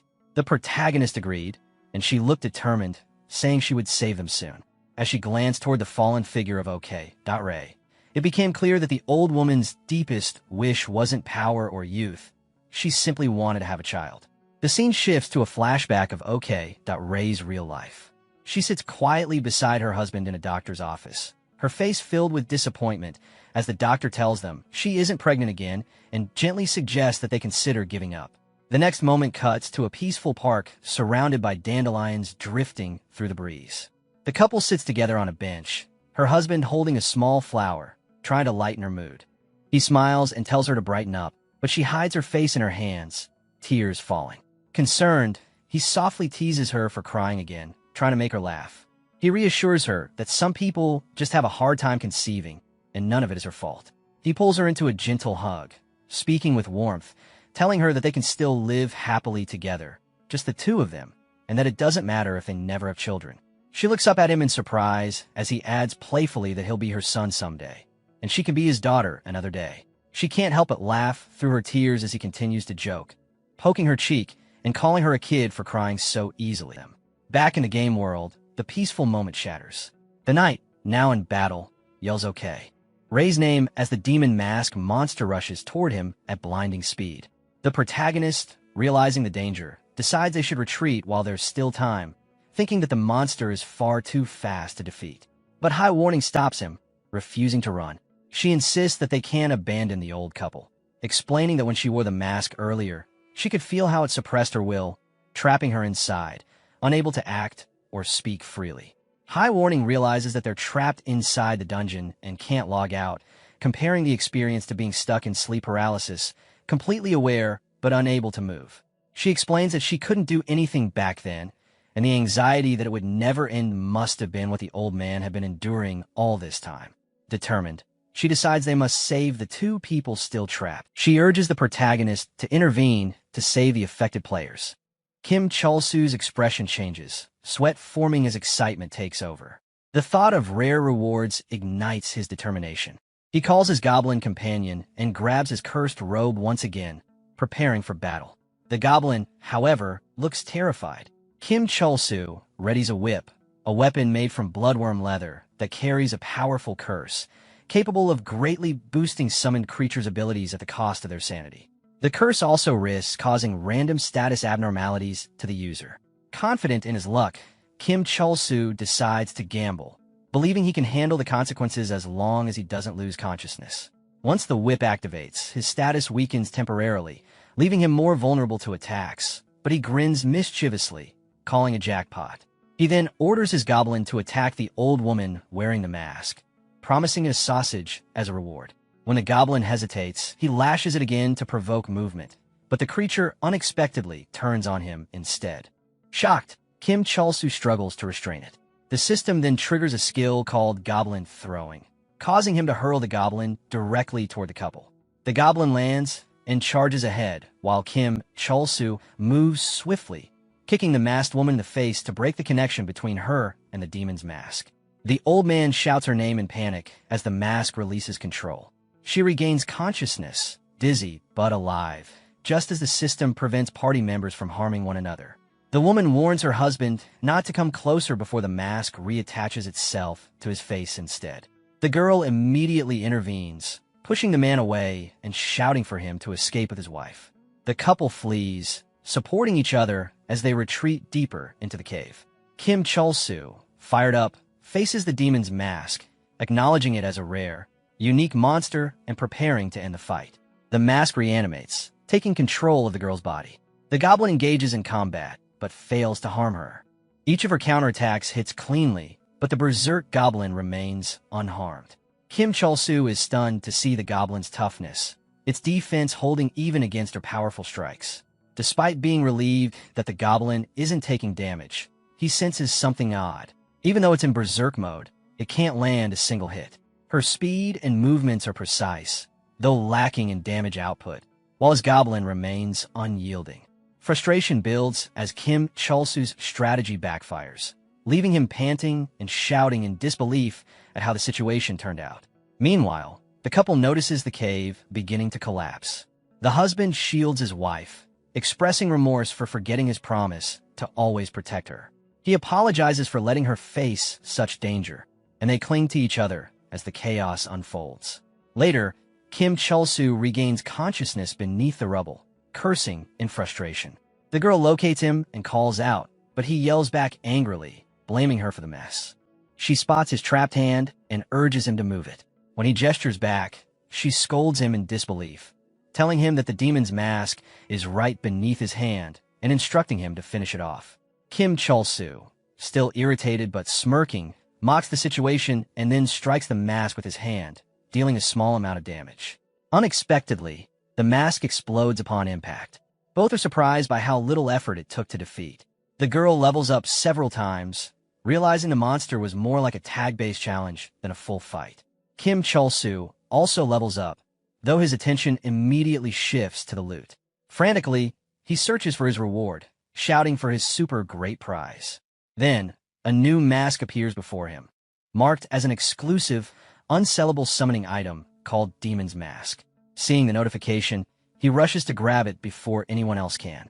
But just then, strange noises echo nearby. From the darkness, his berserk goblin emerges, laughing hysterically, its eyes glowing with rage. Kim Chul-soo realizes too late that his creature hasn't calmed down. His hand is still injured, and as he backs away, he wonders why the goblin isn't charging. Then he notices its eyes, filled with madness, glowing unnaturally. Fear grips him as the reality of the berserk curse sets in. Kim Chul-soo suddenly recalls a memory from the past that sends him into panic. The berserk goblin appears again, screaming wildly and thrashing around. In desperation, Chul-soo reaches his hand out toward the fallen reward item. His body trembles as he struggles to grab it. The girl nearby notices something is wrong and calls out to him in concern.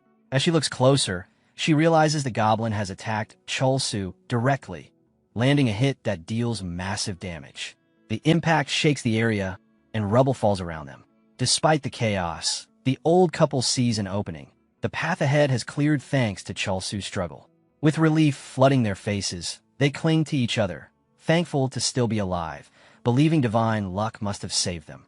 Meanwhile, the girl spots the goblin approaching the mask that had caused all the trouble. She urges that they grab the item quickly and leave the place before anything worse happens. Outside the ruin, Chul-soo glares at her, furious. He accuses her of bringing the mask out intentionally, believing she knew the danger it posed. His voice grows angrier as he demands to be freed, stomping the ground in frustration. The girl, trembling and sweating, tries to explain herself, insisting she didn't know about the item's restrictions. As she speaks, a faint glow appears before them, a message indicating that the unique mask item cannot be exchanged or traded. The girl panics, realizing she truly can't get rid of it, and claims she had intended to return it to Chul-soo before things went wrong.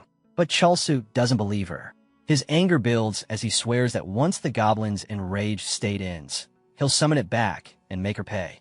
Before the argument can escalate, the elderly man steps forward, holding a small pouch. He places it before Chalsu and explains that it contains all the money he and his wife have saved. Chalsu freezes, confused for a moment. The old man then pulls his wife close, thanking Chalsu for saving them. The woman, weak but sincere, apologizes alongside her husband. Still trapped and frustrated, Chalsu scoffs, questioning if they think a small amount of money could make up for everything that happened. He demands to see how much it is before deciding whether to forgive them. The girl steps in, protesting that it's their entire life savings and that taking it would be cruel. But the old man remains calm and says they plan to quit the game anyway. He embraces his wife gently, saying they'll throw away the machine and spend their remaining time together in peace. The woman blushes softly at his words, touched by his sincerity. He assures them once more that they won't need the money anymore. The girl still tries to reason with him, worried that they're giving away everything they have, but Chalsu interrupts with a smirk. He insists that since they're quitting, it makes sense for him to take it as payment for saving their lives, arguing that the money is worthless unless converted into real cash. The old man blinks, processing what Chalsu said, then turns toward the girl with a curious look, asking if the in-game money can really be exchanged for real-world currency. The girl confirms that can be done easily through the game's bank system. Hearing that, the old woman immediately changes her mind and decides she doesn't want to give it away anymore, clutching the pouch protectively. After calming the old couple, the girl urges them to log out of the game immediately while the protagonist is still trapped. The couple hesitates, trying to say something, but she insists again, reminding them that they already apologized and should hurry before he gets free. Watching them listen to her instead of him makes the protagonist furious. He yells out in frustration, but before he can say more, the old couple quickly logs out. As they vanish, they teasingly mention that they're running away and even mock him by pointing out that his goblin's enraged state had ended quite some time ago. Hearing this only deepens his anger as he stares at the empty space where they stood. The scene then shifts to the town. The protagonist stands before an NPC named Shin, who notices his growth and acknowledges that he has reached level 40. The NPC observes him carefully and comments that he's become stronger, but still below his level. The protagonist stands there silently, clearly annoyed, until Shin smiles and decides it's time to teach him a secret. Without giving a direct explanation, Shin begins walking away, telling him to follow. This irritates the protagonist further, who expected a straightforward quest. He shouts in frustration, demanding the quest right away. But Shin continues walking calmly, saying he's been waiting for someone like him. As the protagonist follows begrudgingly, he swings his weapon in irritation, muttering insults under his breath. Shin ignores him and continues speaking, saying he's been waiting for someone who gets along well with him. Then, he starts explaining the history of their world, a 1,000-year war between humans and demons. The humans had won that great war, driving the monsters into dungeons. Peace followed for some time, but as Shin explains, humans eventually began to harm each other when they no longer had monsters to fight. After the explanation, they arrive at a hidden place. Shin opens a door and leads the protagonist inside. The protagonist, still unimpressed, questions how any of this relates to his quest. Shin lights a torch and continues his explanation. He says that humans eventually realized they needed something to direct their hatred toward, and that they required monsters to maintain peace among themselves. He then reveals a monster locked inside a cage, explaining that humanity's peace has always depended on the existence of monsters. Seeing the creature, the protagonist begins to sweat, realizing that it's something dangerous enough to destroy the town if released. Shin continues, saying that throughout human history, peace was only achieved when humans had monsters as their common enemy. He believes that another war will soon break out, and to prevent it, he must make a difficult choice. Even if it means many will die, it's a decision made to save a greater number of people. The protagonist grows impatient, finding the speech unnecessarily serious, and complains that he can't even skip through the dialogue this time. But Shin ignores his reaction and declares that he intends to replicate the Great War between humans and demons. The protagonist, irritated, tells him to skip the theatrics and just hand over the quest. Still ignoring him, Shin insists that the path ahead will be harsh and asks if he will accompany him. A system window then appears before the protagonist, presenting two options, to cooperate or not cooperate. He looks at it, realizing it's a choice prompt, and thinks about the outcome. He assumes that agreeing will unlock the next quest, but wonders what happens if he refuses. Out of curiosity, he decides to test the "don't cooperate" option. Before he can act, Shin interrupts again, urging him to reconsider, saying that he needs him. The same message appears once more, repeating the two options along with the plea to think again. The protagonist realizes the system only allows one real choice and laughs to himself, finding it ridiculous. The two continue going back and forth, Shin repeating his request, and the protagonist stubbornly refusing just to test the limit, until Shin eventually grows serious. He draws his sword, declaring that if persuasion fails, he'll resort to force. Realizing he's not joking, the protagonist panics and tries to stop him, hurriedly agreeing to cooperate. But before he can finish, Shin strikes him. The sudden hit sends him reeling, and he groans in pain, confused by the situation. After taking the hit, the protagonist's nose begins to bleed, and blood trickles down his face. But then, something feels off. There's no pain at all. He quickly realizes something isn't right. The attacker was level 70, yet he didn't feel any damage. He recalls that the quest required level was only 40, meaning a normal player wouldn't stand a chance against someone like Shin. Then it clicks, it's another forced defeat event, just like the one with the Ruins Golem earlier. If he loses here, the choice will reset back to cooperate. Excited by the discovery, he confidently faces Shin again, acting as if he's completely unharmed. To make it look real, he summons his Goblin, but warns it not to actually kill the NPC since they're only pretending to fight. However, the Goblin immediately uses one of its skills and throws something at Shin. The attack lands, and the NPC collapses to the ground, severely injured. The protagonist freezes in disbelief. Shin lies motionless, clutching his chest. He tries to call out, but Shin can barely speak, weakly acknowledging how strong the protagonist has become and even complimenting his attack. Panic sets in. The protagonist realizes he's accidentally killed an important NPC and worries about how he'll receive quests now. He quickly orders his Goblin to activate a speed skill, sending it charging toward nearby monsters. The Goblin attacks a creature known as a hyperspeed, a desert monster commonly found near ruins. Just as he's focusing on the fight, another player appears before him, a magician named Super Wizard. Super Wizard claims the spot as his own, complaining that it's too competitive to hunt there. The protagonist thinks to himself that he hasn't even managed to catch a single one of those monsters, and that the area's competition is ridiculous for such weak mobs. With his quest delayed and the in-game bug soon to be patched, his window to exploit the Goblin's power is closing fast. Before the magician can attack, the protagonist moves first, instantly destroying the nearby monsters with overwhelming damage.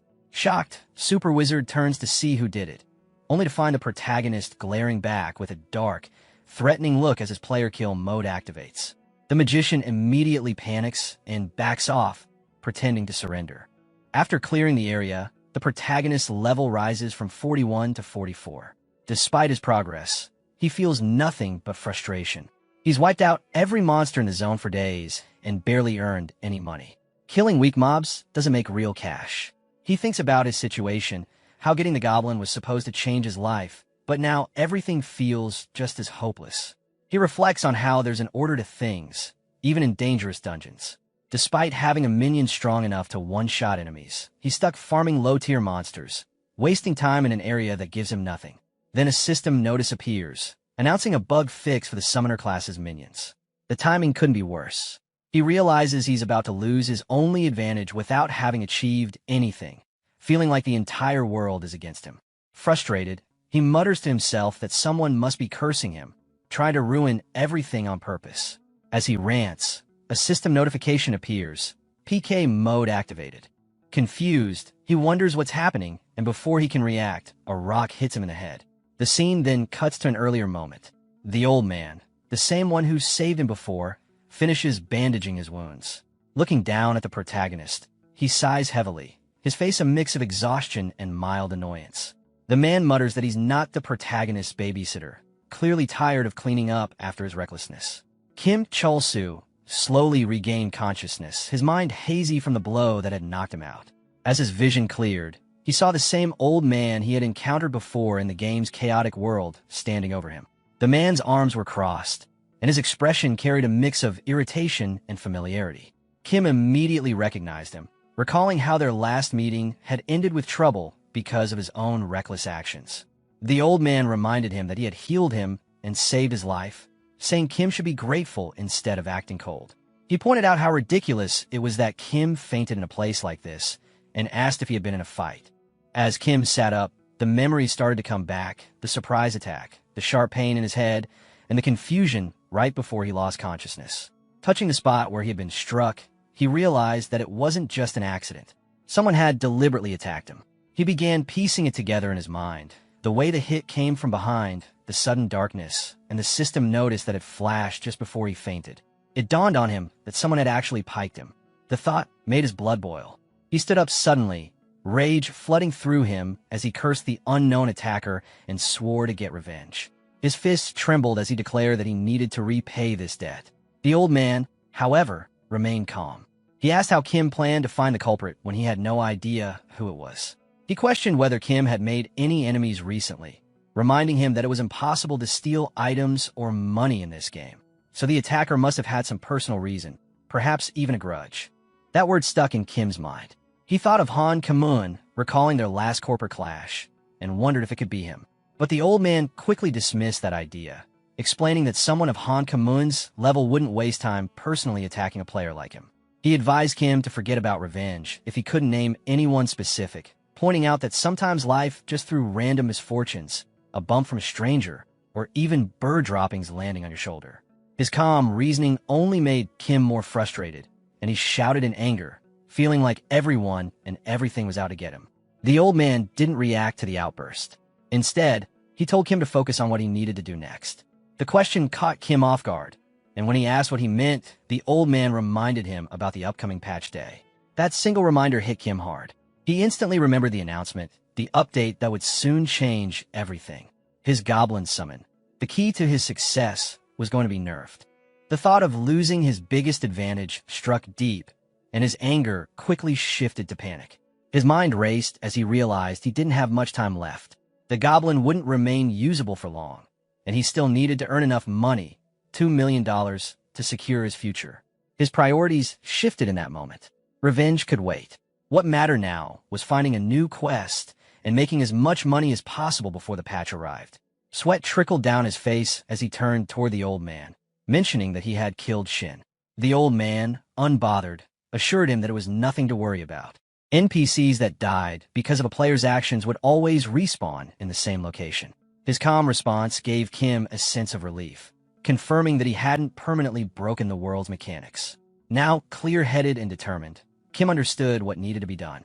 He would set revenge aside, focus on profit, and take full advantage of the short time left before the update changed everything. Kim Chulsu's frustration reached its peak, his anger boiling over as he shouted at the old man, furious that he had only now mentioned something so important. The old man remained calm, replying confidently that they had just met. Grinding his teeth in annoyance, Kim tried to steady his thoughts before addressing Sungryul, demanding to know if it was even possible to make $2 million through quests before the patch. He explained that although Kim's goblin companion was undeniably strong, perhaps the strongest being in existence, raw power alone wouldn't solve every problem in a dungeon. Some challenges were realizing the situation. The protagonist is overwhelmed by a mix of anger and sadness. The emotional pressure finally breaks, and he loses control, shouting once before collapsing into tears.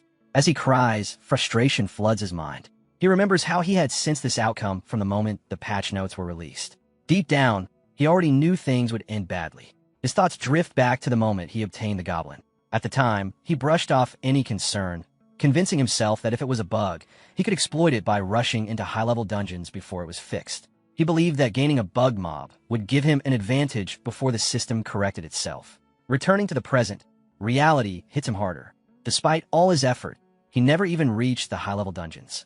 Everything stopped here. Without the goblin, he feels completely powerless and sees no future for himself. At that moment, while he is still crying, his surroundings suddenly shift into hostility. Without warning, an old man strikes him directly in the face, sending him flying backward through the air. Pain explodes across the right side of his face as he struggles to regain balance. Anger replaces despair as he lashes out at the attacker, demanding to know what kind of insanity would justify such an action. The old man, however, is furious rather than apologetic. He yells at the protagonist to pull himself together. He demands to know what will happen to the Evaton Guild if their supposed rival collapses like this. Even now, the guild is fighting desperately, determined to prove that their victories, especially in the hidden dungeon, were not dependent on him.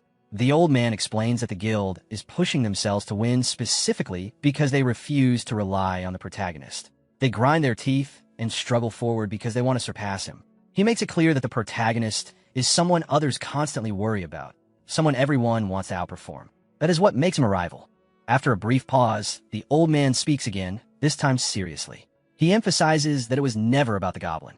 The true rival of the Evaton Guild has always been the protagonist himself. He asks whether, after understanding this, the protagonist can still truly believe he is worthless without it. Before the protagonist can fully process those words, the old man strikes him once more. The pain draws out another angry outburst, demanding that the old man stop hitting him. The force of the punch sends the protagonist sliding across the ground. Lying there, groaning, he finally speaks again, addressing the old man by name. The old man calmly corrects him, but suddenly freezes. The realization hits him that the protagonist used that name without hesitation. The protagonist quietly thanks him. As the protagonist prepares to leave, the two briefly shake hands. The old man warns him not to regret what he just said. Embarrassed and flustered, the protagonist snaps back before walking away. The scene shifts.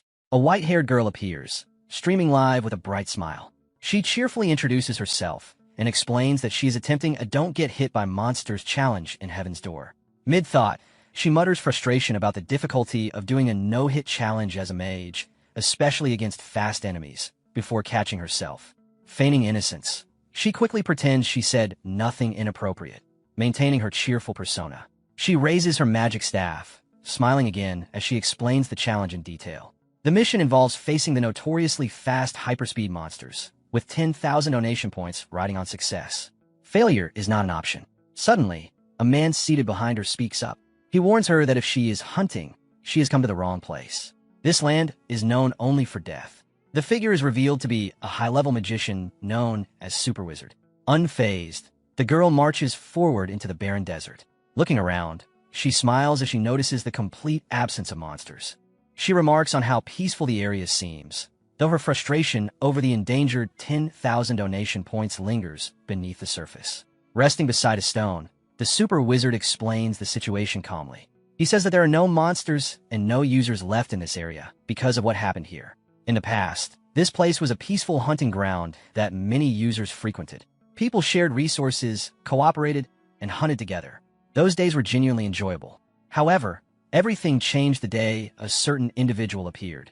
Catherine reacts with confusion, repeating the word he used to describe that person. The Super Wizard continues, explaining that the man appeared without warning and exterminated every monster in the area on his own.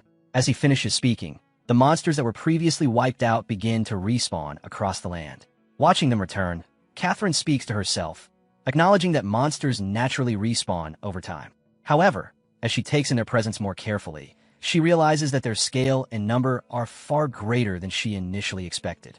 Before she can react further, a goblin suddenly appears. In a single, overwhelming strike, it eliminates all of the newly respawned monsters at once. A system result appears before Catherine, confirming the completion of her challenge without her taking any damage. The Super Wizard points out what just happened. He explains that any monster that respawns in this area immediately becomes the goblin's prey. He tells her that if she has an issue with it, she should confront the one responsible directly. The man does not hide, nor does he run. Catherine stiffens in fear and slowly turns her gaze toward the figure in the distance. The Super Wizard identifies him, stating his name, Kim Chulsu. Shocked, Catherine questions what she is seeing. She asks why that person would attack Kim Chulsu from behind. Her attention then shifts to the old man nearby. Studying him closely, she feels a strong sense of familiarity. His appearance, bald, elderly, triggers a vague memory. As realization sets in, she recalls where she has seen him before. He is the man who once sold them information about the hidden dungeon. Confusion deepens as she wonders why that same man would attack Kim Chulsu, and more importantly, how the two of them ended up together in the first place. Understanding that something serious is unfolding, Catherine starts running toward Kim Chulsu, calling out to him. However, even as she runs, she realizes the distance between them is too great to close quickly. Midway through her movement, a call screen suddenly appears. A black-haired man shouts at her in panic, demanding to know what is happening. He tells her that the stream has cut off and insists that he will contact the police and special forces immediately. She cuts him off, telling him not to panic. While she has his attention, she asks him for a favor instead. She requests that he hire a private investigator. The man reacts with disbelief, repeating her request in shock. With a firm and irritated expression, Catherine makes her stance clear. She tells him that the cost does not matter. All she wants is someone capable of getting real answers. The old man tells the protagonist that he needs to gather money. The protagonist reacts angrily, shouting that it is not as if he does not want to. He demands to know how he is supposed to make $2 million when the patch will arrive in only 3 days. The old man suddenly slaps him. In response, the protagonist retaliates violently, beating the old man down without restraint. Standing over him, the protagonist mocks him, asking whether he truly believed he was anything special just because he had been allowed to hit him a few times. With his face swollen, the old man snaps back, telling him to let people finish talking. The protagonist reminds him that the old man was the one who raised his hand first. Still kneeling on the ground, the old man admits that making $2 million in such a short time is impossible. At best, earning around $2,000 would be realistic. The protagonist explodes again, asking what $2,000 could possibly accomplish. He sarcastically asks whether he is supposed to cook stew with that amount. The old man explains that the money is not the goal, but preparation. Without funds, nothing can begin. He compares it to buying lottery tickets. You cannot win unless you place a bet. With time running out and resources limited, money becomes the entry cost. A sharp smile spreads across the old man's face as he suggests that this might be the right moment to bet everything on luck. Gambling, after all, saves time. The scene shifts to Phoenix El Baysar, Central Pavilion. Outside the hall, the protagonist stands holding a board. Written on it is an offer to clear the time dungeon in exchange for 1,000 gold. He waits openly, advertising himself as a turbo gamer. As someone approaches, the protagonist wonders who the person might be, noting that they seem interested in the claim written on the board. The man stops in front of him and asks who this so-called turbo gamer is. The protagonist answers plainly that it is him. The man immediately accuses him of messing around. The protagonist responds confidently, telling him to try entering the dungeon together just once. If he fails to clear it, he promises a full refund. The man, now intrigued, asks whether he can clear a dungeon called the Count's Grand Library. He then introduces his companions, a magician named Xiangvli at level 31 and a gunner named Sadist. Finally, he introduces himself as a cleric at level 31. The protagonist admits internally that he has no idea what the Count's Grand Library is, but still responds with confidence, stating that he would win. The cleric and his companions burst into laughter, mocking the protagonist. They ridicule his confidence and question whether he even understands what dungeon he is talking about. They point out that the recommended level is far higher than his own, insisting that someone at level 44 would not even be allowed to enter. Angered by the ridicule, the protagonist tells them to stop wasting his time and leave if they are not serious. The cleric, still smiling through his laughter, agrees to go. He states that he wants to run a dungeon anyway and will accept the carry. If the dungeon is not cleared, he expects a full refund. The protagonist agrees impatiently, urging them to hurry since time is short. The cleric explains that the recommended level of the dungeon they are heading into is 46, far higher than normal. He says he wants to level up quickly. Internally, however, he assumes the plan is simple. A level 44 player should not be able to clear a level 46 dungeon alone. They will watch from a safe distance, leech experience, and demand their refund once the protagonist fails. This is how he has grown stronger without effort until now. Upon entering the dungeon, the cleric suddenly realizes the protagonist is gone and asks where he disappeared to. From elsewhere, the protagonist laughs to himself. He mocks them for handing money to a stranger claiming to clear a dungeon for them. He finds it ridiculous that they believed low-level players could enter such a high-level dungeon if it were that easy. His thoughts drift back to the old man's plan, and he realizes how effective it truly was. He acknowledges that the old man's reputation as Sungriel the Cunning is well-deserved. He recalls the advice given to him earlier, clearing dungeons for others in exchange for money, a practice commonly known as boosting. Checking his balance, the protagonist realizes he has nearly made $4,000 in just 2 days. He scoffs at the old man's earlier estimate, thinking how wrong it turned out to be. At that moment, the system reacts to his actions. His behavior earns the attention of the Goblin Lord, who acknowledges his talent for deception and rewards him with a single goblin point.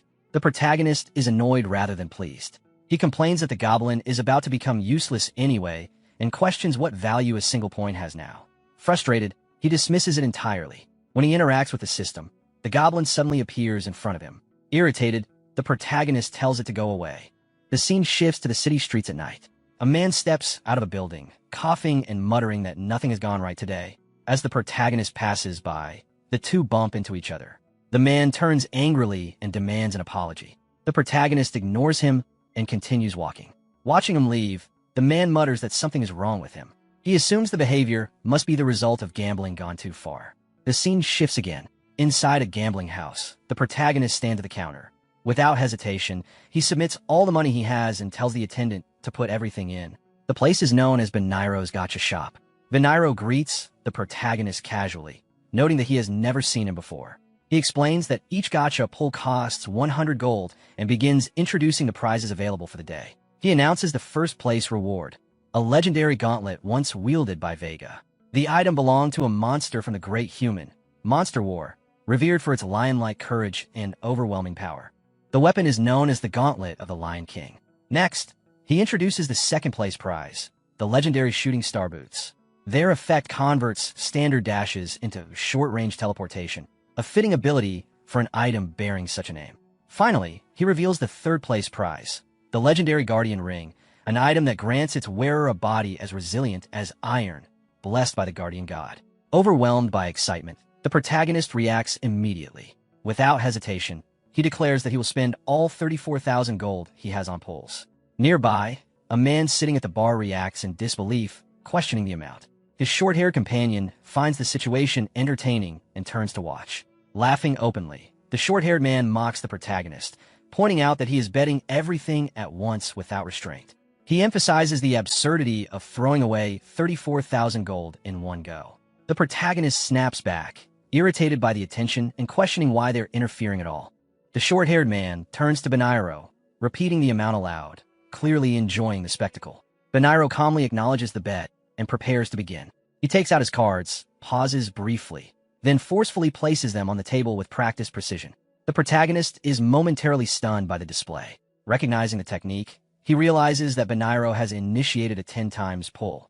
Filled with anticipation, the protagonist asks Benairo to grant him a high-ranking prize within those 10 cards.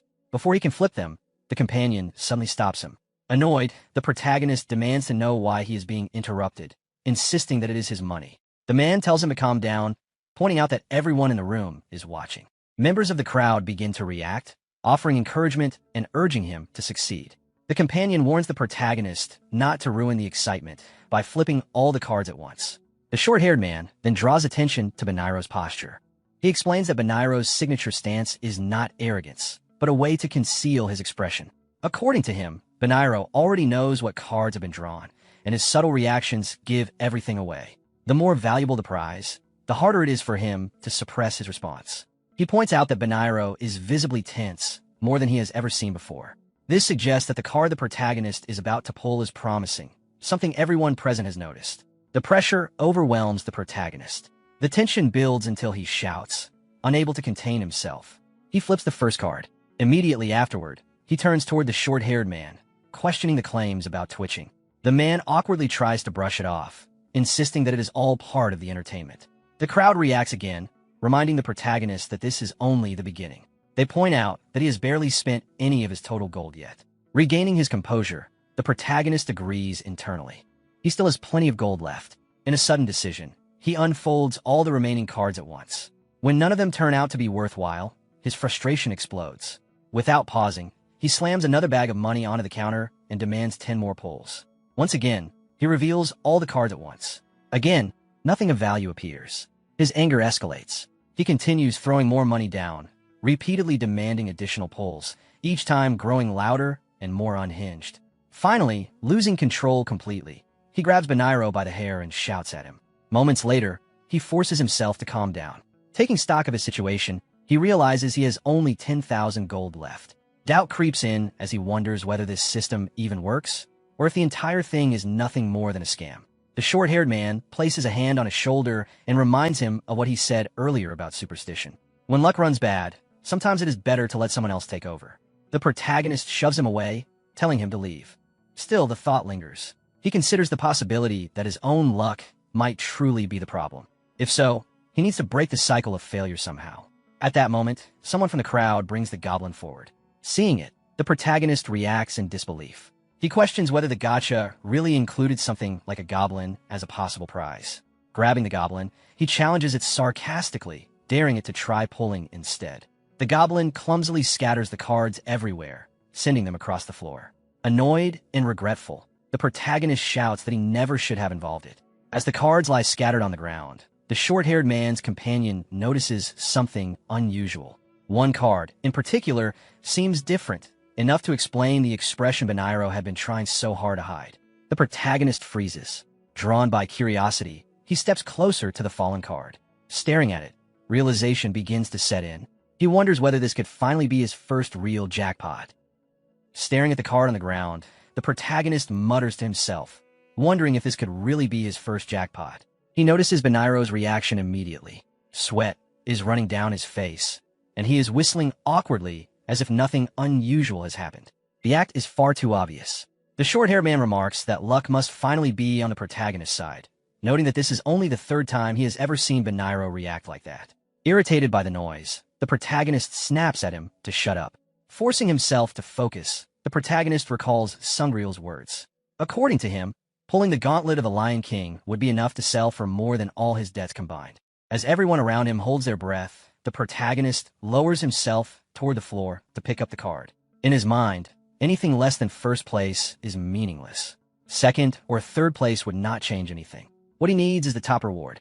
He lifts the card and begins to announce it, only to be interrupted by someone in the crowd, who points out that the item is not the gauntlet of the Lion King, but the gauntlet of the Lion Kong. The protagonist freezes. He looks down at the card again, shock spreading across his face. Confusion turns into panic as he blurts out questions, trying to understand what Lion Kong even is. Around him, people begin murmuring, some suggesting that the item might be even rarer than the official first-place prize. Others admit they have never seen it before. Frustrated and overwhelmed, the protagonist yells at the crowd to stop whispering. He dismisses the item as nothing more than a useless vanity reward. The companion of the short-haired man responds seriously, challenging that assumption. He explains that cosmetic items can be extremely valuable. In some games, even items with no abilities, like a small bag, have sold for hundreds of thousands of dollars simply because people find them appealing. The protagonist explodes in disbelief. He argues that no sane person would spend that much money on something that does nothing. Then, almost contradicting himself, he launches into a rant about how people constantly spend massive amounts on appearance, fashion, self-care, even plastic surgery. Humans, he insists, will pay absurd prices just to show off how they look. Still, he fails to see what that has to do with his situation. Shaking off the argument, he turns his attention back to the card. His voice falters as he asks whether this really counts as hitting the jackpot, whether this vanity item is truly worth that much. He demands an answer from Benairo. Benairo responds calmly, admitting that he did not expect the protagonist to pull the special prize. He explains that its probability is the same as the first-place reward. Sweat beads on the protagonist's face as the realization begins to sink in. His voice trails off as he struggles to process what that means. Benairo continues, explaining that the item cannot be exchanged. It is an ultra-rare drop, something that could not be guaranteed even with 1,000,000 gold. He has personally seen people spend hundreds of thousands of gold without pulling anything comparable.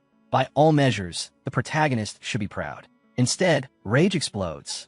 The protagonist lashes out at Benairo, demanding compensation and accusing him of robbing him of real rewards. Almost immediately, regret crashes down on him. He clutches his head with both hands as panic spirals. He cannot believe his luck could be this bad. After so many pulls, he did not even get a single third-place item. The thought of all the money wasted makes him sick. He starts calculating what $4,000 could have bought him in the real world: meals, comforts, small indulgences he used to hesitate over. Desperation takes over. He forces himself to rationalize it. The 34,000 gold was just a sacrifice. After hundreds of pulls, he is bound to get something eventually. All he needs is 1,000 more gold. Just one more chance. Seeing the protagonist sink deeper into despair, the atmosphere around him shifts. The people nearby grow uneasy, sweat forming on their faces as they realize he is no longer thinking rationally. The companion of the short-haired man nervously tries to stop him, pointing out that he has already obtained the special prize and does not need to push himself any further. Ignoring everyone, the protagonist suddenly removes his armor and shouts that he is selling his rare equipment, the blue steel light armor, immediately. Shock ripples through the crowd. One person whispers in disbelief that it is rare armor, while another questions how much it could possibly be worth. Someone suggests that the protagonist must be offering it at a discount, since he is clearly desperate to sell. One of them asks directly how much he wants for it. The protagonist, barely holding himself together, snaps back and tells them to make the offer instead. Inside, the potential buyer is confused.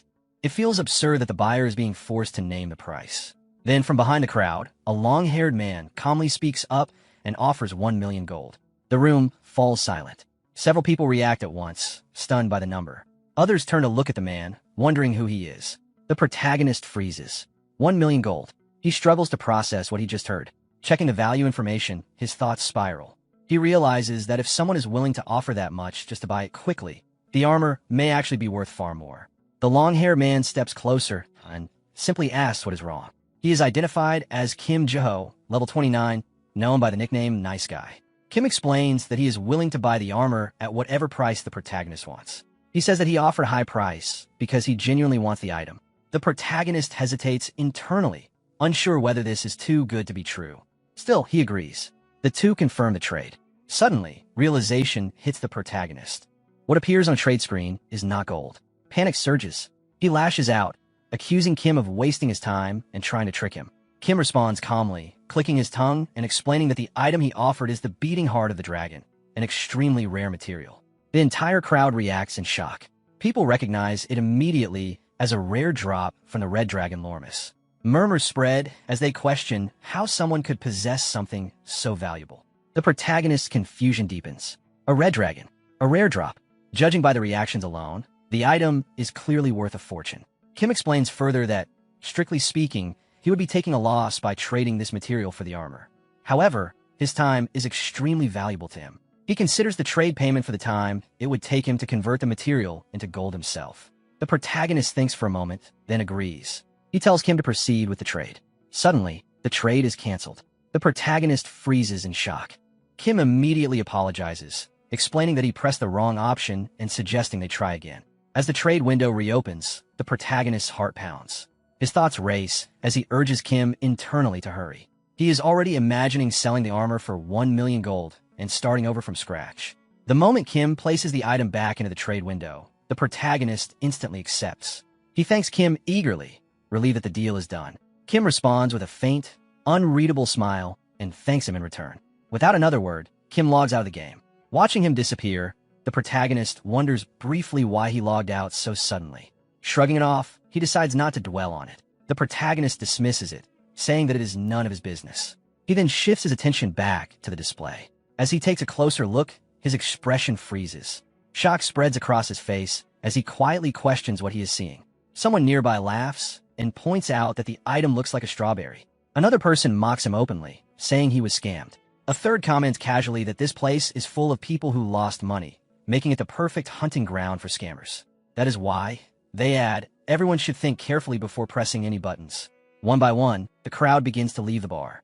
Someone remarks that the armor never looked worth 1 million gold in the first place, and that he should have been suspicious of such an outrageous offer. The companion of the short-haired man stays behind briefly. He speaks honestly, explaining that none of the people cheering earlier had ever actually won anything themselves. Everyone here is trapped in the same cycle. They cling to others' failures, hoping to feel better about their own losses. When it seemed like the protagonist had truly won something, most of them were secretly hoping it would turn out to be nothing. They were relieved when they heard the item was unexchangeable. No one wanted to congratulate him. After a short pause, the man tells him to look around and take this as a lesson. He advises him not to come back here again. Then he leaves. The protagonist lets out a bitter curse. He logs out of the game. The anger does not fade when he returns to reality. He shouts in rage, cursing everyone who mocked him. A nearby boy comments that he sounds frightening. Suddenly, 2 men step in front of him. One remarks that killing people is not an option and asks how he plans to pay his debts if he ends up in prison. Panic sets in. The protagonist begins to sweat as realization hits him. He insists that he already paid off his debts. The yellow-haired man grabs him by the hair. Pain explodes through his scalp as the man questions what he means by paid, reminding him that paying $200,000 does not erase the rest. He threatens him openly. The protagonist panics and insists that he will pay everything. He asks if they can talk outside. The yellow-haired man drags him out while striking him repeatedly, hurling insults as he does. The protagonist begs him to stop, repeating that he will pay. The man mocks him, calling him amusing. Then, gripping his neck with one hand, he punches him hard in the stomach. He explains that if all he wanted was money, he could have made a phone call. He is here because the protagonist has gone too long without being punished. The protagonist collapses to his knees, crying out as the pain overwhelms him. The man continues, saying that this beating is overdue. He mocks the plea not to be hit. He steps forward, preparing to kick, warning him not to move unless he wants broken bones. Curled on the ground, the protagonist shields his head and cries out in pain. Just as the kick is about to land, the old man suddenly steps between them and takes the blow to his back instead. The protagonist looks up in shock, unable to believe who stepped in. The yellow-haired man stares at the old man in disbelief, questioning whether he is blind. His black-haired companion reacts in confusion, asking whether they are supposed to deal with the old man too. The yellow-haired man snaps back sharply, telling him not to say something so stupid. The old man slowly straightens himself, his expression hard and furious. He tells them that now it is their turn to pay for laying hands on his dear friend. One of the goons responds by kicking the old man away without hesitation, refusing outright. The impact sends the old man flying across the ground, landing hard near the protagonist. Pain escapes him as he struggles to breathe. Seeing this, the protagonist forces himself upright despite his injuries and calls out to Sungreal, asking if he is alright. One of the goons bends down to pick up the scattered money on the ground. He mocks the situation, commenting on how ridiculous it was to threaten people with a brick. Then he freezes. The money is real cash. Realizing this, his tone changes. He asks if the old man truly came to settle the debt. The old man, trying to straighten his posture while clutching his back, responds that this is why people should listen until others finish speaking. Confused and shaken, the protagonist asks why he would do this. He points out that these are $1,000 bills, real money. The old man answers coldly. He knows they are not demanding full repayment yet. If they are only here to collect interest, then this should be enough for today. The yellow-haired goon hands the bundle to his companion and tells him to count it. As the money is counted, the yellow-haired man asks who the old man even is. He laughs, claiming the protagonist has never had friends. The old man slowly stands and replies that the money should be all that matters. He does not see why he owes them any explanation. Satisfied, the goon shrugs. He says he does not care whether the old man is a friend or something else entirely. The companion finishes counting and confirms the cash. The yellow-haired goon corrects him impatiently, then tells everyone to leave. Before walking away, he turns back and tells the protagonist to treat his friend better. The scene shifts to a bar. The protagonist and the old man sit together, beers in hand. The old man asks if it is true that the protagonist borrowed $100,000 10 years ago and that the debt has now ballooned to $2.3 million. The protagonist quietly confirms it. The old man comments on the cruelty of a 33% interest rate. Then he asks about the debt the protagonist claimed was left behind by parents he never even met. The question hits hard. The protagonist grabs his head, shocked that the old man knows.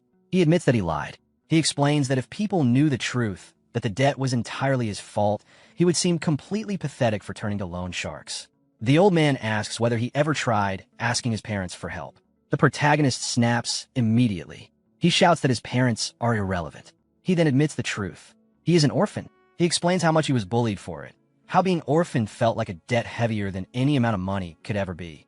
The old man listens, then responds calmly. He understands the situation, but still asks what the protagonist intended to do with $100,000. He wonders whether it was spent on survival, gambling, or desperation. He notes that the only collateral the protagonist likely had was his own body. After a brief pause, the old man realizes why the protagonist was so obsessed with high-level dungeons. Losing the goblin's power must have terrified him. He asks what the protagonist plans to do next, reminding him that he still needs money. Frustration spills out. The protagonist says he will probably just do manual labor. He describes his life as barely surviving day to day, trapped grinding low-level dungeons. He mocks his own title as a goblin summoner, calling himself the real goblin instead. The old man tells him it is too early to give up. He reminds him that he is already strong. The protagonist grips his kin tightly and thanks him. He then admits that without Sungreal, he would have been beaten nearly to death. He promises to repay the debt, no matter what it takes. The old man responds that those words are said far too easily. He tosses another can toward him and tells him to drink. The protagonist replies that he already finished his and asks for another. The protagonist snaps back that he already finished the can and tells the old man to buy him another one. Later, lying beneath his gaming setup on the day of the patch, he gathers himself before logging in. Sungreal was right.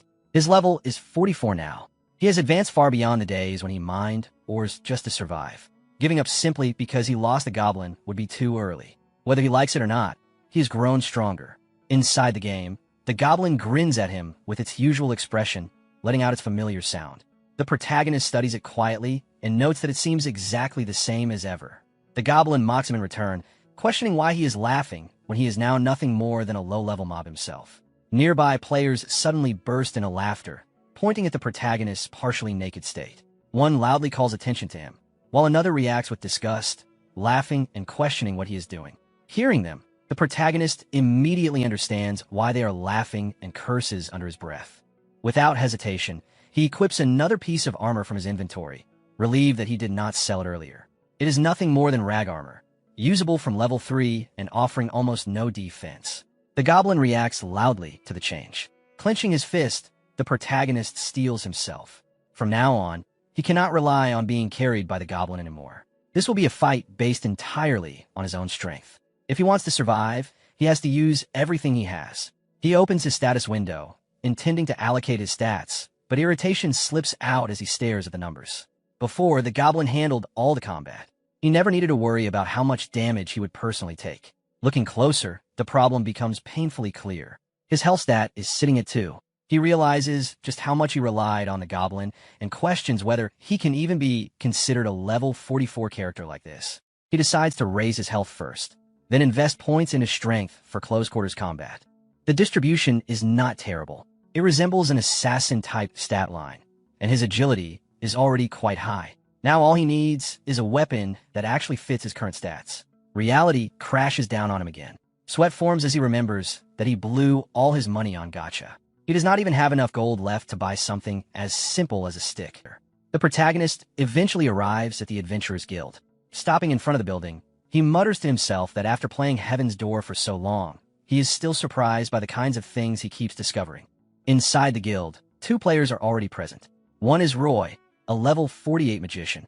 The other is Revenant, a level 47 player. Roy speaks enthusiastically to Revenant, saying she is honored to party with someone so famous. She comments that he truly lives up to the rumors of being quiet, especially for someone who reached level 47 using only basic attacks. She adds that they have received a request and are currently looking for one more party member. At that moment, the protagonist enters and asks if they are looking for someone to join. He casually claims that he might be able to help, mentioning that he possesses the Lion King's gauntlet. Roy reacts immediately, recognizing the name and associating it with Vega's weapon. The protagonist takes her reaction as recognition and downplays it, saying he was not trying to show off. Roy quickly decides that there is no need to keep searching. She remarks that it is rare to see Vega's weapon in action and invites him to join them. The protagonist glances toward Revenant and rudely asks what he is staring at. Roy explains calmly that Revenant is the party leader. The protagonist's attitude changes instantly, and he greets Revenant much more politely. The scene shifts to the Red Canyon. As they walk through the ravine, Roy reassures the protagonist that he does not need to be so tense. She points out that the level difference between their party and the monsters in the area is significant. Nearby creatures include lizard men around levels 32 and 33. Roy explains that the monsters in this region do not attack unless provoked first. The protagonist, however, remains uneasy. Looking at his gauntlet, he reflects internally that the weapon is nothing more than a vanity item with no stats. He only pretended it had power to secure a spot in the party. He has not attempted any serious dungeon without relying on the Goblin since his mining days, and his equipment is barely better than what he wore at level 3. Given that situation, he feels he has every reason to stay on guard. Roy observes him for a moment and asks whether he has not selected a job yet. Confused, the protagonist responds by pointing out that his class should be visible above his head. Roy explains that all she can see is his level, nothing else. The realization hits him. Hidden classes do not display their names to other players at all. They are hidden in the most literal sense. That thought leads him to another realization. Revenant must also be something unusual, having reached level 47 without a visible job change. Trying to brush it off, the protagonist begins to explain that he does have a class. Before he can finish, a spear suddenly lands in front of him. Startled, he reacts angrily, pointing out that he was told the monsters would not attack first. Turning toward the source of the disturbance, he realizes what happened. The Goblin has already engaged the monsters. He shouts at the Goblin, demanding to know what it thinks it is doing. At that moment, the reason becomes clear. Minions automatically engage nearby monsters unless explicitly ordered otherwise. Annoyed, the protagonist scolds the goblin for causing trouble so quickly. The goblin responds mockingly, pointing out that the protagonist is no longer useful after the patch and should stop acting like before. Roy looks at the goblin with curiosity and asks what it is. The protagonist explains casually that it is his minion. He reveals that he changed into a hidden class, but all it allows him to do is summon a single goblin. He adds that the goblin used to be incredibly strong due to what turned out to be a bug. After today's patch, that bug was fixed, and the goblin lost its overwhelming power. Roy listens carefully, then asks where he heard about the patch. The protagonist replies that he heard it from a good friend and asks why it matters. Roy answers seriously. According to the official patch notes, none of today's changes involve the summoner class at all. As the conversation continues, the monsters attack the goblin directly. Their blows land cleanly, and yet they deal no damage. The protagonist stares at the scene in shock, unable to understand what he is seeing. The scene shifts to a different location. The old man is visibly shaken. Panicking, he apologizes repeatedly to the protagonist, admitting that he made a serious mistake. The protagonist, concerned but oddly calm, tells him not to apologize so desperately, remarking that at this rate he might actually die anyway. The camera pulls back to reveal their situation. They are standing at the edge of a mountain cliff. The goblin is holding the old man upside down by one leg, suspending him over the drop below. Terrified, the old man begs for forgiveness. He insists that he must have misread the patch notes and argues that everything should be fine, since the goblin itself appears unharmed. He pleads for his life. Watching the scene, the protagonist comments dryly on how ridiculous the situation looks.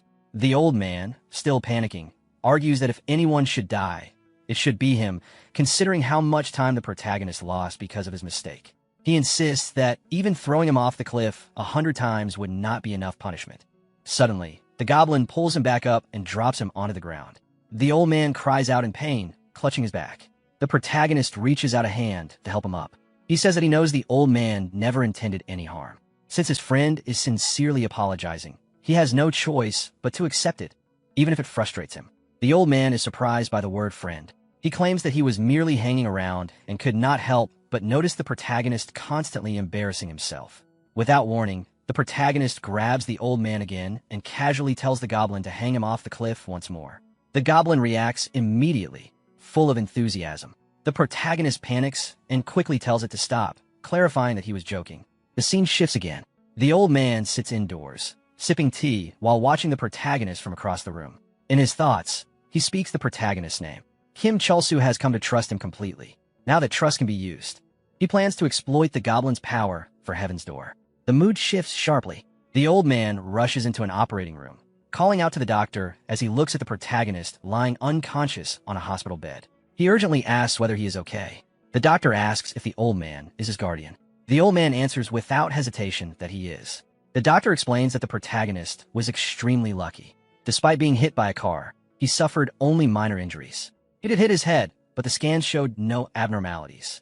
Once he wakes up, he should be able to leave the hospital soon. The old man exhales heavily, blaming himself for not protecting him better. He reflects that no matter how strong Kim Chulsu is in the game, he is still just an ordinary human in reality. At that moment, the protagonist begins to regain consciousness.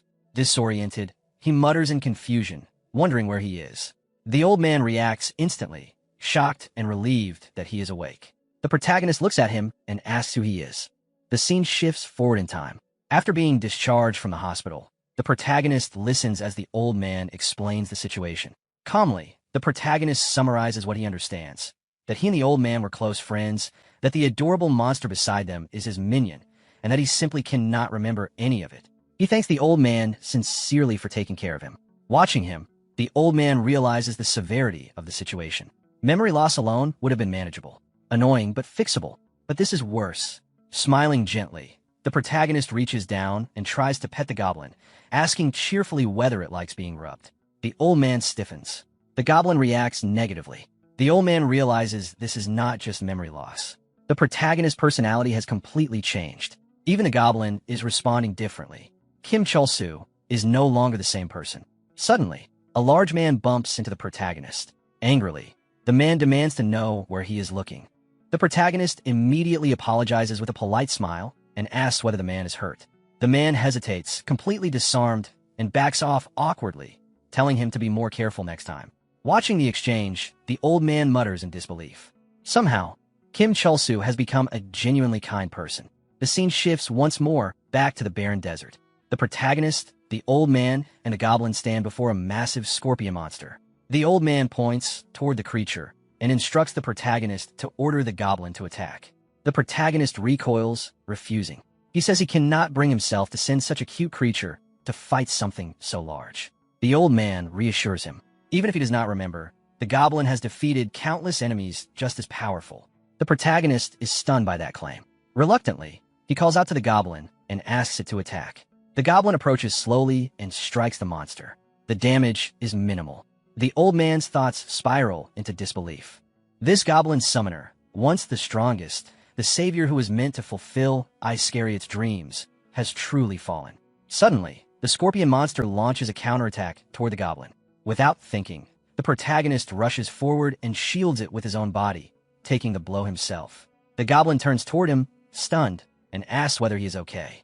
The protagonist hesitates, repeating the word friend as if testing it for meaning. Seeing the situation clearly now, the goblin panics. It raises its voice, apologizing profusely for forcing the protagonist into danger and blaming itself for letting him get hurt. At that moment, the old man steps forward and activates a warrior skill. With a single precise strike power swing, he cuts through the monster. The creature collapses instantly, defeated in one blow. The protagonist stares in disbelief. He struggles to understand how such a powerful monster could be slain so easily. The old man dismisses the reaction, explaining that the monsters in this area rely heavily on speed and attack power. Their defenses are weak, making them vulnerable to players who understand how to counter them. That is why this region is popular for leveling, though it often leads to conflicts over hunting spots. Still holding the goblin, the protagonist responds with genuine confusion. He remarks that it is unfortunate people cannot simply cooperate instead of fighting over territory. A voice suddenly speaks from behind him. The super wizard appears, surprised by what he just heard. He points out the irony, coming from someone who once dominated every monster in this area. He challenges the protagonist to look at him properly and repeat those words. The protagonist freezes. He recognizes the figure, but only vaguely. He insists he has seen him before, somewhere in the past. Trying to force the memory back, he clutches his head, raising his voice as fragments surface. He fixates on the beard, blurting out an incorrect name that sounds almost mocking. The super wizard snaps back immediately, offended by the nickname. He demands to know whether the protagonist can even read usernames. Watching this exchange, the old man pieces things together. The confusion is real, but the memories are not completely gone. If fragments are surfacing, then restoring them may not be as difficult as he feared. The protagonist keeps guessing names, getting closer, but still missing the mark. As this happens, the old man makes a decision. In his thoughts, he resolves that if Kim Chul-soo is thrown into another hidden dungeon, if he is forced into the same kind of life or death situation, his memories will resurface whether he wants them to or not. He apologizes silently, convincing himself this is necessary for the protagonist's own good. Clearing his throat, the old man announces that he has urgent business and will meet the protagonist later in town. The protagonist reacts immediately, confused and alarmed. He questions whether the old man is really leaving. Turning to go, the old man says goodbye. The protagonist panics and tries to stop him, insisting they go together. The old man refuses sharply, saying that it has nothing to do with him. The protagonist, however, smiles warmly. He points out that the old man has been frowning the entire time and clearly has something weighing on his mind. He grabs the old man's hand with both of his own and declares that since his life was saved, it is now his turn to help in return. The old man freezes at a loss for words. Then he explodes, calling the idea ridiculous. He demands to know how someone like the protagonist could possibly help, especially without understanding what is truly at stake. He struggles to pull his hand free, telling him to let go. The protagonist refuses. He admits he does not remember the kind of person he used to be, but he is certain that if the roles were reversed, he would have done everything possible to help. The old man grows desperate, trying to shake him off by force and hurling insults in frustration. The protagonist holds on stubbornly, insisting on coming along no matter what. Nearby, the super wizard awkwardly tries to interrupt, completely ignored. Inside, the old man panics. He knows he needs to contact Iscariot and gather information on more hidden dungeons as soon as possible. That is the only way to restore Kim Chul-soo's memories before time runs out. He curses internally, realizing the protagonist does not understand what is happening at all. The super wizard tries again to speak. Before he can finish, another presence appears. A calm voice greets the old man by name. Recognizing it instantly, the old man turns. The newcomer is revealed to be Jun-hyuk of the Darkness, a level 56 Shadow Hunter. Jun-hyuk scolds the old man for ignoring his messages and jokingly threatens him for disappearing. The old man reacts with surprise, admitting he did not expect to see Jun-hyuk here. Jun-hyuk points out that for someone who plays constantly, the old man's level is suspiciously low. The old man laughs it off, reminding him that he has always relied more on strategy than raw combat ability. He then asks whether Jun-hyuk has completed his second job progression, noting that the hidden dungeon experience must have had a major impact. Jun-hyuk brushes off the comment and gets straight to the point. He explains that this is not a reunion, they have an emergency. Patton, the Annihilator, and Ji-hyun, the Deathbringer, are in serious danger. The names trigger a faint sense of recognition in the protagonist's mind, though he cannot place them. Jun-hyuk briefly studies the protagonist, acknowledging internally that he looks strong. Still, he doubts someone like himself could compare. He wonders whether the protagonist would even care about him. The old man asks how Patton and Ji-hyun could be in trouble when they are nearly as strong as Jun-hyuk himself. Jun-hyuk explains that they are capable of overcoming almost anything, unless they stumbled into a hidden dungeon. He admits he does not know the full situation. He only received 3 messages before contact was lost. The first message instructed him to gather the entire Evaton Guild, including the Guildmaster. While the Guildmaster cannot come, the rest of the members are already on their way. The second warned of a level 100 monster inside the dungeon. The old man is visibly shaken by that number. Jun-hyuk curses under his breath, furious that they managed to get themselves into such danger. Desperately, the old man asks what the final message said. Jun-hyuk points toward the protagonist, who is still seated nearby, and explains that the last instruction was to bring him along, above all else. The old man scoffs, questioning what use someone in his current state could possibly be. Inside, Jun-hyuk disagrees.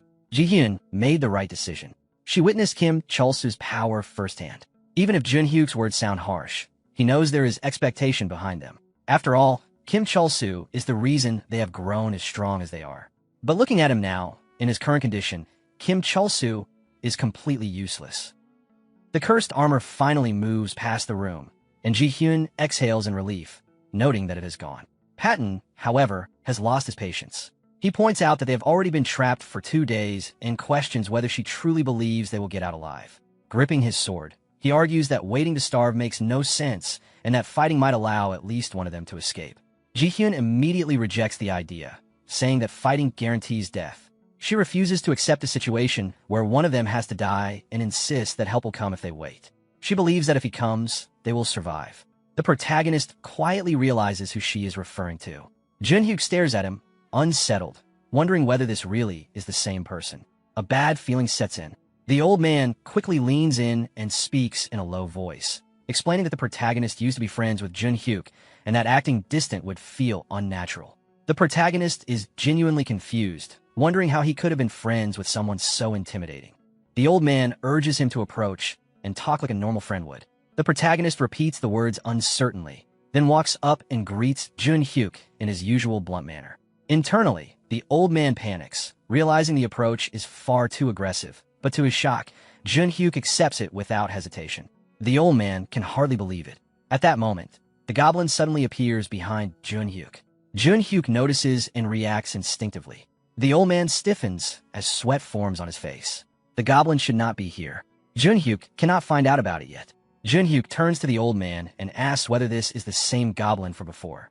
The old man laughs it off, claiming that this one looks nothing like the goblin they once lost to.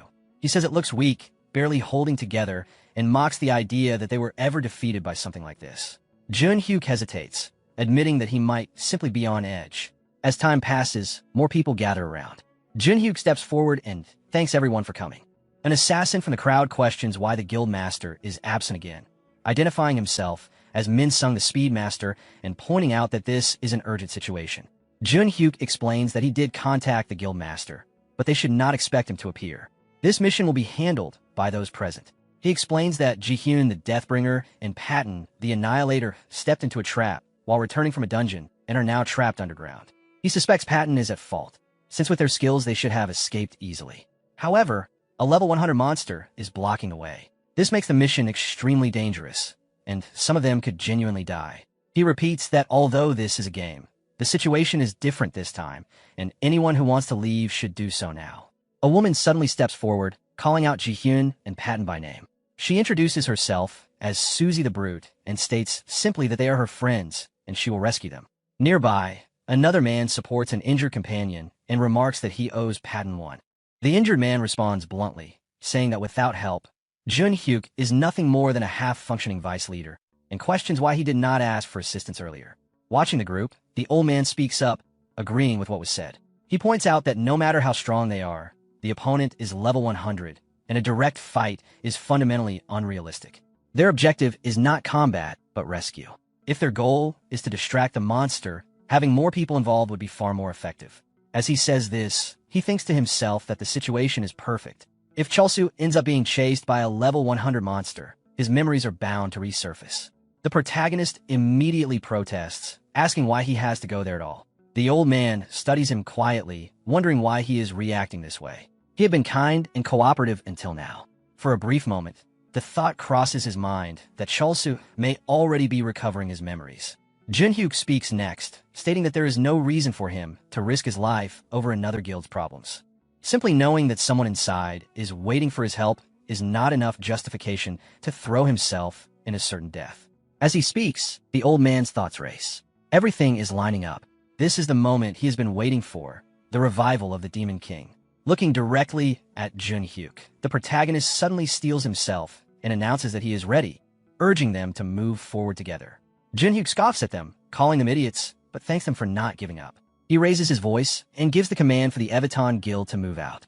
Elsewhere, a man wearing glasses stands with a phone in his hand, quietly acknowledging a report. He instructs his subordinate to continue watching Kim Chulsu closely, noting that his behavior has become unusual. After a moment, he frowns at the screen and mutters that it seems to be just Chulsu acting as he always has. Deciding it is not worth reporting, he dismisses the situation, remarking that someone is overreacting again. Back inside the dungeon, Jun-hyuk tears through enemies with brutal efficiency, cutting one opponent cleanly in half and eliminating the rest as they rush him. He mutters that weaklings keep throwing themselves at them. The protagonist watches in awe. Jun-hyuk is incredible on his own, but what stands out even more is the group's coordination. Despite fighting aggressively, none of them leave themselves open. They move as if they trust someone else to protect their backs, allowing them to focus entirely on offense. The thought unsettles the protagonist. He wonders if he has ever had someone he could trust like that. Without warning, a demon lunges at him from behind. Before he can react, the old man steps in, killing the creature with a single strike and smoothly dodging its attack. He clicks his tongue and comments that monsters like these compensate for their numbers with low defense, which is why they fall so easily. Tears well up in the protagonist's eyes as he looks at the old man. Overcome with emotion, he suddenly rushes forward and hugs him tightly, along with the goblin. The old man shouts in irritation, demanding that he let go and calling the behavior disgusting, while the goblin screeches in protest. Still holding them, the protagonist begins to cry, saying that the fact two beings value him so deeply must mean he lived an honest life and truly gave everything he had. The old man, flustered, awkwardly agrees just to make him stop. Internally, however, panic sets in. This is bad. He needs to throw Chulsu into danger immediately before this emotional shift settles permanently. Calling out to Jun-hyuk, the old man suggests that they split up. The monsters are weak, and maintaining formation this early is unnecessary. They should divide their forces and focus on locating the trap. Jun-hyuk agrees, admitting he may have been overly cautious.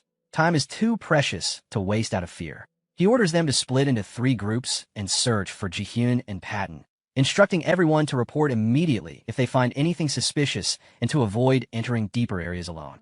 Watching from a distance, the super wizard remarks that the group is doing fine and that he barely needs to intervene. Just then, a zombie rushes toward him. Calmly, he comments that showing off his full power might make everyone else relax too much. With a single strike from his staff, he destroys the zombie. As it disappears, a blue crystal forms where it stood, glowing intensely. Jun-hyuk notices it immediately and questions what it is. At the same time, a star-shaped formation of blue light spreads across the ground beneath them. The old man freezes in horror, recognizing it instantly as the trap that caught Ji-hyun and Patton. Fear grips the protagonist as the floor beneath the super wizard suddenly collapses. Stone and dust explode upward, and the super wizard barely has time to react before falling in. Covered in sweat, he mutters that he is finished. A moment later, a girl suddenly jumps out of the hole, sounding drunk and far too cheerful for the situation. The super wizard's fear deepens as he realizes Yunhyuk is now in serious trouble. The girl casually sits down on the ground and mentions that a level 100 monster is down there. She introduces herself as Lamb, a level 83 trickster. Without warning, she bursts into tears, sobbing that everyone is going to die. She begins recalling the past, explaining that the Count's Grand Library was the ultimate difficulty dungeon, located at the very end of Heaven's Door. It was a place that could not even be seen unless someone stood among the strongest players in the game. King of Knights Master Kamun, Empress Lammy, and Berserker Crazy Dog were celebrated as the legendary trio who first cleared it. What the public never noticed, however, was the truth hidden behind that achievement. Every other player who entered the dungeon alongside them died. Junhyuk collapses to his knees, frustration and rage overwhelming him as he struggles to understand why the trap activated without warning. Before he can recover, the cursed armor appears and launches an attack. Staring at it, he realizes immediately that this is the level 100 monster they were warned about. He knows he stands no chance and that his only option is to get everyone out alive. Turning desperately, he calls out to Minsung, only to realize too late that he has already been killed. The cursed armor attacks again. Hyunsu charges forward, grabbing the monster's arms to stop its movement, shouting at Junhyuk to run and save the others. He admits he cannot hold it back for long and urges him to hurry. Junhyuk draws his blade, refusing to abandon him. But before he can act, the old man grabs his arm and drags him away.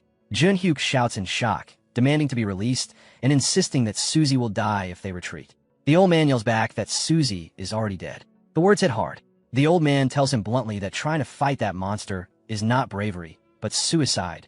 This is not a battle, it is a massacre. Minsu and Hyunsu were killed before they could even do anything. Running is the only option left. After finishing off the fallen, the cursed armor turns its attention toward them and charges. As they flee, the old man's thoughts spiral. None of this went according to plan. If they had spotted the monster from afar, they might have had options. He had prepared routes, methods to move unseen, even ways to rescue Jihyun and Patton. Even if everything failed, if Kim Cholsu had just recovered his memories, it would have solved everything. Instead, they fell straight into the monster's grasp. He knew they had no chance, but being nearly wiped out in 20 seconds was beyond expectation. Suddenly, the goblin leaps forward, clutching a bomb, and charges straight at the cursed armor. The explosion detonates violently, engulfing the area in fire, smoke, and debris.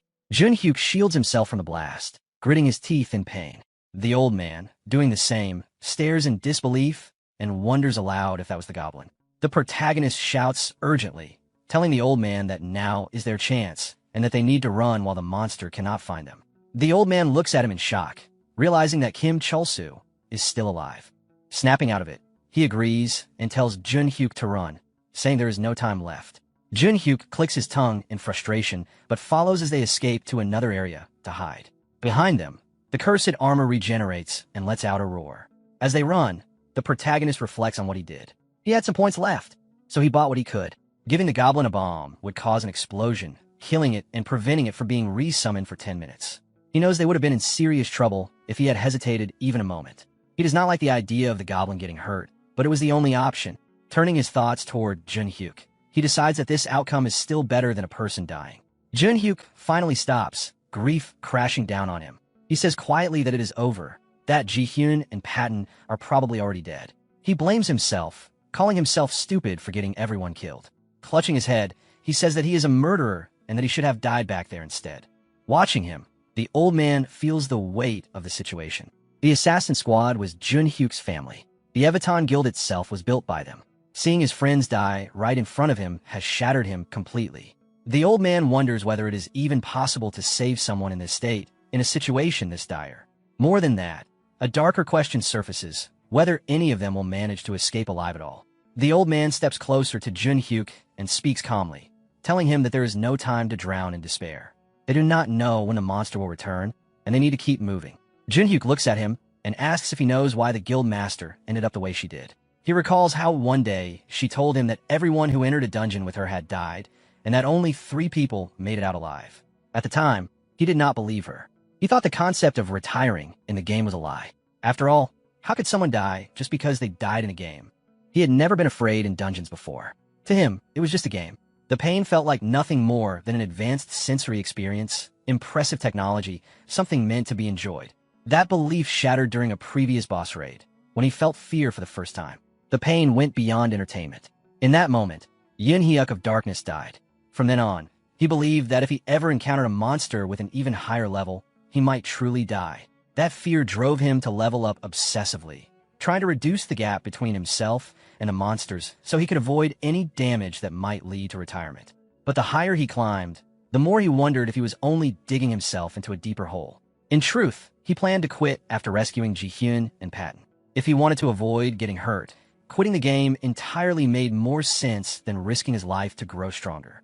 As the words spill out, he breaks down completely. Through sobs, he admits that he acted strong on the outside, but inside he was terrified to come here alone. That fear is why he dragged everyone else into this. He says he knew people would die and that he failed to warn them or stop them. Rage flashes across the old man's face as he shouts back, insisting that Jun-hyuk did not know this would happen. There was a plan, and it had a real chance of working. It was not his fault. But before he can finish, Jun-hyuk screams that he killed them all. The old man, boiling with anger, slaps him and calls him an idiot. At the same time, the protagonist kicks Jun-hyuk hard and shouts the same word at him. Jun-hyuk staggers and looks up, calling the protagonist by name. The protagonist explodes, yelling that Jun-hyuk is an idiot and demanding to know what he means by saying they are dead. He asks whether Jun-hyuk saw them die in real life, whether he is a doctor, and who he thinks he is to declare people dead. The old man stares at the protagonist in shock, calling his name and wondering if he has finally regained his memories. But the protagonist ignores him and continues. He says he regrets ever considering someone so pathetic as his friend. Jun-hyuk freezes on that word. Friend. The old man's thoughts spiral. Since when did Kim Chul-soo consider Yin-hyuk his friend?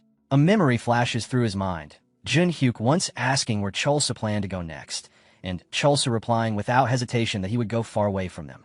Returning to the present, the old man realizes that their relationship was, at best, only barely short of becoming mortal enemies.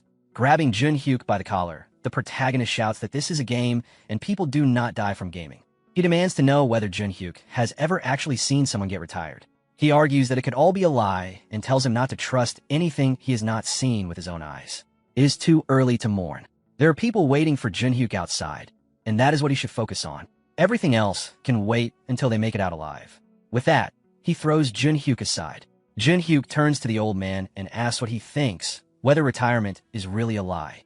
Inside, the old man knows the truth. Unfortunately, it is real. People do die in real life when they die in the game, even now. But he cannot say that. Snapping back to reality, he tells Jun-hyuk that he has only heard rumors, just like everyone else, and that he has never confirmed it himself. They have done everything they can to avoid being retired, but no one truly knows the truth. As Kim Chul-soo said, it is too early to declare anyone dead. Jun-hyuk quietly acknowledges this. He then turns to the protagonist and apologizes for showing such a pathetic side, especially to someone he never expected to encourage him. He stands up and says that he owes him again and promises to repay that debt alive. Watching him, the old man wonders whether Kim Chul-soo's memory has returned or if this resolve came from something else entirely. With a hardened expression, Jun-hyuk grips his blades and declares that the Evaton rescue mission will recommence. The super wizard shouts at Lam in disbelief, demanding to know if she truly has no intention of helping. He reminds her that she is their guild master. Lam, lying on the ground, responds casually that she came only to see Yin-hyuk take a beating and has no intention of rescuing anyone. The super wizard, sweating heavily, asks if she is really here just to watch her own people get retired and killed, questioning whether she has lost her mind. Lam scoffs and asks how many people playing the game are actually sane. She brings up retirement and implies that they do not understand the true nature of the dungeon. As she trails off, the super wizard grows even more alarmed, realizing that if what she is saying is true, then the trap, or rather, the device itself, is something far more dangerous than they thought. The scene shifts deeper inside the dungeon. Ji-hyun speaks calmly while Patton angrily taps at his interface, cursing because he can no longer contact anyone outside. Ji-hyun reminds him of the moment they first fell into the trap, explaining how the crystal on the wall reflected her spell and created a magic circle that dragged them in. Patton snaps back, furious, insisting that people always blame him for situations like this, but this time it is entirely her fault. Ji-hyun accepts the accusation without resistance, then explains that traps only work on careless people like him, while she remained cautious throughout the dungeon. Patton scoffs, accusing her of bragging again. Ji-hyun continues, explaining that most traps are simple enough for reckless people to fall into, but this one was designed to activate only when a skill directly hits the crystal on the wall. She questions what kind of person would design a trap that even someone as careless as Patton would not normally trigger. Patton clenches his fist and demands to know if she has finished talking. Ji-hyun presses on, pointing out that the dungeon was designed for much lower-level players, making the appearance of a level 100 monster extremely abnormal. She explains that most players would be retired after a single hit from something like that. Patton explodes in anger, asking what any of that changes when they are trapped and facing death anyway. Ji-hyun shouts back that this is exactly her point, that this is not an ordinary trap. Suddenly, Patton notices her staring past him and asks what she is looking at. She slowly turns, her expression tightening as she recognizes the same type of crystal behind him. Without hesitation, she forms her magical bow and aims an arrow directly at Patton. He panics, shouting and demanding to know if she has lost her mind. She orders him not to move. She releases the arrow, and Patton screams as it flies past him, striking the crystal embedded in the stone beneath his feet. The crystal begins to glow as a beam of blue light shoots upward, connecting to another crystal engraved in a distant pillar. The light reflects again, forming a star-like structure of blue energy around Ji-hyun. She watches the phenomenon with wide eyes and a bright smile, excited that it worked.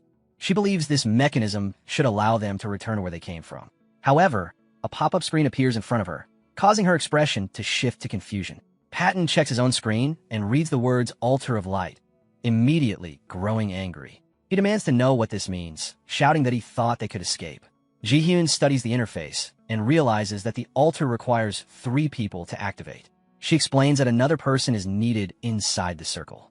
Patton runs a hand through his hair in frustration, pointing out that there are only 2 of them alive and no bodies nearby to fill the requirement. He adds that they have no idea when their guild members might arrive. As the realization sinks in, both of them sense something approaching from the darkness.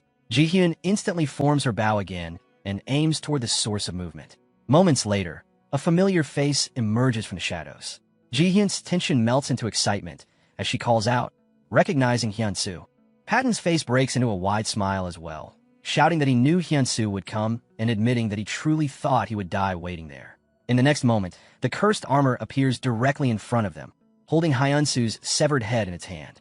Ji-hyun freezes, her face draining of color as she whispers his name under her breath. Patton immediately understands what has happened. Sweat forms on his face as anger overtakes him, and he reaches for his sword, calling out to Ji-hyun. She remains completely frozen in place. The monster steps forward and swings its blade toward her. Patton shouts at her to run, his voice breaking as he does. At that instant, Jun-hyuk appears between them and intercepts the cursed armor's attack head-on. The impact is massive, powerful enough to shake the ground. Yet when the dust settles, Jun-hyuk lands on the floor without visible injury. The cursed armor pauses, clearly confused. Sitting on the ground, Jun-hyuk grips the goblin like a blunt weapon and comments that using a summoned monster to deflect attacks was unexpected, acknowledging that the idea must have come from Kim Chol-soo. Patton stares in disbelief, clutching his sword as he shouts Yoon-hyuk's name, overwhelmed with relief that he came for them. Ji-hyun, still stunned, realizes that Yoon-hyuk just blocked an attack from a level 100 monster and struggles to understand how that was even possible. Moments later, Kim Chol-soo and Sungryul come running toward them. Sungryul shouts to check if they are all right. Hearing his voice, Patton turns sharply, recognizing him in shock. Sungryul reaches them, remarking that they were not too late after all. Ji-hyun turns to face them, stunned to see both Sungryul and Kim Chol-soo standing there together. Kim Chol-soo bows politely and greets her, causing her to respond instinctively, still confused by the situation. Awkwardly, Kim Chol-soo mentions that they are friends and comments that she seems to be doing well. Ji-hyun quietly asks Sungryul what is wrong with him. Sungryul replies flatly that she should not ask, admitting that it frustrates him as well. At that moment, the star-shaped formation of light begins to glow again. A pop-up window appears in front of Sungryul, and he reads the words, Altar of Light, with confusion. Before he can react further, the light intensifies and a portal opens beneath them. Ji-hyun immediately understands what is happening and shouts as she is pulled toward the portal, realizing that the exit is activated because there are 3 people present. Panicking, she yells to Sungryul and asks if anyone else is there besides them. He answers that it is only them, for now. Ji-hyun turns desperately toward Kim Chol-soo, shouting that the 2 left behind will not be able to escape. She begs Kim Chol-soo and Yoon-hyuk to save the remaining person. As Kim Chol-soo and Sungryul are drawn into the portal, Kim Chol-soo smiles and gives her a thumbs up. When the light fades, Jun-hyuk stands silently and confirms that they escaped safely. He then straightens, his expression hardening as he states that there is no longer any way out except by defeating the monster. Kim Chul-soo lets out an awkward laugh and agrees. He turns toward the cursed armor and he shouts as he charges forward. Stretching his body as he moves, he taunts the monster, telling it that it will be dead soon and criticizing how loud it is. Jun-hyuk responds dryly, telling him to stop talking. The cursed armor begins to glow with a red aura and takes its stance. Jun-hyuk focuses on it and calmly prepares himself. Drawing his blades, he tells Kim Chul-soo to keep up. Kim Chul-soo calls out to his goblin and entrusts the fight to it as well.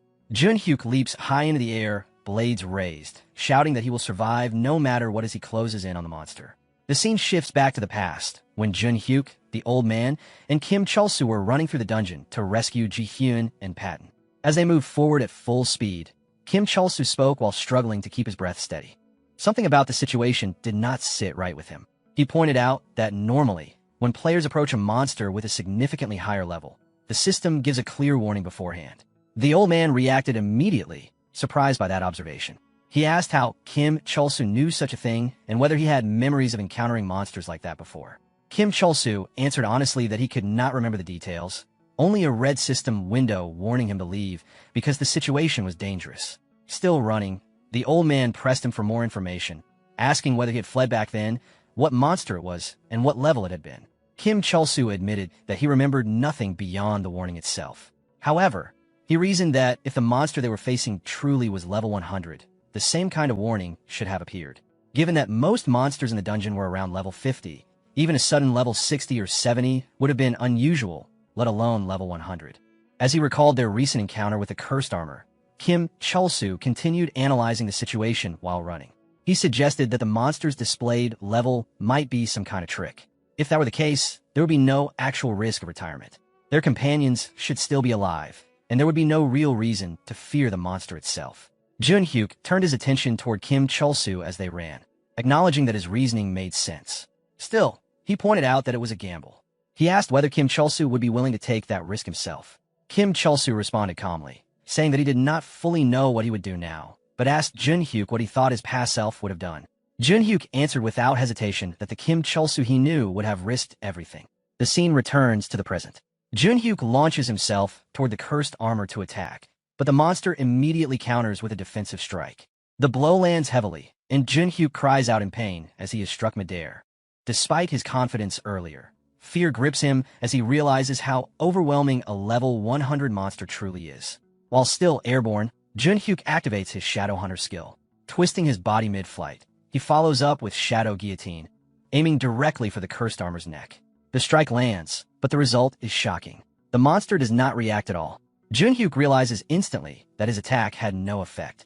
Before he can recover, the cursed armor regains its stance and rushes forward, striking him again. The blow hits his back directly, dealing massive damage and sending pain surging through him. Through the pain, Jun-hyuk shouts Kim Chul-soo's name in frustration. In response, Kim Chul-soo regains his composure and activates his Goblin Summoner ability, throwing the goblin directly at the cursed armor. As he does, he recalls something important he learned earlier while using the Bomb Goblin. There is no cooldown on summoning a goblin, even if it died. Tears well up as the realization sinks in. He apologizes silently to the goblin, acknowledging that he is causing it pain, but also understanding that it can return even after death. Steadying himself, Kim Chul-soo summons another goblin. Holding the goblin's head firmly with both hands, he shouts that he will take all of the monster's attacks and orders it to attack without hesitation.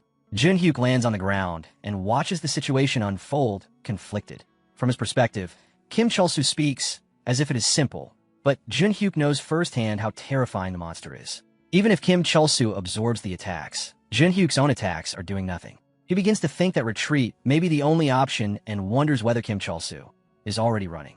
At that moment, Jun-hyuk recalls his own earlier thoughts. The fear surrounding the retirement mechanic, the idea that people could die in real life because of a game, and the crushing uncertainty that followed. He remembers questioning whether any of this was worth it, even if friends had already died. But one thought stood above the rest. As long as someone is alive, there must be something they can do. Hiding and running away changes nothing. Facing the danger head-on is the only way forward. Back in the present, Jun-hyuk is running desperately, narrowly avoiding the cursed armor's attacks. As he moves, a thought strikes him with force. He realizes that he is running away again, just like before, and the frustration builds inside him. As he passes Kim Chulsu while fleeing, Kim shouts after him, trying to stop him, but Junhyuk does not slow down. Kim turns around, sweat pouring down his face as the monster closes in. The cursed armor swings its weapon. The goblin takes the hit, and both Kim Chulsu and Junhyuk run hard to create distance. While running, Kim shouts at Junhyuk, questioning why he is retreating. Junhyuk answers that he did promise to defend, but it no longer matters. From the start, this fight felt doomed to him. His attacks had done nothing to the monster. The cursed armor suddenly leaps into the air and brings its sword down toward them. Kim activates his goblin summoning skill and blocks the attack using the goblin. This time, however, the damage dealt is minimal. The impact still sends Kim flying backward, crashing into the wall behind him. Junhyuk and the goblin are thrown away and hit the ground at a distance. As Kim regains his footing, he realizes they have reached a dead end. The cursed armor slowly approaches again. Kim's thoughts race as he prepares to block another attack. He notices that the goblin did not die from the previous strike. The cursed armor attacks again. Kim blocks once more with the goblin.